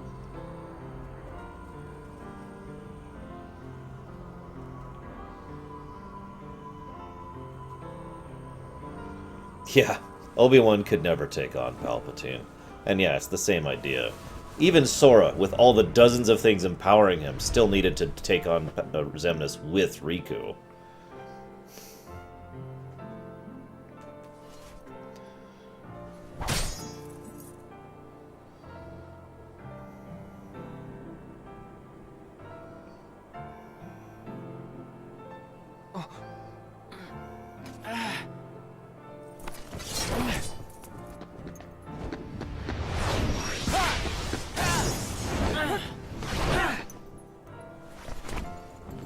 Why don't you quit? Come on, Sora. I thought you were stronger than that. Oh, I'm sure they're very messed up Pandemonium. Get real. Look which one of us is winning. Very vague, very fluid, very incomplete. It's true. You really are his nobody. Guess Diz was right after all. What are you talking about? I am me. Nobody else.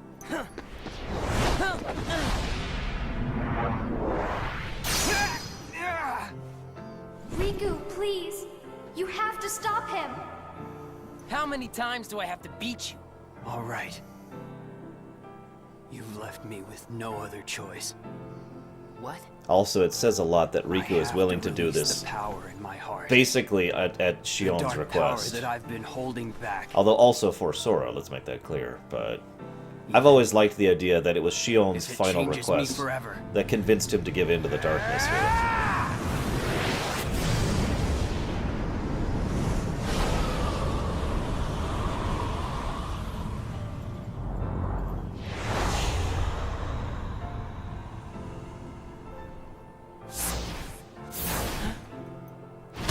Still wish we could have seen a fight here. Whatever.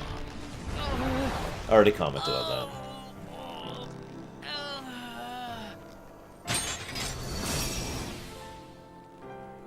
I have have accepted it.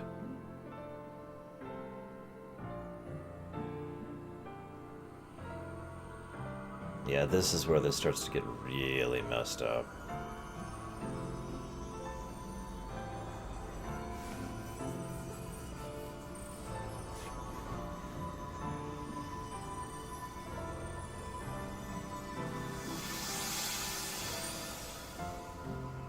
Just two friends hanging out on the tower. Just like they've always been.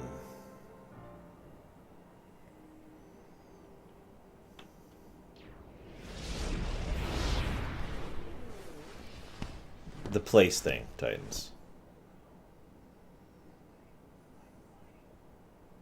Diz, he could feel Sora. Oh, he told you how he felt, did he? Shut up, Ansem. Ridiculous. Nobody cannot feel anything. Let's say that one more time. If he had met Sora, things might have been different. Shut up, Ansem.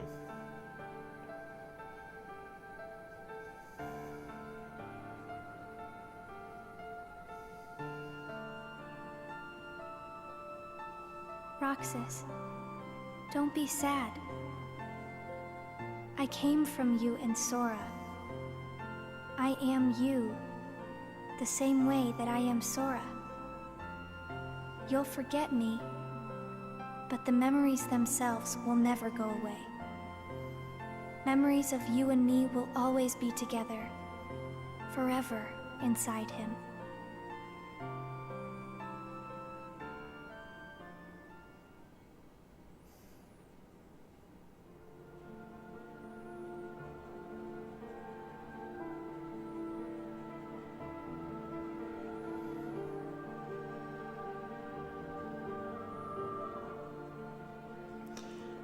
Of all the characters in this series, the one I would choose to have a happy ending more than any other is Shion. Lord knows she deserves it. Another dream about him.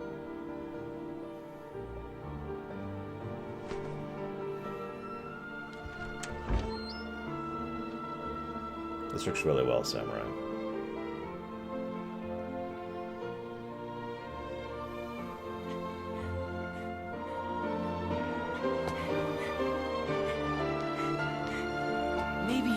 Today we'll finally hit the beach.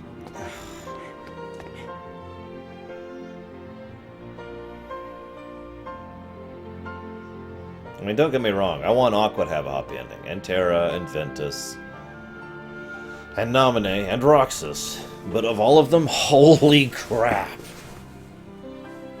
Only 7 days to go. And then my summer vacation's over.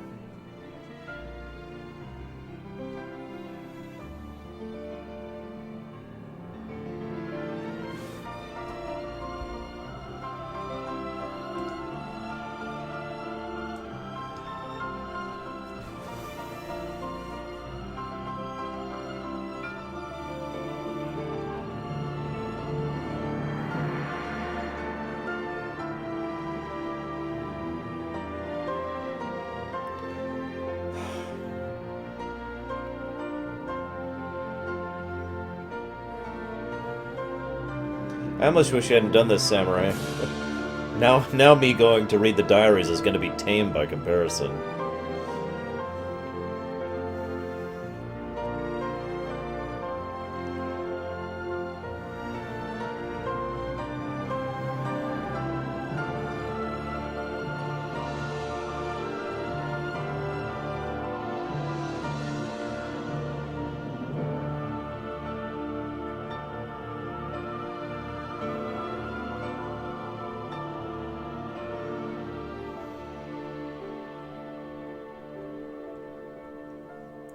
But Michael is correct. Shion is actually mentioned as one of the people, one of the hurts that needs to be mended. And she's mentioned in the one secret ending. I forget which one, but she's in one of them.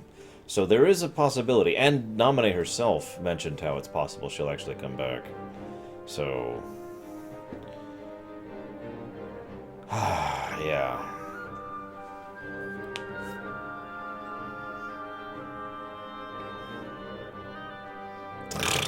Thanks, Samurai.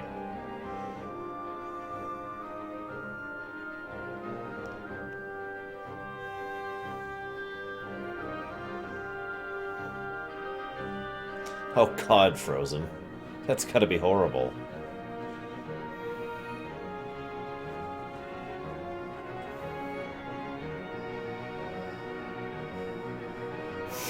And just think, as Recoded makes fundamentally clear, everything's still going to be worse after this.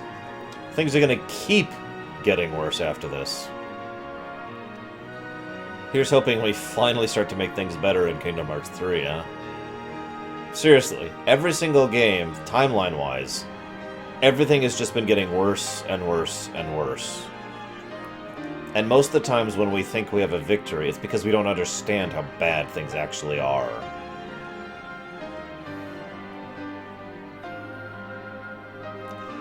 Nobody does that we're aware of, Nerdman. Although the diary does, which is interesting.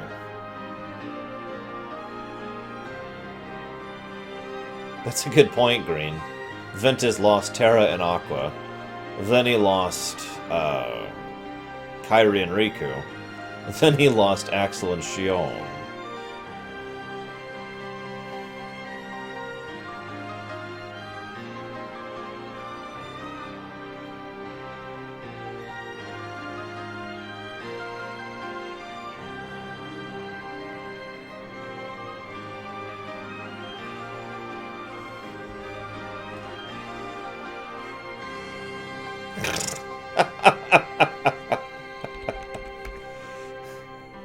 Damn it, Pax.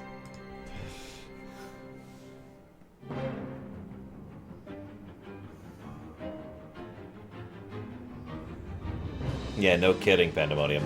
Yes, everything's getting better, and we're starting to grow and get stronger at Dream Drop Distance, and soon we'll be Keyblade Masters, and everything will be better. And oh, by the way, Xehanort's been planning this all from the whole time, and he just won. And at the very end, he manipulates us into doing exactly what he wants us to do. Oh, don't show me that, Nicholas.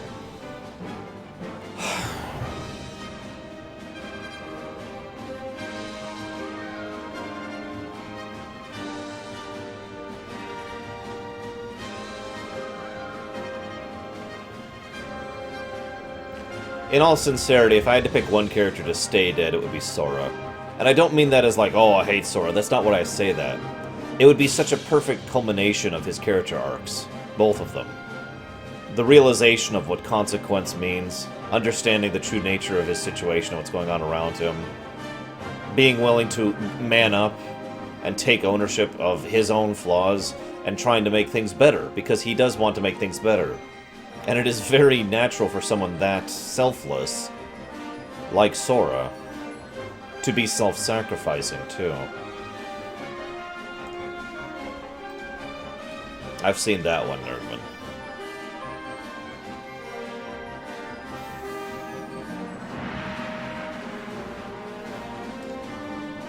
I've seen that one, too. I've seen a lot of Shion art.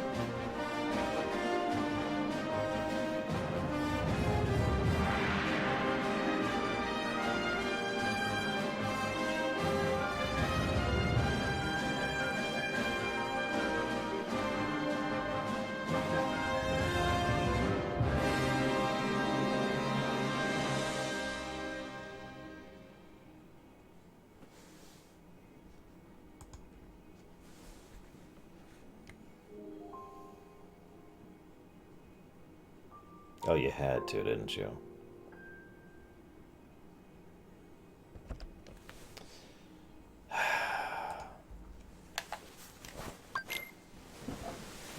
It is my fault, Shiryu. I could have brought them back as undead.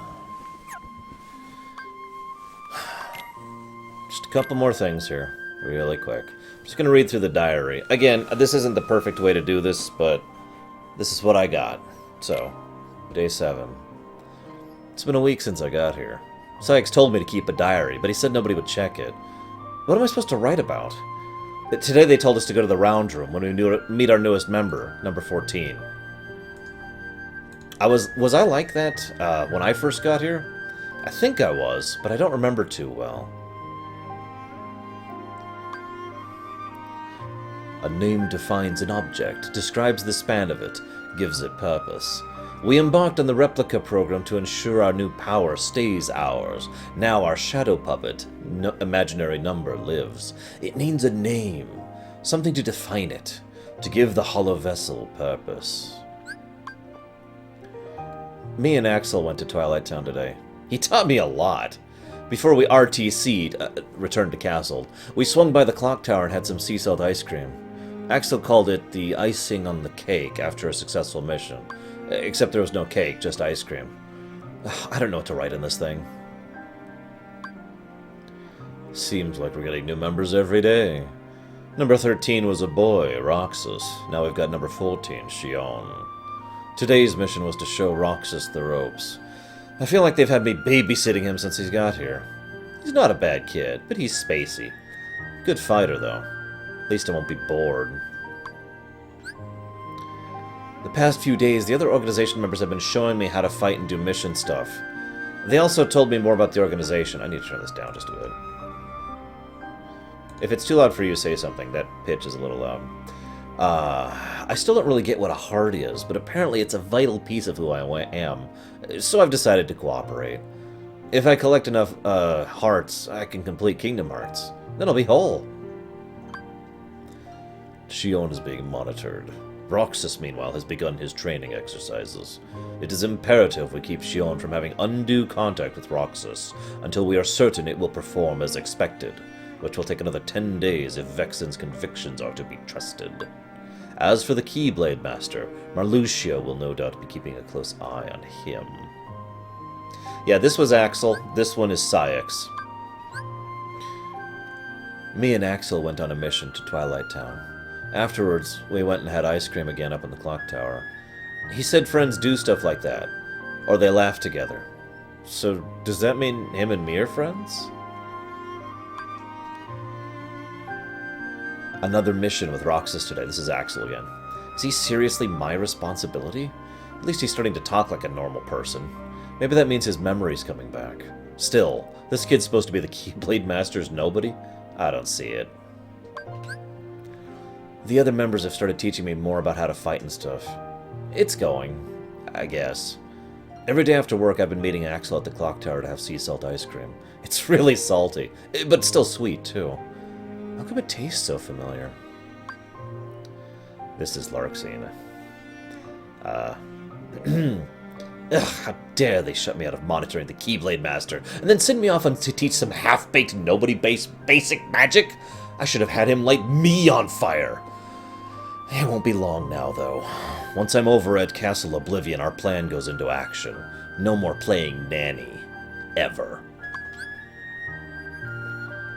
Axel's going to some place called Castle Oblivion. He told me because we're friends. He had to go home early to get ready, and after he left, I noticed the word winner on my ice cream stick. I wonder what I won. I'll ask him when I see him tomorrow. This is Axel again. They pushed up the Castle Oblivion plan. Our little hero with the key must have made his move. Me and his nobody have been meeting up for ice cream for the last few days. Not the best conversationalist, but at least he's mastered a few facial expressions besides gloom and doom. I told him about Castle Oblivion, but he didn't seem to follow. I guess that's understandable.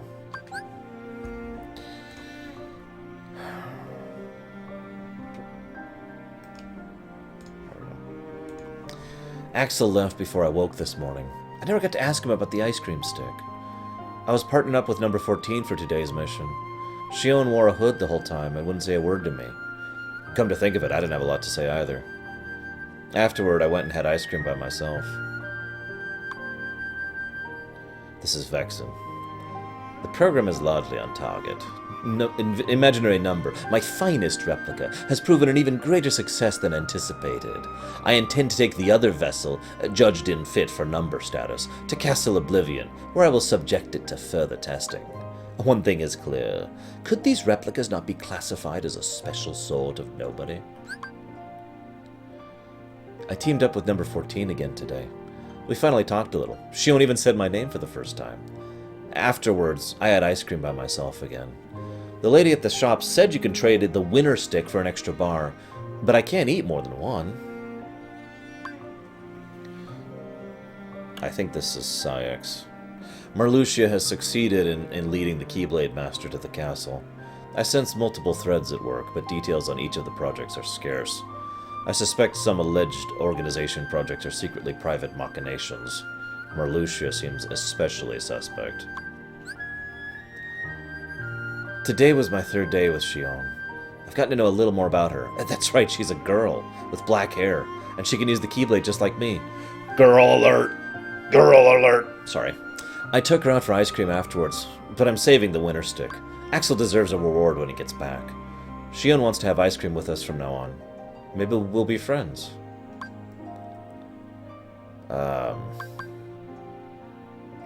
This is Laxius. Pressing Zexion for answers would be a waste of time. I know that, but this dearth of information is hard to accept. What's happening on the upper levels? What ought we be doing down here? They hug their truths close and leave the rest of us to speculate. Zexion talks of the bond we share as an organization, but how could such a thing exist? Still, he remains the only one I can trust. I only remember part of this day. I heard somebody sent to Castle Oblivion was terminated.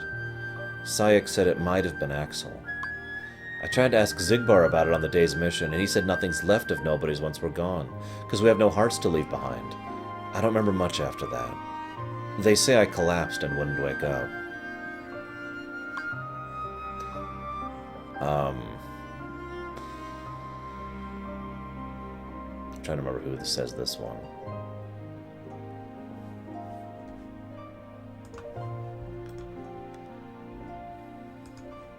I don't actually remember who says this one. Anyways. Simple deduction suggests Axel's outwardly inscrutable actions are the result of some directive from Sayek. Why else eliminate Vexen? He simply wanted to do research. Do we not all stand to gain from the fruits of his program? What is Axel thinking? I'm gonna look this up. There's actually a list of who says which.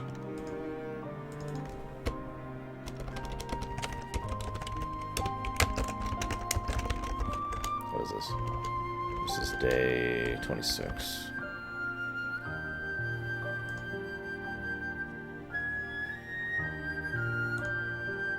Oh, this is Zexion. That's why I didn't recognize it.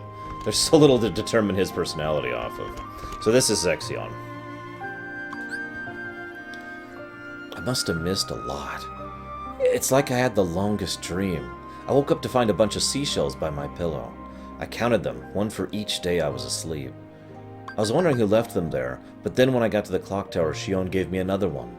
I held it up to my ear, and I could hear the ocean. Why did it sound so familiar? The stuff I dreamt about felt strangely familiar, too. I remember being in a white room with somebody the same age as me wearing red clothes, and then he sort of disappeared into the white. And then there's this girl's voice. She said she knew I'd be snoozing. Why would she know that? The voice was a little bit like Shion's. This is Shion's. Roxas woke up today. I think he was dreaming this whole time. Yes, I have, Nerdman. Being with him feels strange, familiar, like listening to the waves crash up against the shore. But why? It sounds like the worst has come to pass. The whole Castle Oblivion team wiped from existence. It's hard to come to grips with the idea that Axel's gone. I feel choked up?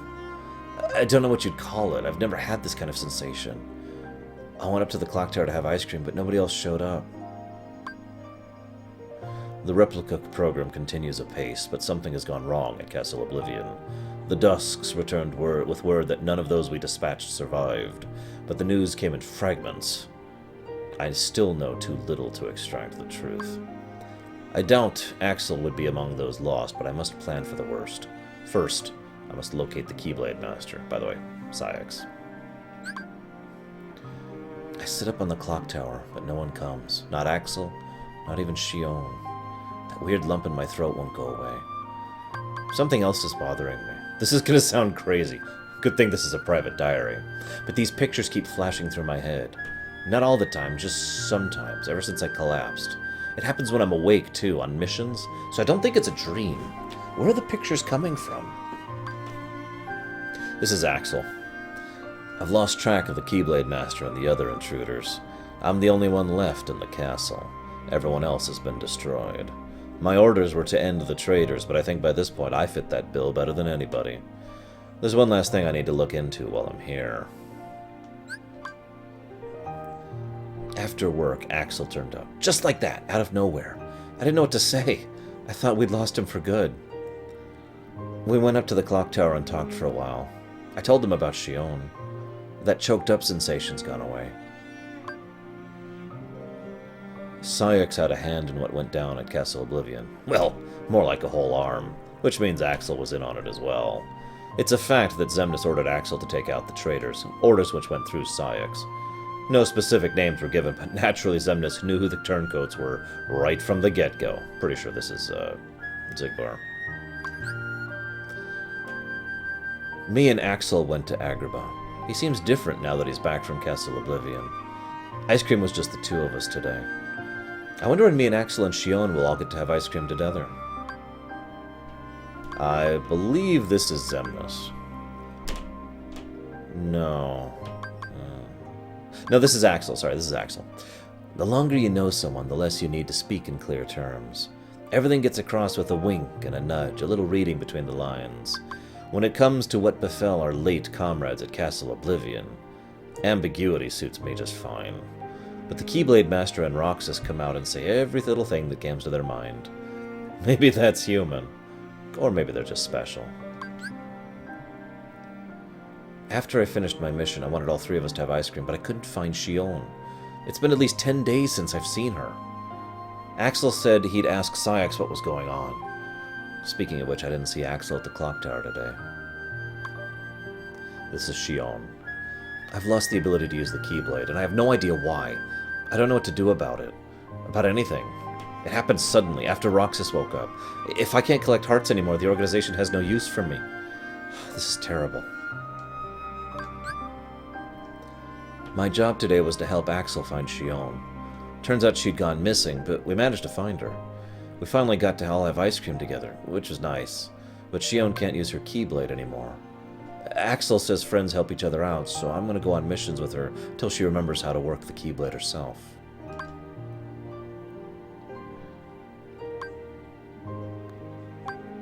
Hang on, which one's 74?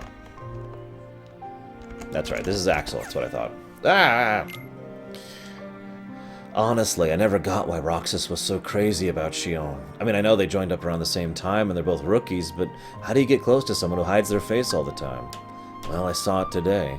All of a sudden, number 14 just ups and takes off her hood. Shion's a girl, and she looks just like Naminé. Me and Shion are working together now. The genie we met in Agrabah said he and his friend Al are inseparable. Axel told us that our best friends can be inseparable even if they're not always together, but it sounded like he wasn't too sure about it himself. I thought Axel knew everything. Oh well. That reminds me, those weird pictures flashed through my head again while we were in Agrabah. The guy in red I wrote about before, has he been to Agrabah or something? Roxas has been coming on, this is Shion. Roxas has been coming on my missions to help out, since I can't use the Keyblade. Axel's covering for me, so I should be safe for now. But what am I going to do if I never get the Keyblade back? I can't lie forever. Xemnas summoned us. Nothing he says ever makes any sense to me. He showed us Kingdom Hearts, a big heart-shaped moon floating up there in the night sky, and he said the human heart will never have power over us. Great, I guess. So why are we trying to get hearts again? Axel said I'll understand better once I have a heart, but I'm not so sure. Hang on just a second. This is 24. This is Syx. The hearts collected by our two Keyblade wielders, Roxas and Shion, have gathered together, and now almighty Kingdom Hearts waxes large in the night sky. Our efforts have come to bear fruit, nearly ripe for the plucking. All plans proceed smoothly. Alarmingly so, in fact, although this is no time to be deterred by paranoia. I went to Agrabah today with Shion. We make a pretty good team now. Afterwards, me and Axel talked about us and the other nobodies. You know, the ones who make it into their organization are powerful enough to keep their memories, but me and Shion can't remember our pasts. What was I like? This is Shion. Neither Roxas nor I have any memory of our human lives. I don't even remember my first days as a nobody.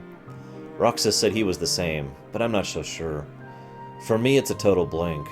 I can't even remember the day I met Roxas or Axel. It's all a blur.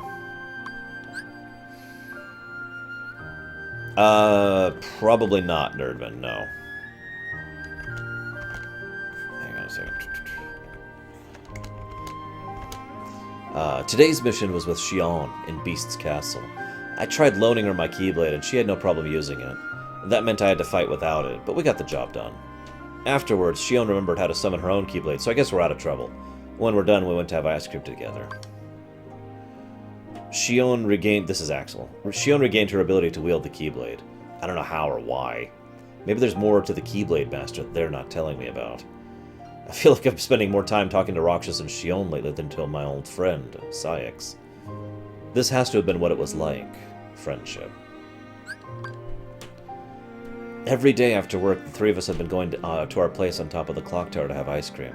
We don't talk about much, but I wouldn't miss these conversations for the world. I wonder if Axel and Shion feel the same way. Do the other organization members have their own routines? It's kind of hard to picture. This is Demix. Every day it's work, work, work, work. God damn it. Hang on.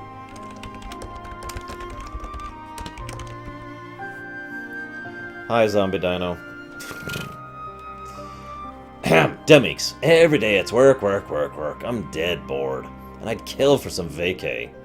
And nobody needs his rest, am I right? And when I get it, it's going to be nothing but me and my sitar. Today it was me and Xigbar. Axel and Shion went out on their own mission. Xigbar told me that Shion and me are exceptional. You know, like special nobodies, because we can use the Keyblade. Work dragged on late, so I didn't make it to the clock tower. I wonder if Shion and Axel made it. Those pictures started flashing through my head to get on the mission. The boy in red, what's it all about? Maybe when Xigbar called me special, he meant crazy. Seriously though, is Shion experiencing the same thing? It feels kind of weird to ask. God damn it, now I gotta do this. Just a second. Oh my god. This is actually kind of irritating. Yeah, by the way, if you see someone whose name you don't recognize doing a link, it's a frickin' bot. So, heads up on that. Anyways. This is Xigbar. Roxas is maturing at an impressive rate. His face, the way he handles the Keyblade, it's all exactly the same. The world seems so divided and alone, but there's always that steady thread there to connect them. And we nobodies can never escape the things we did as humans. So it goes. Yes, Nerdman. Today was my first vacation ever. I didn't know what to do with it. Axel said to do what I like, but all I like is having ice cream with my friends. So that's what I ended up doing. Axel leaves tomorrow for some kind of mission. Which reminds me, I still haven't given him the winner sticker yet. This is Axel. Talking to Roxas and Shion always brings back memories of my human life. Back when I was a kid. It's a weird sensation. I ought to be able to share all this with XIII, but I just don't feel like it anymore. It's strange, but I'm content with just missing what's gone. I'm not the one who changed. You did. Axel's been gone forever. It's just me and Shion at the clock tower. While me and Xaldin explored Beast's castle, we found something he wanted to protect. Xaldin says that's a weakness, but I'm not so sure. What does it mean to care about something that much? I don't, so it's hard to wrap my mind around the entire idea.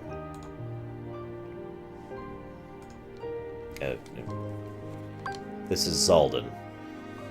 Watching that foolish beast flail around only deepens my disdain for humans and their incessant need to be pinned down by feelings. We became nobodies precisely to avoid the shackles of emotion. It was only later we realized the scale of that loss, that something simply cannot be done without a heart. Nonetheless, I can see nary a pleasant thing about it.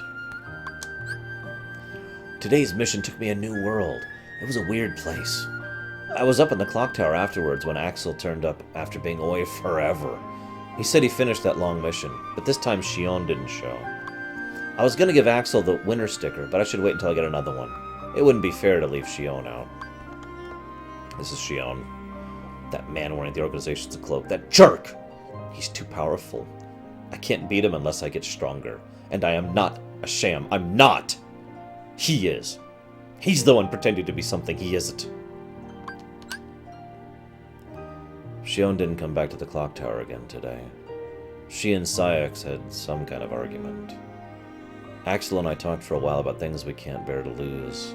Axel thinks that for nobodies it's our past, because that's all we have to remember, the pain of losing something. I don't remember my past, but the idea of losing the present, Axel or Shion, it scares me. This is Syx. As expected, the duplicate is starting to show its limits. The program showed promise, but a puppet is just a puppet, something to be toyed with until it breaks. I am utterly at a loss as to what Roxas and Axel see in that thing. How best to dispose of it merits my consideration going forward.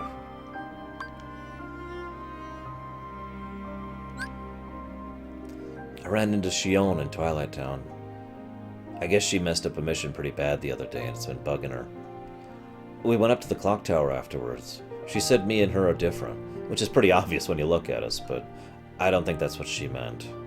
A lot seems to be on her mind, and it's not the same as what's on mine. This is Shion. I wasn't ready to see Roxas again. I can't help but compare us. We both use the Keyblade, but we're so different. Does he dream? It seems like that's all I do anymore. Last night I dreamt of the ocean. I was drowning. I think Shion might be mad at me, but I don't know why. Axel says girls are complicated. You can't press the wrong buttons. Like I'm supposed to know what the right ones are. Axel. Roxas and Shion must have had it out over something. Knowing them, it's something dumb, but still. Watching them, it's like they're human. It's messing with my head. I kind of wonder if Roxas understood all of that about the wrong buttons. I get the sense a lot of it went right over his head. It's hard spending time with Shion, and Axel seems busy too. I've been having ice cream alone, but it's just not the same. All I taste is the salt, and my hands get all sticky. It's like I'm just going through the motion of eating it so I can throw the stick out and get on with my life. By the way, that sentence right there. I must have had about 100 of these things, and I still haven't found another winner. I never did find a way to ask Shion about the pictures that go through my head. I don't really know what to do about anything right now. This is Demix. I've got my new hit single. X-Face is always barking at me to work, but what's he expect me to do against a monster like that? I mean, stop and think about your skill sets when you divide up the labor already.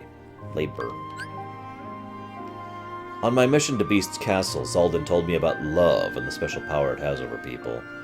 I tried to ask Axel about it, but his explanation didn't make any sense to me. Every time I ask him about this sort of thing, he tells me I need a heart to understand. It's like he's dodging the questions. So I'm pretty sure this is, yes, Syx. Shion failed to complete its mission. If this continues, destroying it and using the next replica as the duplicate would undoubtedly yield a higher grade copy. The imaginary number was among the initial lot, which naturally raises questions about its capabilities. At present, it is nothing short of broken. I cannot fathom why Semnus would want to keep it. By the way, using the next replica as the duplicate. Some people think that that means Syx doesn't know that they don't have the ability to get more duplicates because of Vexen's loss. Some people think that there are actually other replicas. Replicas who might be able to copy certain people in order to become vessels for a certain Xehanort in the new organization. And that's how we have Luxord and Syx and all those fun people in... Yeah. Shion failed her mission and now she's in a deep sleep. I thought they were lying to me when they told me, but I went to see her and she really was asleep. I left a seashell by her pillow, just like she did for me. Syx hates her. I don't know why. Maybe he knows more about her than the rest of us do. Those pictures flashed through my mind again on today's mission. It's the same boy in red as usual. I guess he's been to Wonderland? I'm still trying to figure out what it is I'm seeing. Axel. There has to be something as to what Syx said. Why isn't Shion qualified to be one of us? He said to just look at her, but at what? The fact that she looks like Naminé? Shion and Naminé must be connected. Whose nobody is Shion anyways? What is Saïx hiding? I've decided to work harder while Shion is asleep to help pick up some of the slack. Axel said he asked Saïx about her, but no dice. He did say that Saïx was having second thoughts about calling her broken, though. I just hope we get all this drama ironed out soon, so she doesn't have to wake up to it. This is Luxord. I find myself envying the children. Perhaps some fundamental difference exists between those who became nobodies as adults and otherwise. The longer you have lived, the more you are in a position to lose with such a gamble. But a child can look forward unafraid, even in the face of immeasurable odds. I doubt they even see life as a gamble the way we do. Shion hasn't woken up, but I'm pulling double duty to make it up for her. Me and Axel talk about the dumbest stuff now. Afterwards, we head back to the castle and I leave a seashell by the pillow. It would please me to see her smile when she finds them. Those pictures flashed in my head again in Neverland, and when I flew, it felt like I'd done it before. The guy in red has flown before. Is that it? Saïx. Shion continues to sleep. All analysis on its function suggests no marked change. The copying appears to be working, but a replica is a replica. My latest report to Xemnas on this netted me no clear answers. He simply stood, smiling. At times I find his thinking impenetrable. Shion's awake now. The three of us were going to go get some ice cream after our mission, but she passed out again, so we had to take her home. I talked with Axel in her room until she woke up. He said the three of us were best friends. Inseparable. Shion. I finally wake up just to pass out again? Why? Because I'm a failure? I dreamt the whole time I was out. It was something nostalgic, but what? Why can't I remember? It could be a key memory from my human life. All I remember is the sound of the waves, gentle in the distance. We've all started going back to our usual spot after work. Sometimes Axel and Shion are there waiting for me. Other times I get there first. Things have gotten busier for us, so we can't all make it every day. But even if they're not there, at least now it seems like we're together again. I wonder if it seems that way to them, too. I forgot to ask Shion about the pictures in my head again. It was that same kid in red. Who is he? What does he have to do with me? Axel. I thought I'd never see the word replica again. Any rational man would realize the Riku replica was likely not unique, but I'm the only one in the organization who knew of his exceptional copying functionality, and that he ultimately formed a sense of self.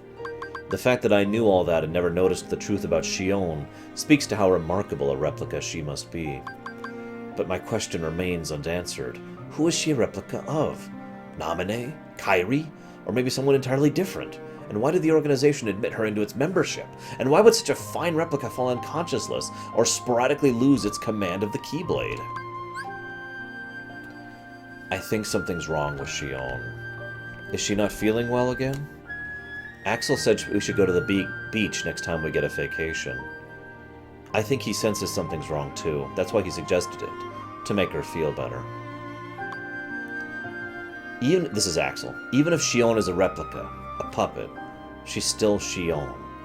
I understand that in my head, but how do I interact with her now? The Riku replica was just a tool, but I can't just use Shion. No, I was wrong to have used the replica in the first place. How is a man-made puppet any less worthy than a nobody who was never meant to exist at all? They're both ambiguous, tenuous at best, and she's my friend. Even if neither of us should exist, that doesn't invalidate the bonds we form. Next break we get, I told her we'd all go to the beach. I hope we get the chance. Our little summer vacation. I know if we can get together and laugh about stupid stuff, this nagging doubt will go away. Okay, now I'm really worried about Shion. I told Axel, but all he said was that she'll get through it. He knows something is wrong. I bet he's just telling me that to put my mind at ease. Well, it's not working. Shion. My body feels heavy and my head aches. I'm too busy dreaming to get any rest from sleep. Axel knows something. He's hiding some secret. It must be in Castle Oblivion. That's where I was born. I had ice cream with Axel after work today, but Shion didn't show. Axel said she got sent on an important mission, but he wouldn't look at me when he said it. I've been wondering what's wrong with Shion all this time, but now that I stop and think about it, Axel's not himself either. Xemnas. Shion's appearance should vary based on the relation of the viewer to her. Sayax sees her as a simple puppet. The program approaches completion.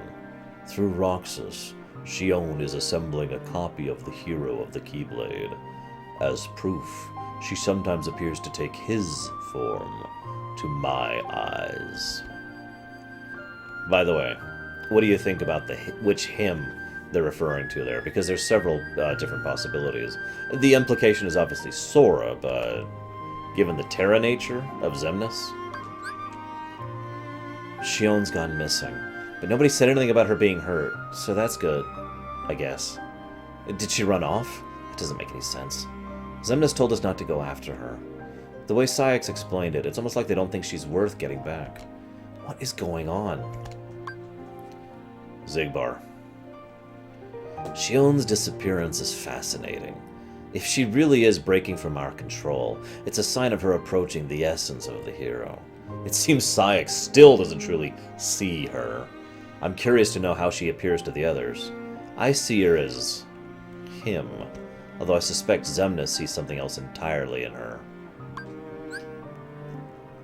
I want to talk to Axel about Shion, but I can't seem to get 10 seconds with the guy. What am I supposed to do? I can't believe he's avoiding me. We're supposed to be friends. Luxord. The air has changed. I can feel it. You go out on a big gamble at a time like this and you're going to lose big. That said, it's betting against the worst odds that nets the biggest win. I'm eager to see how this hand plays out. Just a second. I don't remember much about today's mission. Just that it was by a beach. Or was it? The mission didn't even feel real. Me and Axel agreed to start looking for Shion tomorrow. This is Axel. Shion is gone. Roxas still doesn't know anything, but Shion found out. That's why I need to find her. We don't have hearts, so we accept the facts we're given as truth, but something far more important lies behind that truth. Sayax would laugh at people with no hearts calling one another friends, but that doesn't make it not so. As the nobody of the hero of the Keyblade and the replica of that nobody, those two are special, unique in every sense of the word, but that doesn't change the fact that we're friends. Nothing will. Got it memorized, Shion? I've looked everywhere for Shion. In every world, there's just no sign of her. Where is she?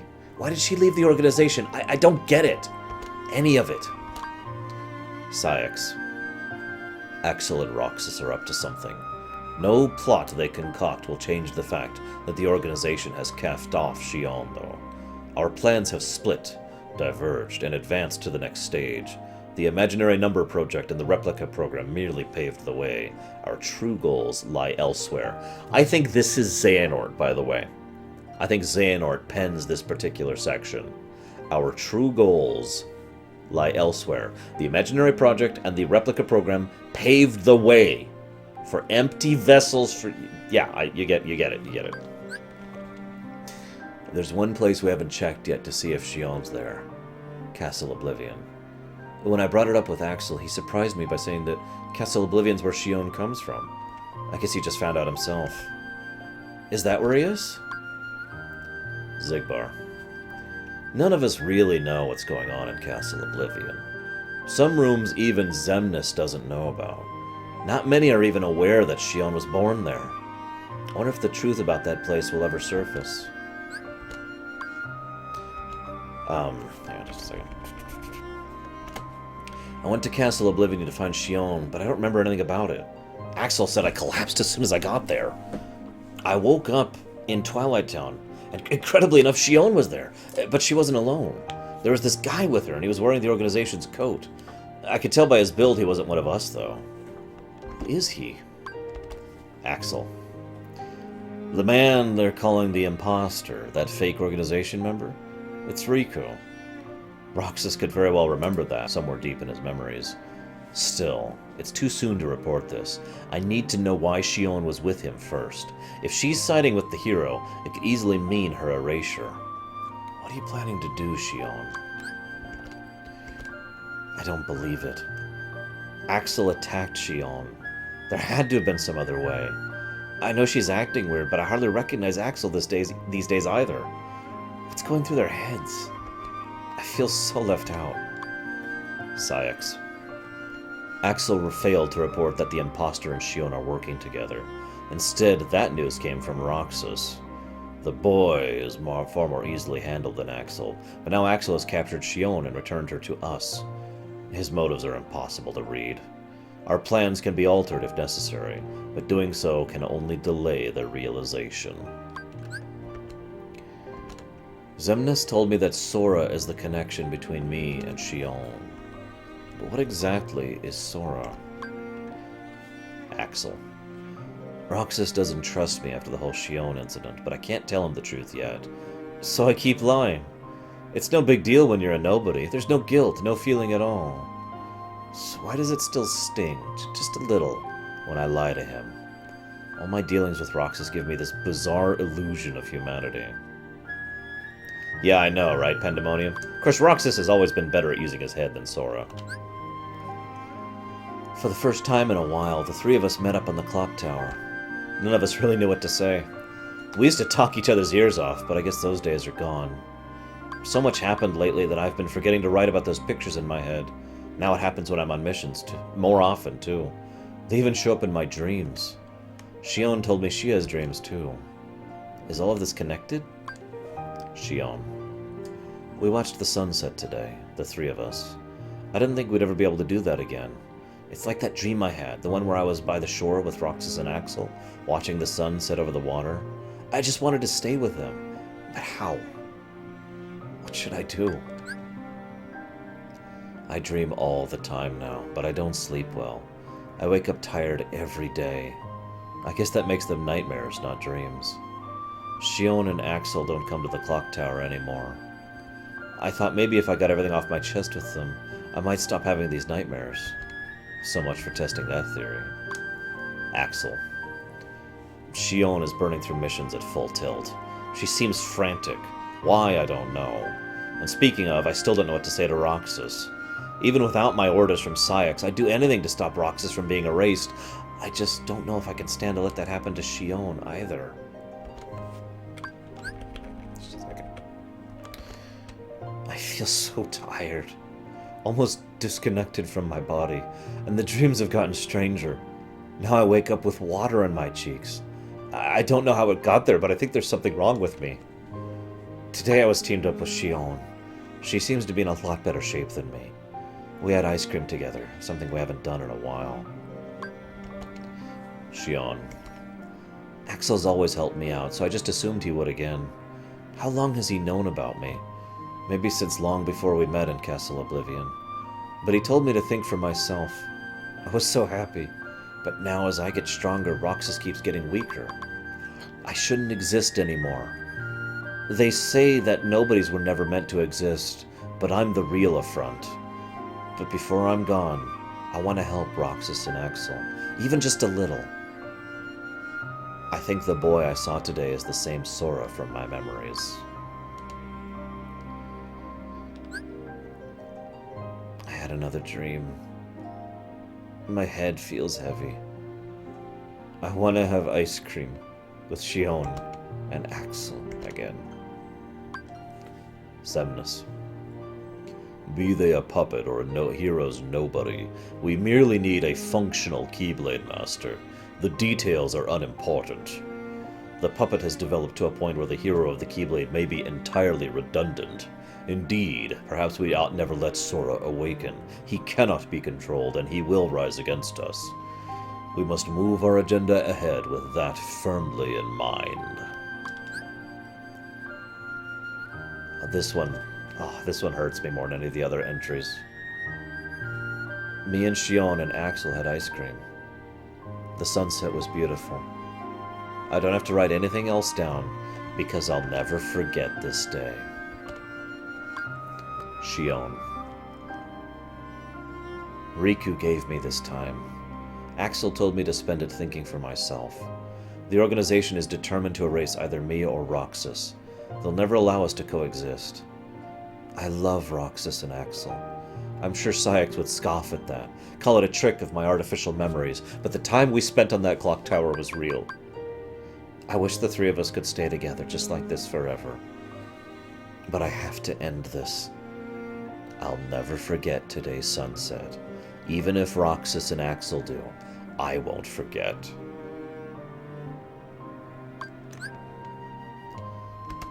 Axel let Shion leave the organization.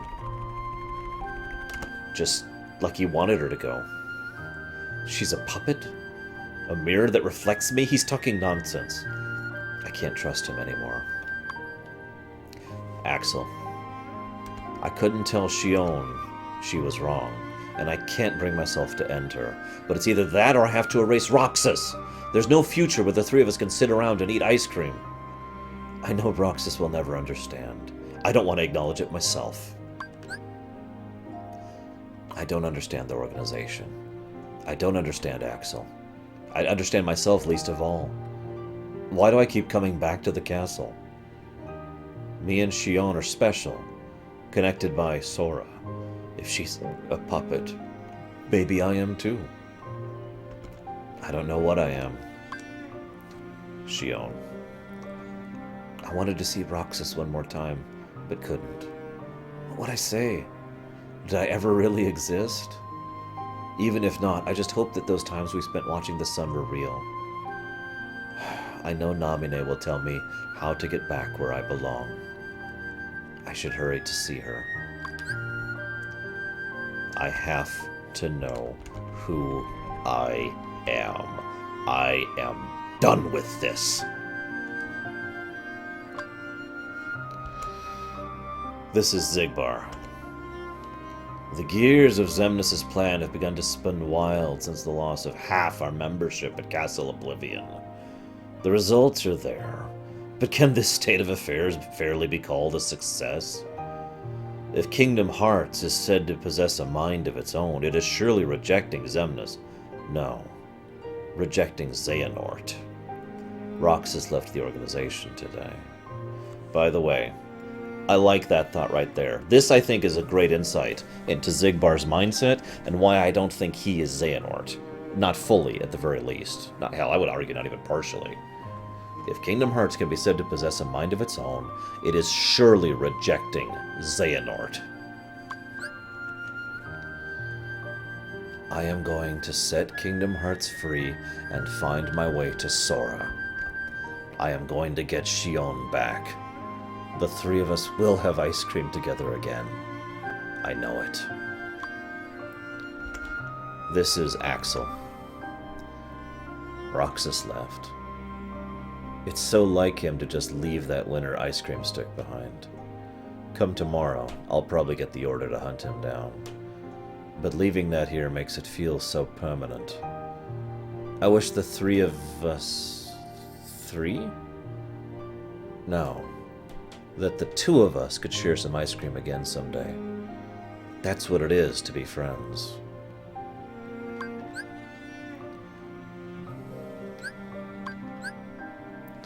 This is, Xemnas. With luck, we can bring Roxas back into our fold. But even if Sora should awaken, as the hero of the Keyblade, he is bound to keep unlocking hearts. If he should come to target us, we need simply subdue him and use his powers ourselves once more. I must become one with Kingdom Hearts. I will become a higher existence. All of my true ambitions begin there.